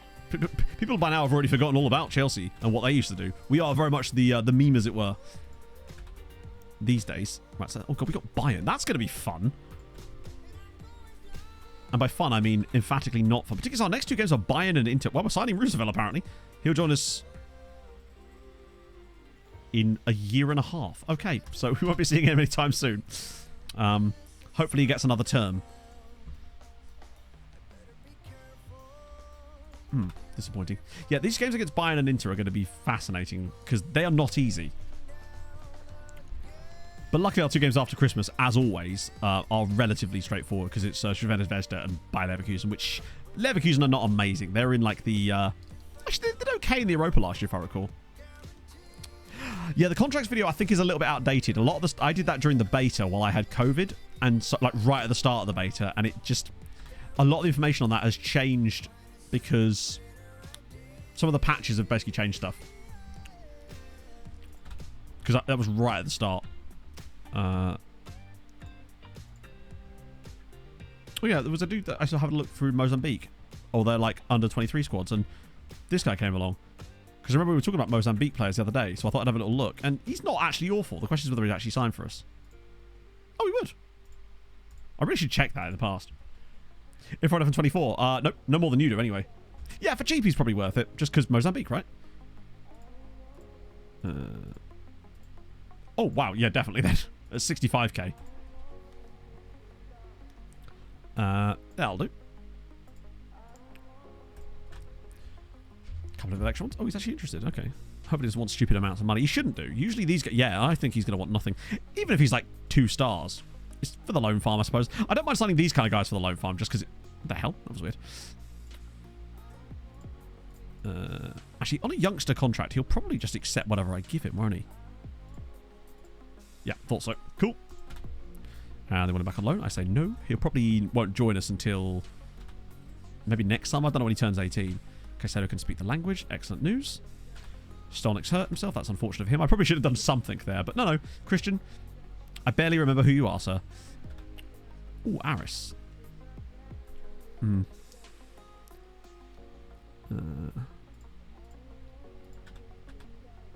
I might at a certain point, like maybe the next season, stop adding the report back to the end again each time, because we're not going to get to that point of actually seeing the reports on some of those.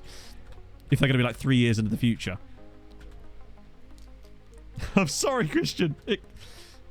My brain had a relapse of being bad. Oh, Jim, dropped some points against Spartacus. Wow, that's surprising.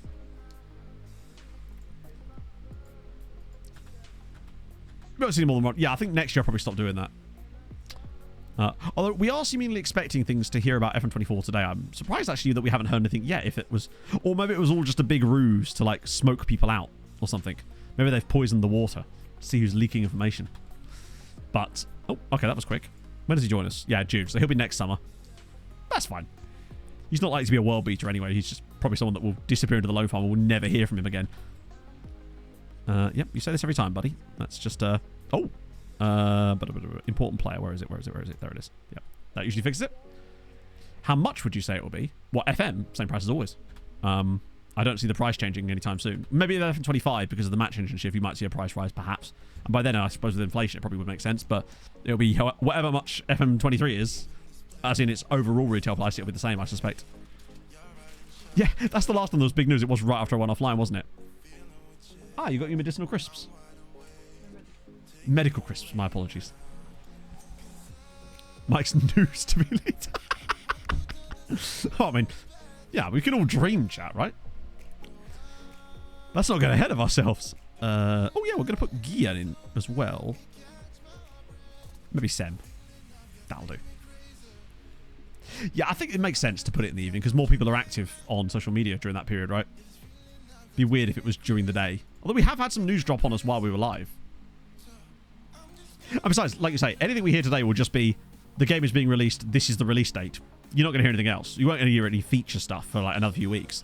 And we kind of already have inklings as to when the release date is anyway, so because of the leaks and stuff, so...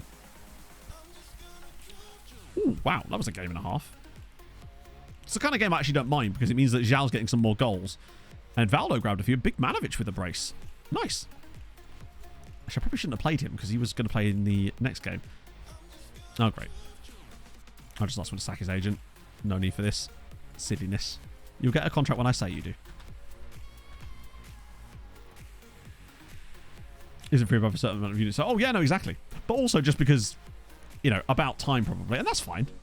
Doesn't affect me anyway. But, like, I feel like people would... They would, however, have to be like, bang, this is big, right? And it has to be good. Because you can't just come along... Say, for example, they just randomly jack the price up on FM24, right? Imagine the difference. What do I think of them? I don't really have an opinion on them, honestly. I sign players from Gumarães sometimes. But that's about it, really. What the hell? Ooh. Oh, it's only a minor injury. We're fine. We good.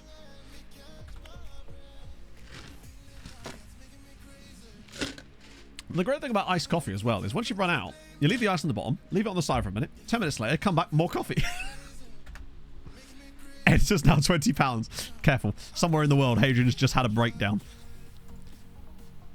Or they'll have changed something about the editor that means that it just doesn't work at all anymore. Not that it works now. I mean, yeah. Infinite money glitch with iced coffee. It's perfect. If only I could trade these ice cubes in for something useful. Right, now back to my drink. The drink. Since Pog so rudely brought me coffee. I kind of want a mid-journey version of Hadrian just chasing Neil Brock up a hill. What's he up to now for the year? 20 and 20. That's more like it. He only got 16 goals in last season as a whole. He's already got 20 by Christmas. It's a breakout year for your boy. Druin heading for award. I mean, of course he is. He's heading for every award imaginable. I'd be surprised if he doesn't win. I think Druin wins every single major individual award for the rest of this save that we are able to witness anyway. Yeah, we suspect so, Pod. There seems to be some leaks and stuff from various retailers and things that were suggesting that that's the case, that we will probably know the information today, and it's looking like 6th of November, I believe. Any thoughts on it? Not really any thoughts on it, other than that it's a game that I probably won't watch because it's a fucking friendly with England, and I just have... I mean, I might watch it if there's nothing. Would I rather just not? I don't know. Yeah.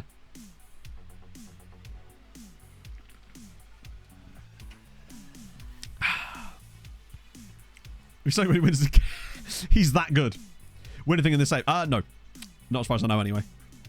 I think we'd have noticed it. They did do some like Conference League stuff for a little bit, but they didn't win it. Mainly because they sold their best player to one of our Hungarian sides in the middle of the season, actually. Criticising the FA, be able to get warned, even banned from... Oh, don't get me started with that. I would be all over it. Who are you? Oh, he's one of the players I shortlisted a little while ago. I don't think we can actually sign him yet, can we? No, that's fine. But he looks quite decent. Plus, he's A+, and that little bit there... So basically, anytime we see a player that looks kind of decent, I shortlist them if I want to go after them later, but they just end up going round and round and round, and I just forget why they're there. Sometimes they become really bad, and we sign them anyway. The Stockport Hatter, thank you very much for the follow. I recognise that name. 4-11 Bayern, that's a good sign. Right, what are we saying? Honved hosting Dortmund. Well, I feel like Dortmund and Arsenal have played most of our lads. And Halalash hosts Chelsea. They've had quite a lot of tough games, and yet they seem to have won them all. Right, let's go. Durin back in there. Raposo will come in because Bigmanovic played the last game, and Janosch needs to start here. Backline is tight. A rare appearance now for Velasquez, but I think he's earned it. Right, what are Bayern doing? Ooh, okay, this is going to be a fun one. So Bayern are playing the system that we're not sure if ours is particularly good against.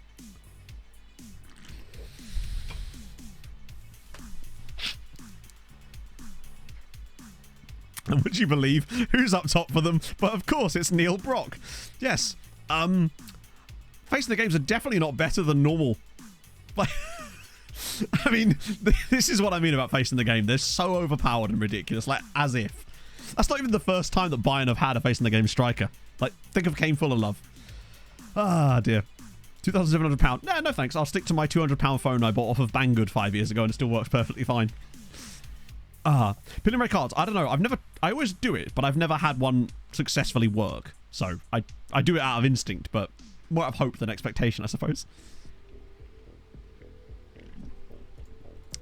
Right.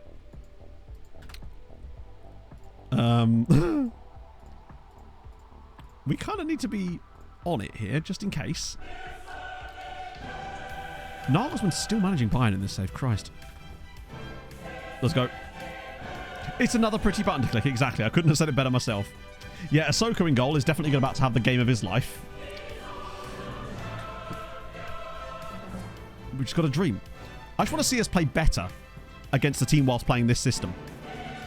And now that we've made that slight tweak to the DM, I mean, maybe it would just work better with Velasquez in there because he's even more violent than Alexis Yamin. But we will see. Wilson Roberto on the overlap. Janosch is through again. Oh, flicks it across. Durin! Those are the kind of chances we need. And Janosch, yet again, is just laying it on thick. Just like this next riff. Ferencváros leading. Good. They've finally done a thing. Can't wait for them to disappoint us later. Bayern have got a lot of possession over us, which is the one thing. That being said, we are quite violent. I've been saying violent a lot today. We're good on the break with this system, even when we have loads of possession. So it could actually create chances for us, potentially. But what I will say is we're half an hour into the game, and Bayern have not had a shot yet. which does mean they are going to score their first shot of the game. As we all know, having played FM for a while, when a big team is in a game like this and they're not being given an opportunity to score, they will score their first shot of the match. So if you'll all just bear with me for a moment while we allow Bayern to do exactly that. I'm guessing back post header or something.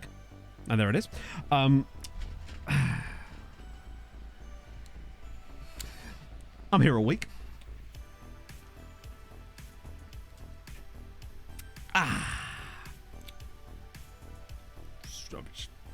To be expected.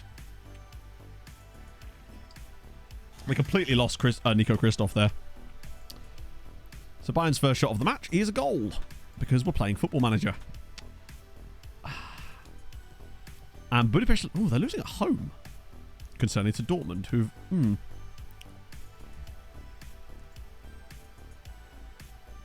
this bot could keep. Wait, which bot?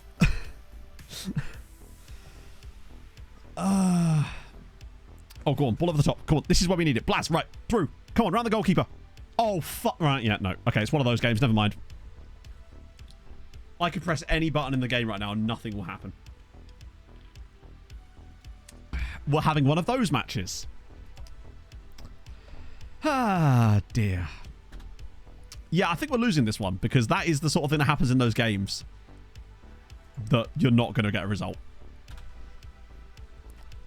Normally what would happen there is the player would sort of go through the goal, essentially go through the goalkeeper, and then they would just put it into the empty net. Him shooting like that from there is just an indication that this is one of these weird games where it's like, you need to hit the bar here. I'd be amazed if anything we do in this second half has any impact, but I will make a couple of subs anyway, just out of token gestures. Bear in mind, Bayern still only had the one shot in this match. It is the goal. But we will continue to create chances, I suspect, but we will miss all of them. Go on, Hidderstad. Right, Janosch. Pop it in the middle. Easy finish for Blaz. Nope. Blaz was just not quite great on that play, to be fair. Velasquez with a big tackle. A worryingly big tackle. Yeah, I think FM... I mean, maybe... No, I'm just expecting a terrible like pass to lead to a goal for them. Or they'll just be dispossessed in a random position. That's what I feel like we're due. May I suggest go balance? You may suggest it. You will also be ignored. No backseating. Oh, there we go. There it is. I thought Patrice was going to... You know when it's going to do it. You can just tell.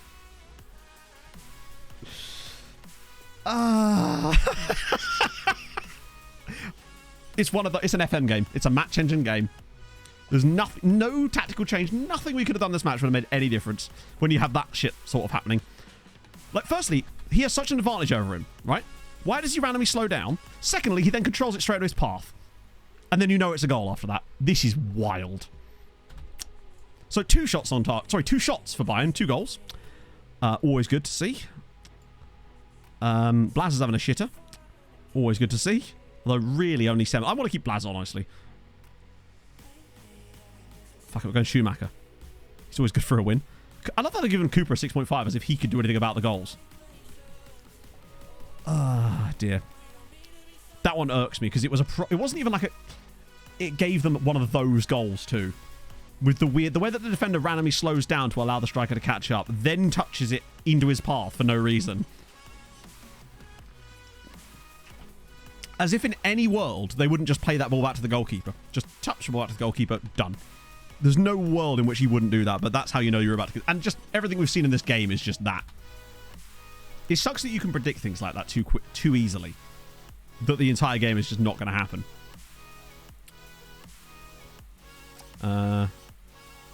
Halash aren't winning either, unfortunately. Right, fuck, I'm bringing on Sem. Janosch could probably do the rest since we're not winning this match. Fuck, I'll get Hidderstad off too. We ain't winning this match. Where are they winning now? Oh, nice.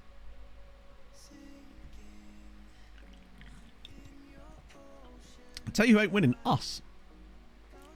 It feels like it's one of those games where there's zero impact that you have on it. And I don't know why it does it, but we all know when it's happening. You can tell within a few...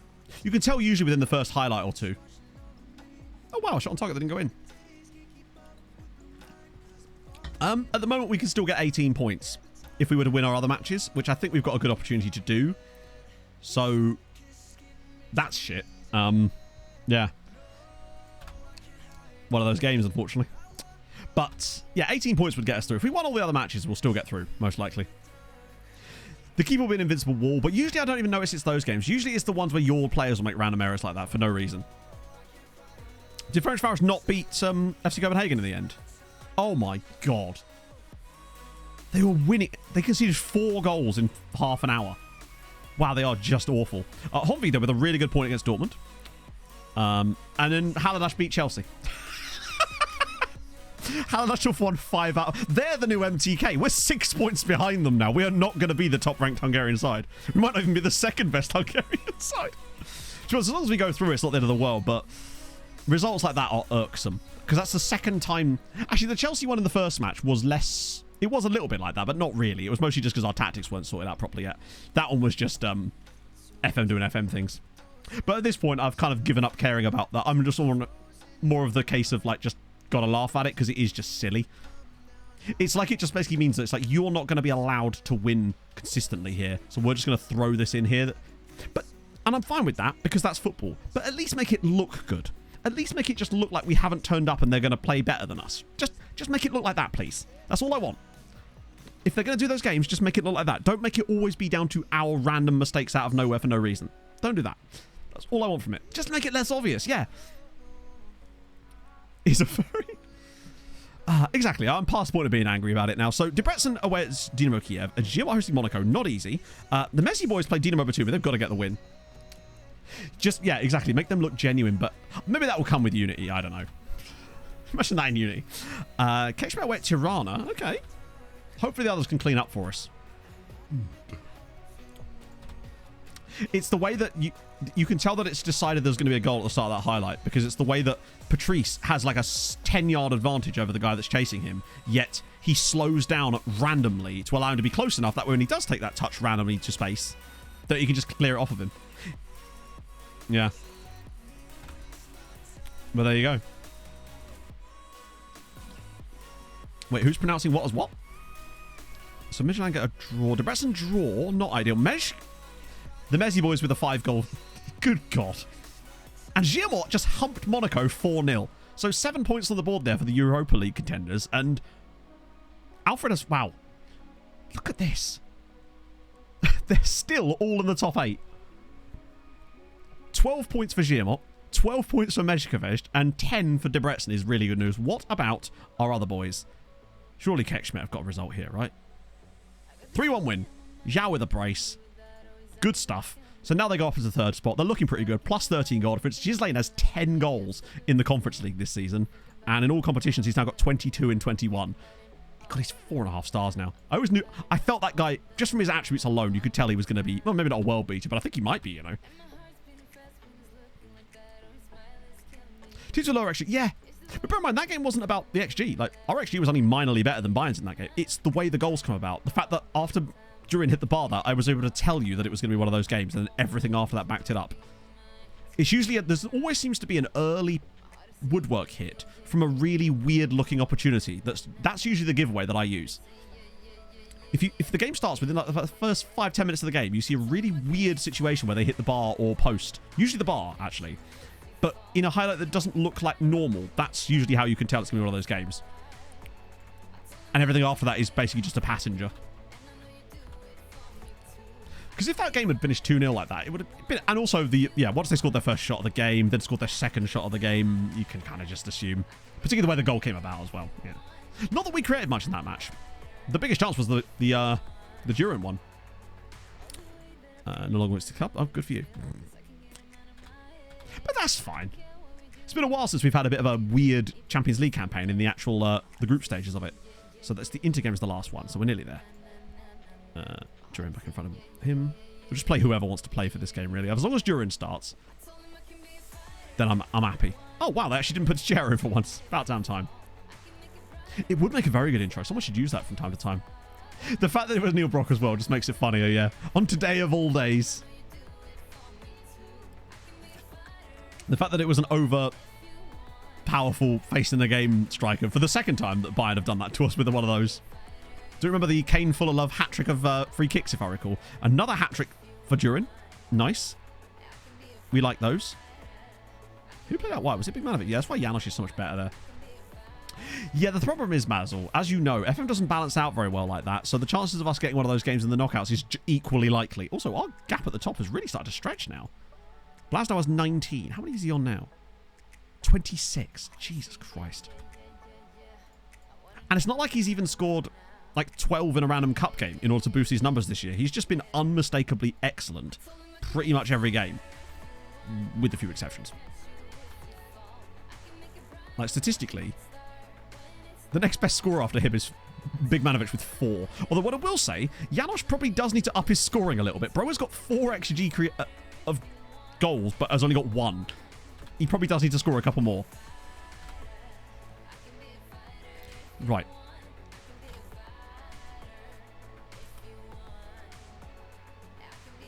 Yeah, true. He did score a hat-trick in that cup game, if I recall correctly, didn't he? Yes, he has scored a hat-trick there. He's got 4 and 5 in the Champions League, 3 and 1 in the Cup, and then 19 and 8 in the league. His league record is bizarre and excellent at the same time. Kenyatta's showing, please. I mean, just keep doing it, buddy. Keep showing me that, please. All right, I actually did a second pee because that coffee's just gone right through me, chat. I'll be back in a moment. Don't worry, you got a second whiz quiz. It's all going to be fine.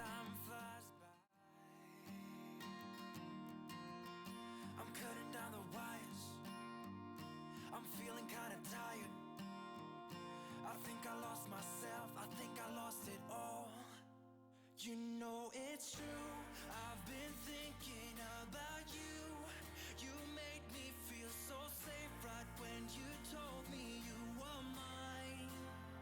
But I'm too late, I can't undo my mistakes. The time's run out and I'm left standing wet here in the rain.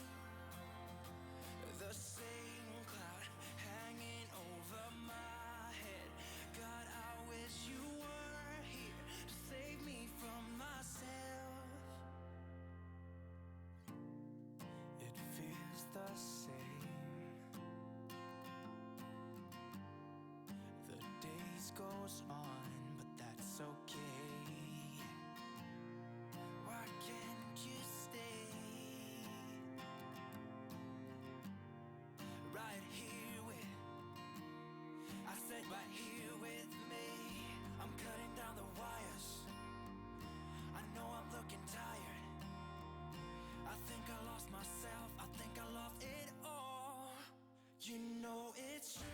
I've been thinking about you. You made me feel so safe right when you told me you were mine.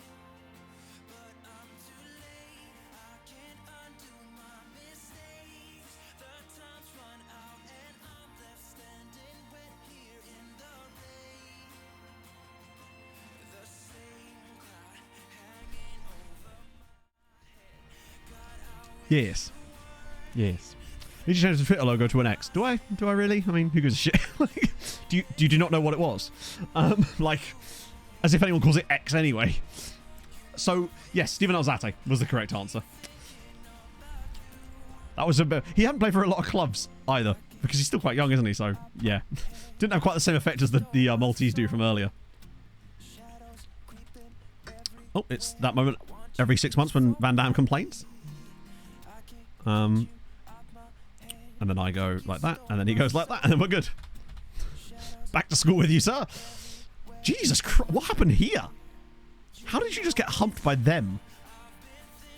Yeah, I think the only team that... There's actually a real relegation battle, a worryingly real relegation battle going on involving teams like Kekskomet, who I really don't want going down now that they've actually started achieving stuff. Although I suspect most of their achievements come because they have Yao.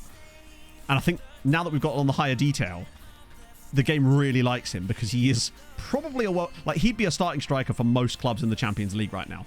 Even the big ones. He's that good. But him playing in the Conference League is unfair. He's basically smurfing down there. And that's actually okay with me. Long may it continue. What? Wow, I don't think we ever get invited to this. In fact, I'm not sure. Have we ever been in this before? Maybe once? We never normally get invited to that. Also, what I was thinking with the tactic is I still think that perhaps against the really good sides, it might still behoove us to go match up against the big sides when we play that in terms of the tactical style, because it feels like it sort of encourages the game to try and pull some silliness on us, and I don't want to encourage it. At least against Diosjuri, we can rest and likely still win.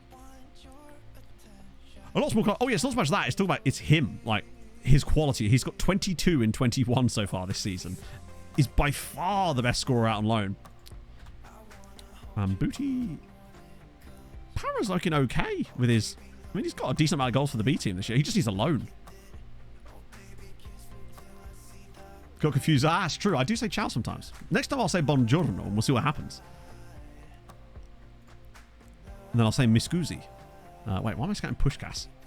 I don't have anything to do with them. Silly. I wouldn't be surprised if Zhao gets... Oh. Congratulations. You found a guy that we already knew about. Okay, but the fact that they're finding these guys is good. This one's one we actually got to first, but... Now, whether they would have found him anyway, I don't know. Maybe they only found him because we have more knowledge of him. Does that maybe mean that we can sign him, though, maybe? Because I know he said no before, but the fact that they've now suggested him to me makes me wonder if... Fuck. Right.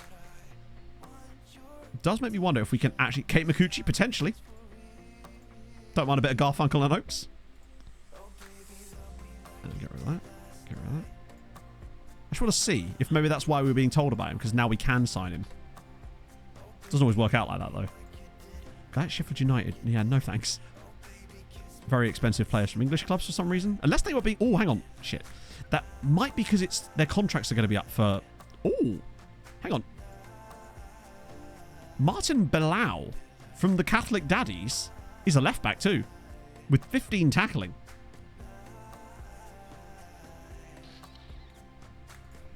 Damn it. To the shortlist with you.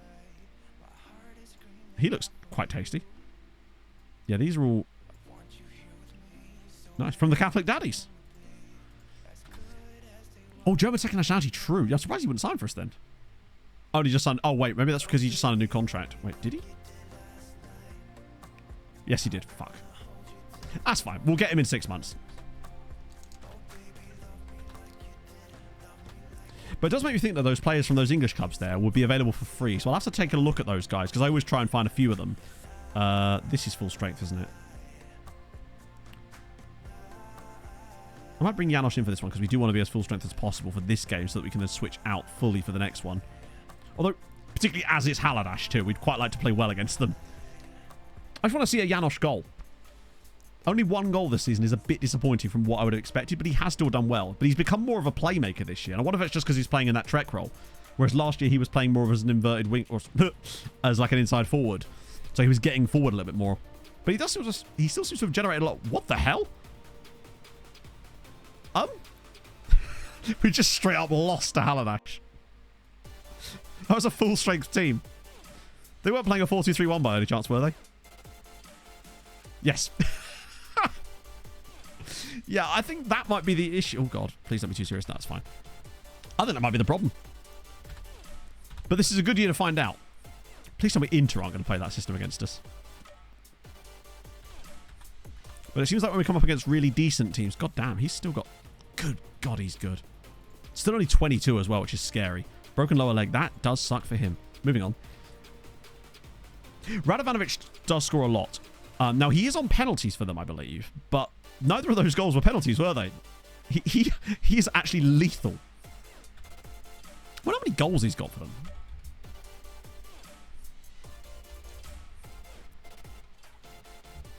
Only 30 in the league, but Bro has scored a lot of goals on loan at various clubs, actually.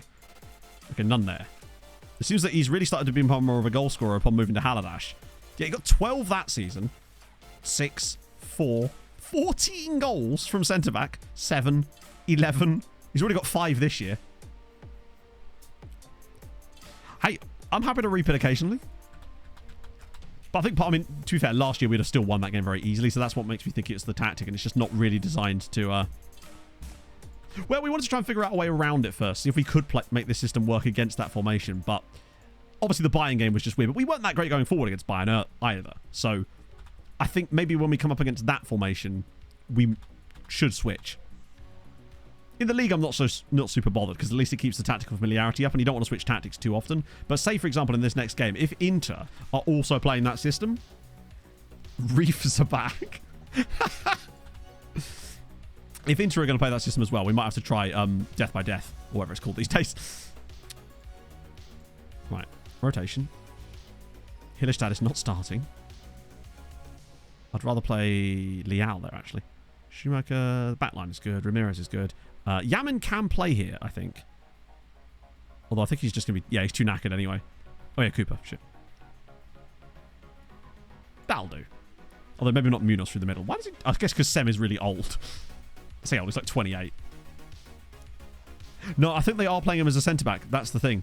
Well, they certainly were all the times that I've seen him with it. Direct free kicks. We see one every couple of years, maybe. But no.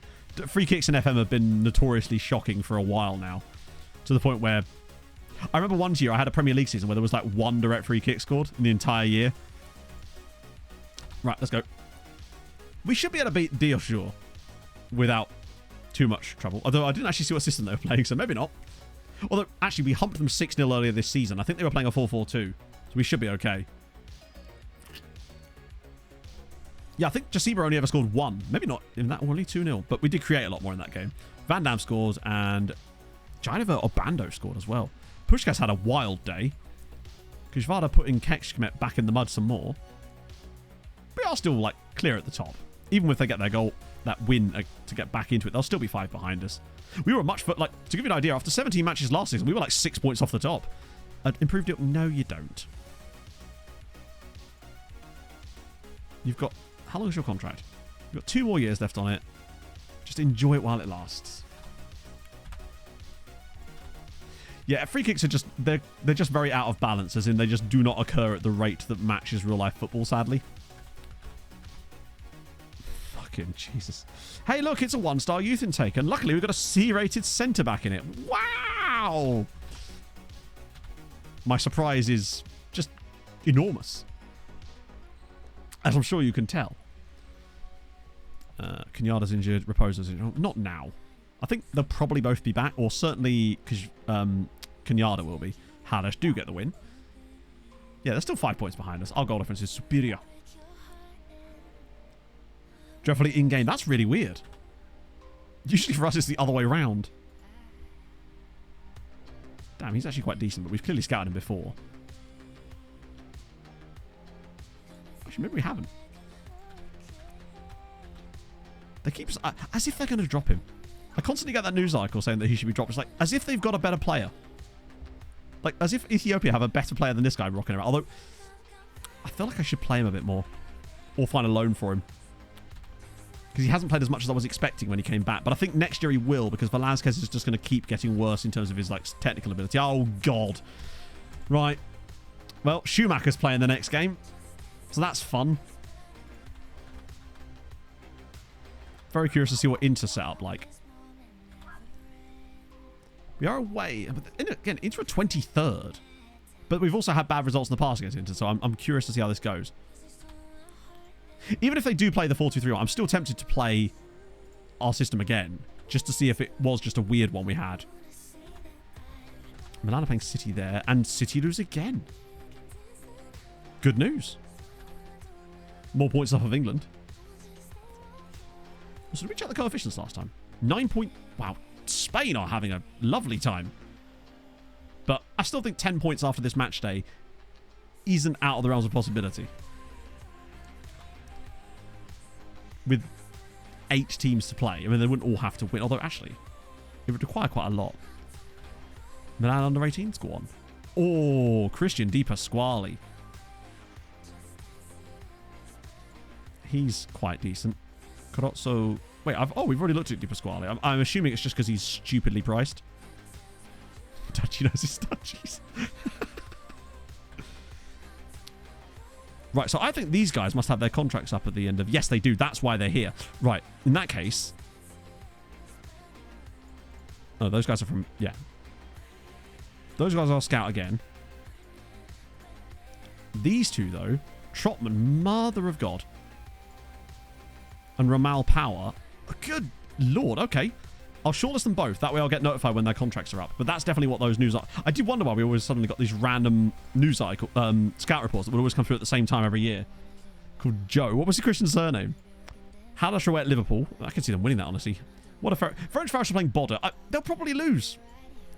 I can just see them completely losing that. Right. Ah! Inter are not playing a 4-2-3-1. They're playing a 4-3-3. That is good news. They're still a good side, but... Oh, deeper squad. Wait, I thought Yama was suspended. Or did he maybe not play against Bayern? So Schumacher's in, unfortunately, but what can you do? And then obviously Janosch has to start because it's Janosch. And then I want Big Manovic there. Bashir rolls. Good. Oh, the English guy. November 6th. There you go, yeah. We were right. Has anyone got a link? Let me just add Bashir rolls. Bro is decent, honestly. He's a flip. Oh, did he post it? Sorry, my bad. I didn't see. Get rid of that. Oh, I like the little orange touch there, actually. Features. Okay, let's see. Wait, they've... Hang on, have they just... Oh, shit. They've actually put the smarter transfers and squad building and finance. That could mean anything. Introducing intermediaries and offloading players. That could be fucking helpful. Individual player targets and interaction logic. Oh, God. Individual player targets. That sounds like a minefield of nonsense. That sounds interesting. Because logic doesn't always mean that logic is good. There's more. Set piece refresh. Coach's debut. What does that mean? That sounds like a meeting, yeah. Truer football motion, match authenticity, positional play. Okay, that's just match engine stuff. Fair enough. Set piece refresh is really good. Nothing about international management. Oh, and coach's debut. Right, yeah, sorry, yeah. Individual player targets. Well, my head, it sounds a bit like Club Vision stuff, but for individual players, which basically means more ways to upset your players. And it says interaction logic, which means maybe they're going to actually refresh all that sort of stuff. That intrigues me. These two here are the ones that really intrigue me. Smarter transfers, squad building, and finance. But does that mean you or other players or other teams? Because you're the one in charge of your transfers and squad building. So that surely has to be other teams, right? And introducing intermediaries. Yeah. What? Yeah, more meetings maybe, but also offloading players. If it makes it easier for us to get rid of players out to... It might actually make the loan farm even more powerful, potentially. Oh, everyone wants the exclusive MFC blogs, for sure. Set pieces refresh is going to be interesting. Most notably, nothing in here about international management, which worries me a wee bit, because I was really hoping we'd see something to do with that. But maybe it is in there, it's just not... Yeah. It's interesting that they've actually sort of released feature set stuff like that. I'm excited by that. Right, let's go. Pay players to end their contract. I really hope it's more than that. Because if... We can't tell. We'll have to find out in 6 days' time, which is... What day is that? That is on next Monday. Okay, interesting. Neglected players try... Yeah, no, international management needs to be fixed. So I really hope they've done something to it. But that's... There's some stuff in there that feels good. Basically, they have to be vague with those because otherwise it would spoil what they are. So I'm hoping that those things are quite fleshed out. FM Mobile and Netflix game. What is that? I didn't even know Netflix games was a thing. Certainly not something I'm going to care about. It's a promising start. Yes. Yeah, I don't remember the last one was any changes to international management, let alone what they even were, right? There's nothing in there that sounds like it's going to break the multi database. Yeah, and we always kind of felt that had to be the case. If they were going to allow you to move save files over, then generally speaking, they weren't going to be able to do too much to break it. Oh, God, that's concerning. Okay, Patrice. Oh, for crying out loud,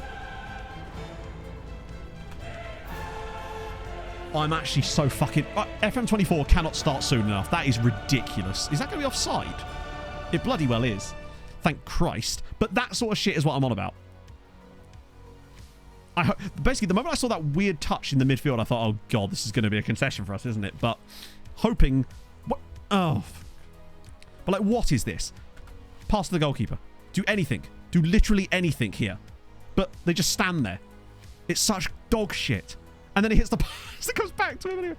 Women's database. Well, that's not going to be in it. That's FN25. Ah, good. This is the kind of... Just make it less obvious when you're trying to screw us. That's all I'm saying. Just make it a little bit less obvious.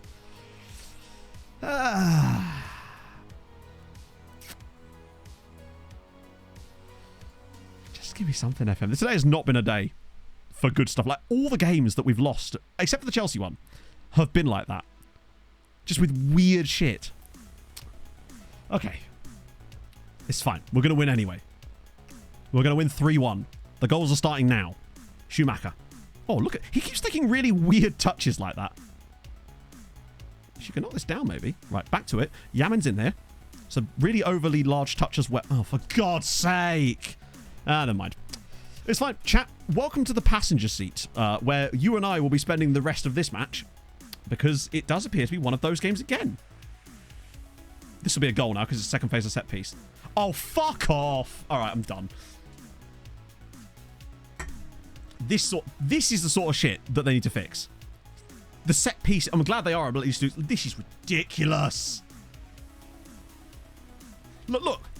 As if no one would bother to track him. They just stand there and watch him come all the way through.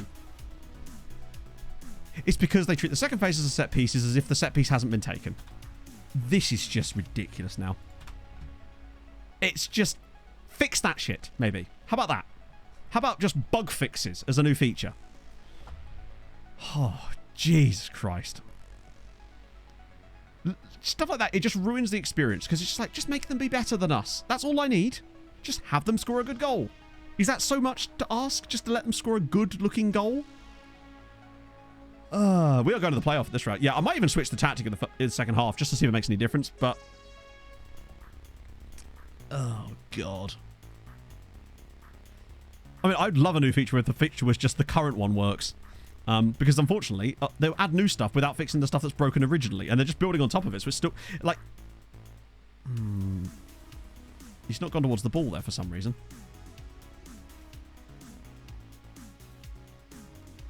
I just feel like we're going to concede again any minute now. Don't ask me why I think that. It could be because I've played this game before, but... Oh, my lord. Can we just clear the ball to someone other than in the immediate vicinity of the interplayers? Just as an idea.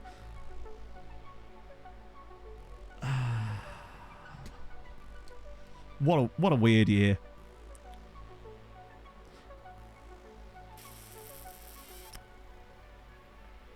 Bloody hell, I thought that was going to go in as well. It's frustrating. Yeah, set-piece coach, to be fair, it makes sense that they would add set-piece coaches. It's been a long time coming, honestly. Budapest Hungary, though, 2-0 up away at Lazio. So that's something. At least the other Hungarian sides are doing well. Well, except for Ferencváros, who, of course, are useless. Fuck it, I'm going to switch tactics at half-time, because we've got basically the bodies on the pitch to make it work anyway. Potentially. Yeah, so what's with all the Milan this, Milan that? Right, what are we doing exactly? Hillestad, we'll bring on...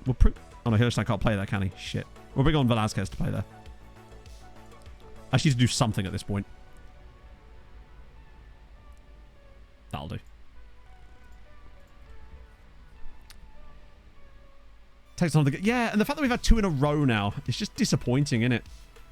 I just praised them. They're 2-0 down. DV Pal, thank you very much for the follow. Janosch slips it to Blaz. Yamin whops it back through.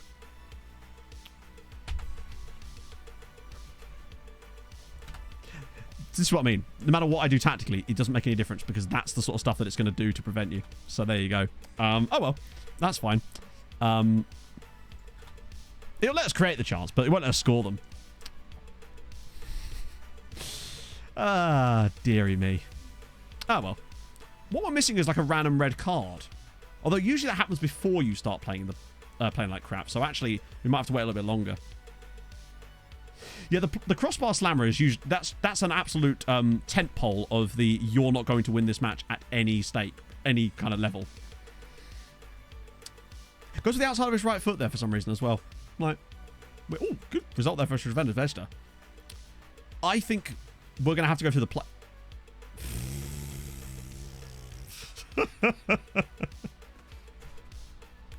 Yeah, that I agree, Domi. So it's things that get pointed out repeatedly. We're 18th, by the way.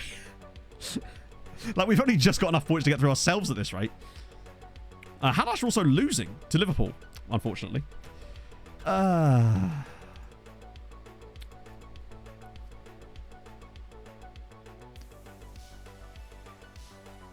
on, from what's 23rd of October? Because 23rd of October would be the beta. What year? This is 2047. Yeah, there's going to go. No, of course, but that's how you know. We're probably going to hit the bar again in a minute. Keeper's literally giving him the entire goal. He still can't score.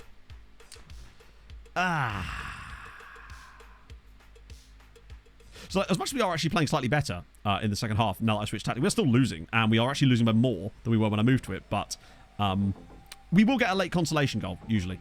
There is. I say late, it's 65th minute. Blaza's got one back. Where's my holiday? My holiday is the 2nd of October till the 8th of October. Good pass from Hillestad, to be fair. I think it deflects off the defender slightly. That's what did it. F24. But what does WC mean? Oh, weak. Sorry, yeah. My bad. I'll get Big Manovich off, I think. This is the announcement timeline. Oh, okay. But to be fair, we did kind of calculate back to the beta being around that sort of time. Oh my god. Fuck. Oh yeah, I forgot I'm playing a different system now. I was like, why is there a guy on the left? Then I realised it was him. In that case, we'll do... Schumacher's been poor, but we've got no options there, really. Yeah, it'd be about then. They never tell you... They don't know when the beta is going to be dropping, so there's no way they would be able to tell us at this stage. They don't usually know until like a couple of hours beforehand. Kenyatta's been appalling, actually, as well. Not entirely his fault today, but... Right, ball in again. Actually, that's going to be offside, because these ones always seem to be offside from these free kicks. I can't remember the last time we saw one of these free kick goals. Can you go away? Oh, my God. Wait, there is a goal. Oh, it's actually been given. Okay, I couldn't see because the bloody thing was in the way. Right, we're actually come back into it now. Incredibly. We've still got time, chat. We can make this happen. Imagine if we did come back. Come from 3-0 down here. In amongst all the nonsense. Come on. Hillestad's through. Let's keep this going. We've still got 20 minutes. We can still turn this into a win. If we get an equaliser. Velasquez knocks it down for Yamin. Maybe this tactic is just better against bigger size. Ball through. Janosch! Oh, come on, FM. Please give me something here. Oh, that was a great ball. What a chance for Janosch. That should have been 3-3 right there. Hillestad, back post. Bang! Say, goal. Stojanic, it's 3-3. I think that we genuinely just have to... I think basically what it is that tactic against certain teams gives the AI the opportunity to do that silly bollocks against you. Whereas this just creates so many pummeling opportunities that it has no chance to do that. And I think in Europe, maybe this is the best way to go. The Stojanic button. We need a button for that, man. Right, we're level. But we're in the ascendancy now. Let's keep going. Watch there be no more highlights in the game. Or even worse, it's just a random inter-goal late on. Ferencváros winning. Oh, no. Oh, no. I swear to God. Oh. It's weird when it does that. Hey, look. It's our right wing back. The one player we really didn't need an injury for. But luckily we do have Ramirez, who actually can play there particularly well, I would say. I mean, we'll take the point if we have... Oh, hang on a minute.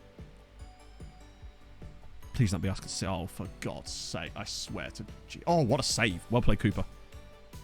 How did this happen? I changed tactics at half-time, and it seems that it threw some stuff together in the match. That being said, we did still continue to get clattered by, like, bar hits and things, but it's not too bad. Oh dear. Brazilian Fury, thank you very much for the 5 bits. I hope you're well. Yeah, Halash going to lose their first game of the tournament. And we are going to at least get a point. To be fair, we came from 3-0 down. So I can't really be... God, we came back in 6 minutes. We were actually very lucky there. Inter were very good. They kind of tailed off a bit in the second half, but... Damn. Yeah, I just don't think that tactic is for us against really good sides, honestly. Not good, though. Yeah, of course, but... That doesn't mean you don't want to try stuff, right? Because if you don't try anything, what's the point? Like, this is a football management game, after all. It'd be quite nice to try tactics out, which is what we're trying to do. Like, we know there's something to it. It's just that I feel like that you see the way the goals are conceded with that tactic. It's not like they're normal goals. It's a case of, like, it has to create weird scenarios for you to concede, but it feels like it does seem to encourage it to do that when we're playing that way. I'm trying to think of the last time we conceded a normal goal. It was the Chelsea game, actually. Both Chelsea's goal in that game was completely normal. Honvi with a big win. Halash lose, but that's fine. They're both looking very good. I think we might need to go back to European and league tactics, yeah. But we'll have to keep an eye on that. Right, let's just check old Thursday night. See whether we can get to 10. Because we got a draw. Halash lost, but Ferencváros and Honvi both won. So this one was not it. No, I disagree. Again, something not working in one scenario does not mean it is bad. I think that would be ridiculous. I'm just saying that I just hate having to go back to a fucking 4-2-3-1 Gegenpress all the time to get any kind of success in FM. And it kind of sucks that you have to basically do that. Because everything we kind of come up with that's better than that always seems to end up being reverted back to that. And it's, you know, it'd be nice if that wasn't the case, I suppose. Maybe we just haven't hit on the thing yet. Debrecen aren't beating Spurs, are they? Dynamo... Ooh. That's quite a tough match today, frankly.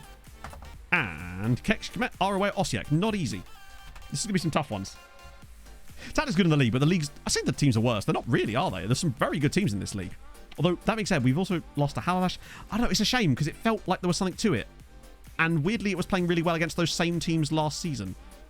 Excuse the robo frame rate there. FM does that sometimes. Debrecen get humped. Giamot don't win. Mezhkovec don't win. Kekshmet do win. Alright. So, not a good day for the Europa League teams there. Mezhi boys are still top of the Hungarian sides anyway. Debrecen all the way down here. Giamot still 4th. So, they're still right in the battle, frankly. So, it's not too bad. 2 strikers at least. What do you mean? Again, where did they decide 2 strikers does not mean more attacking? That just means more players in an attacking position. It doesn't, like, intrinsically mean you score more goals. If you put 10 strikers up top, that doesn't mean you're going to score more goals. You just concede a lot. That's just not how that works. Nando, still playing, bless him. God, he's done well in his career, hasn't he? 32 years old is big Nando now. It means more attackers, but it doesn't make you more attacking. It just means that you're... Sorry, what I mean by that is you're not intrinsically going to score more goals because you have more strikers on the pitch, is what I mean. What about Conference League? Kekshmet, solid. Like... They've just been very good so far, honestly. Zhao's got 12 goals this season, which is just absurd. And I think they might get a... Oh, no, they haven't finished yet, have they? Coefficients. 10.5, yes. Anything less than 4 treks feels like a shame. Now, that is a statement I do agree with. Spain, I don't know how they're getting so many points, unless it's because they're, like, further down in the coefficient. No, they're 3rd. How are they doing so well this year? It's wild. 23rd of October, which was exactly what we predicted earlier on stream, which is fine, because that shouldn't interfere with my holiday. But it won't, because my holiday finishes on the 8th. 2 wing backs on attack, all wingers on attack, strikers on attack. Yeah, exactly, because you're just going to concede loads. If you can't get the ball off because you're constantly picking out your own net, then yeah, exactly. Right, there we go. Seems to be Eldridge and sentimental. Yeah, well, that's what we wanted to try and do with the 5 at the back. It's just... We clearly have shown that it can work, but clearly it wasn't going to go against Inter, and I don't want to give the game any more excuses to do stuff like that to us. It was weird that it made them dwell on the ball like that. It's like, considering there's just no reason for them. I wonder if it's because the wide centre-backs dribble more. Perhaps. But unfortunately, you can't turn that off. I wish there was a way that you could get the centre-back to do what I want without the dribbling part. Like, I don't want you running with the ball at your feet. I don't mind you getting into the wide positions, but I don't want you running with it. It feels like there should be maybe more options. Unless you can turn off, like... Could I want support? Does that turn off? Oh, it does. We could have them on support. Like supporting wide centre-backs so they wouldn't dribble more. And then we could maybe add in custom instructions for cross more often and cross from deep. So they still will get into those positions, but they won't do the dribbling part. Which is kind of what we want. Because I think the problem is they're getting caught on... they're getting caught in possession. When they're trying to... I don't mind them dribbling when they're up here. The issue is when they're doing it from their own half, in their own defensive area, and the game doesn't seem to be able to like differentiate between the two. That's maybe what does it. We could try that. We'll test it out in some league games.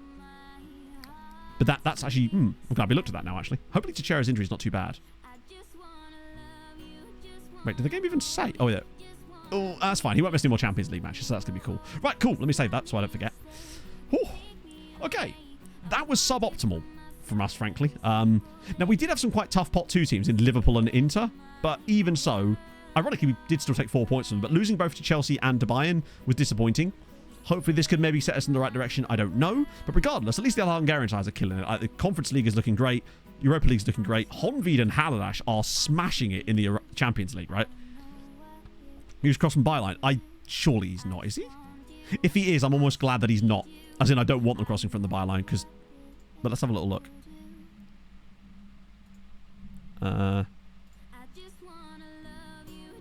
Nah, cross from deep. Oh, no, it is cross from byline. Yeah, hell no. I don't want him crossing from byline.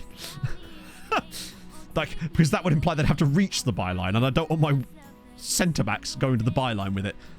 It feels like wide centre-back could do with some tweaking. Although maybe it's just because you don't want them on attacking.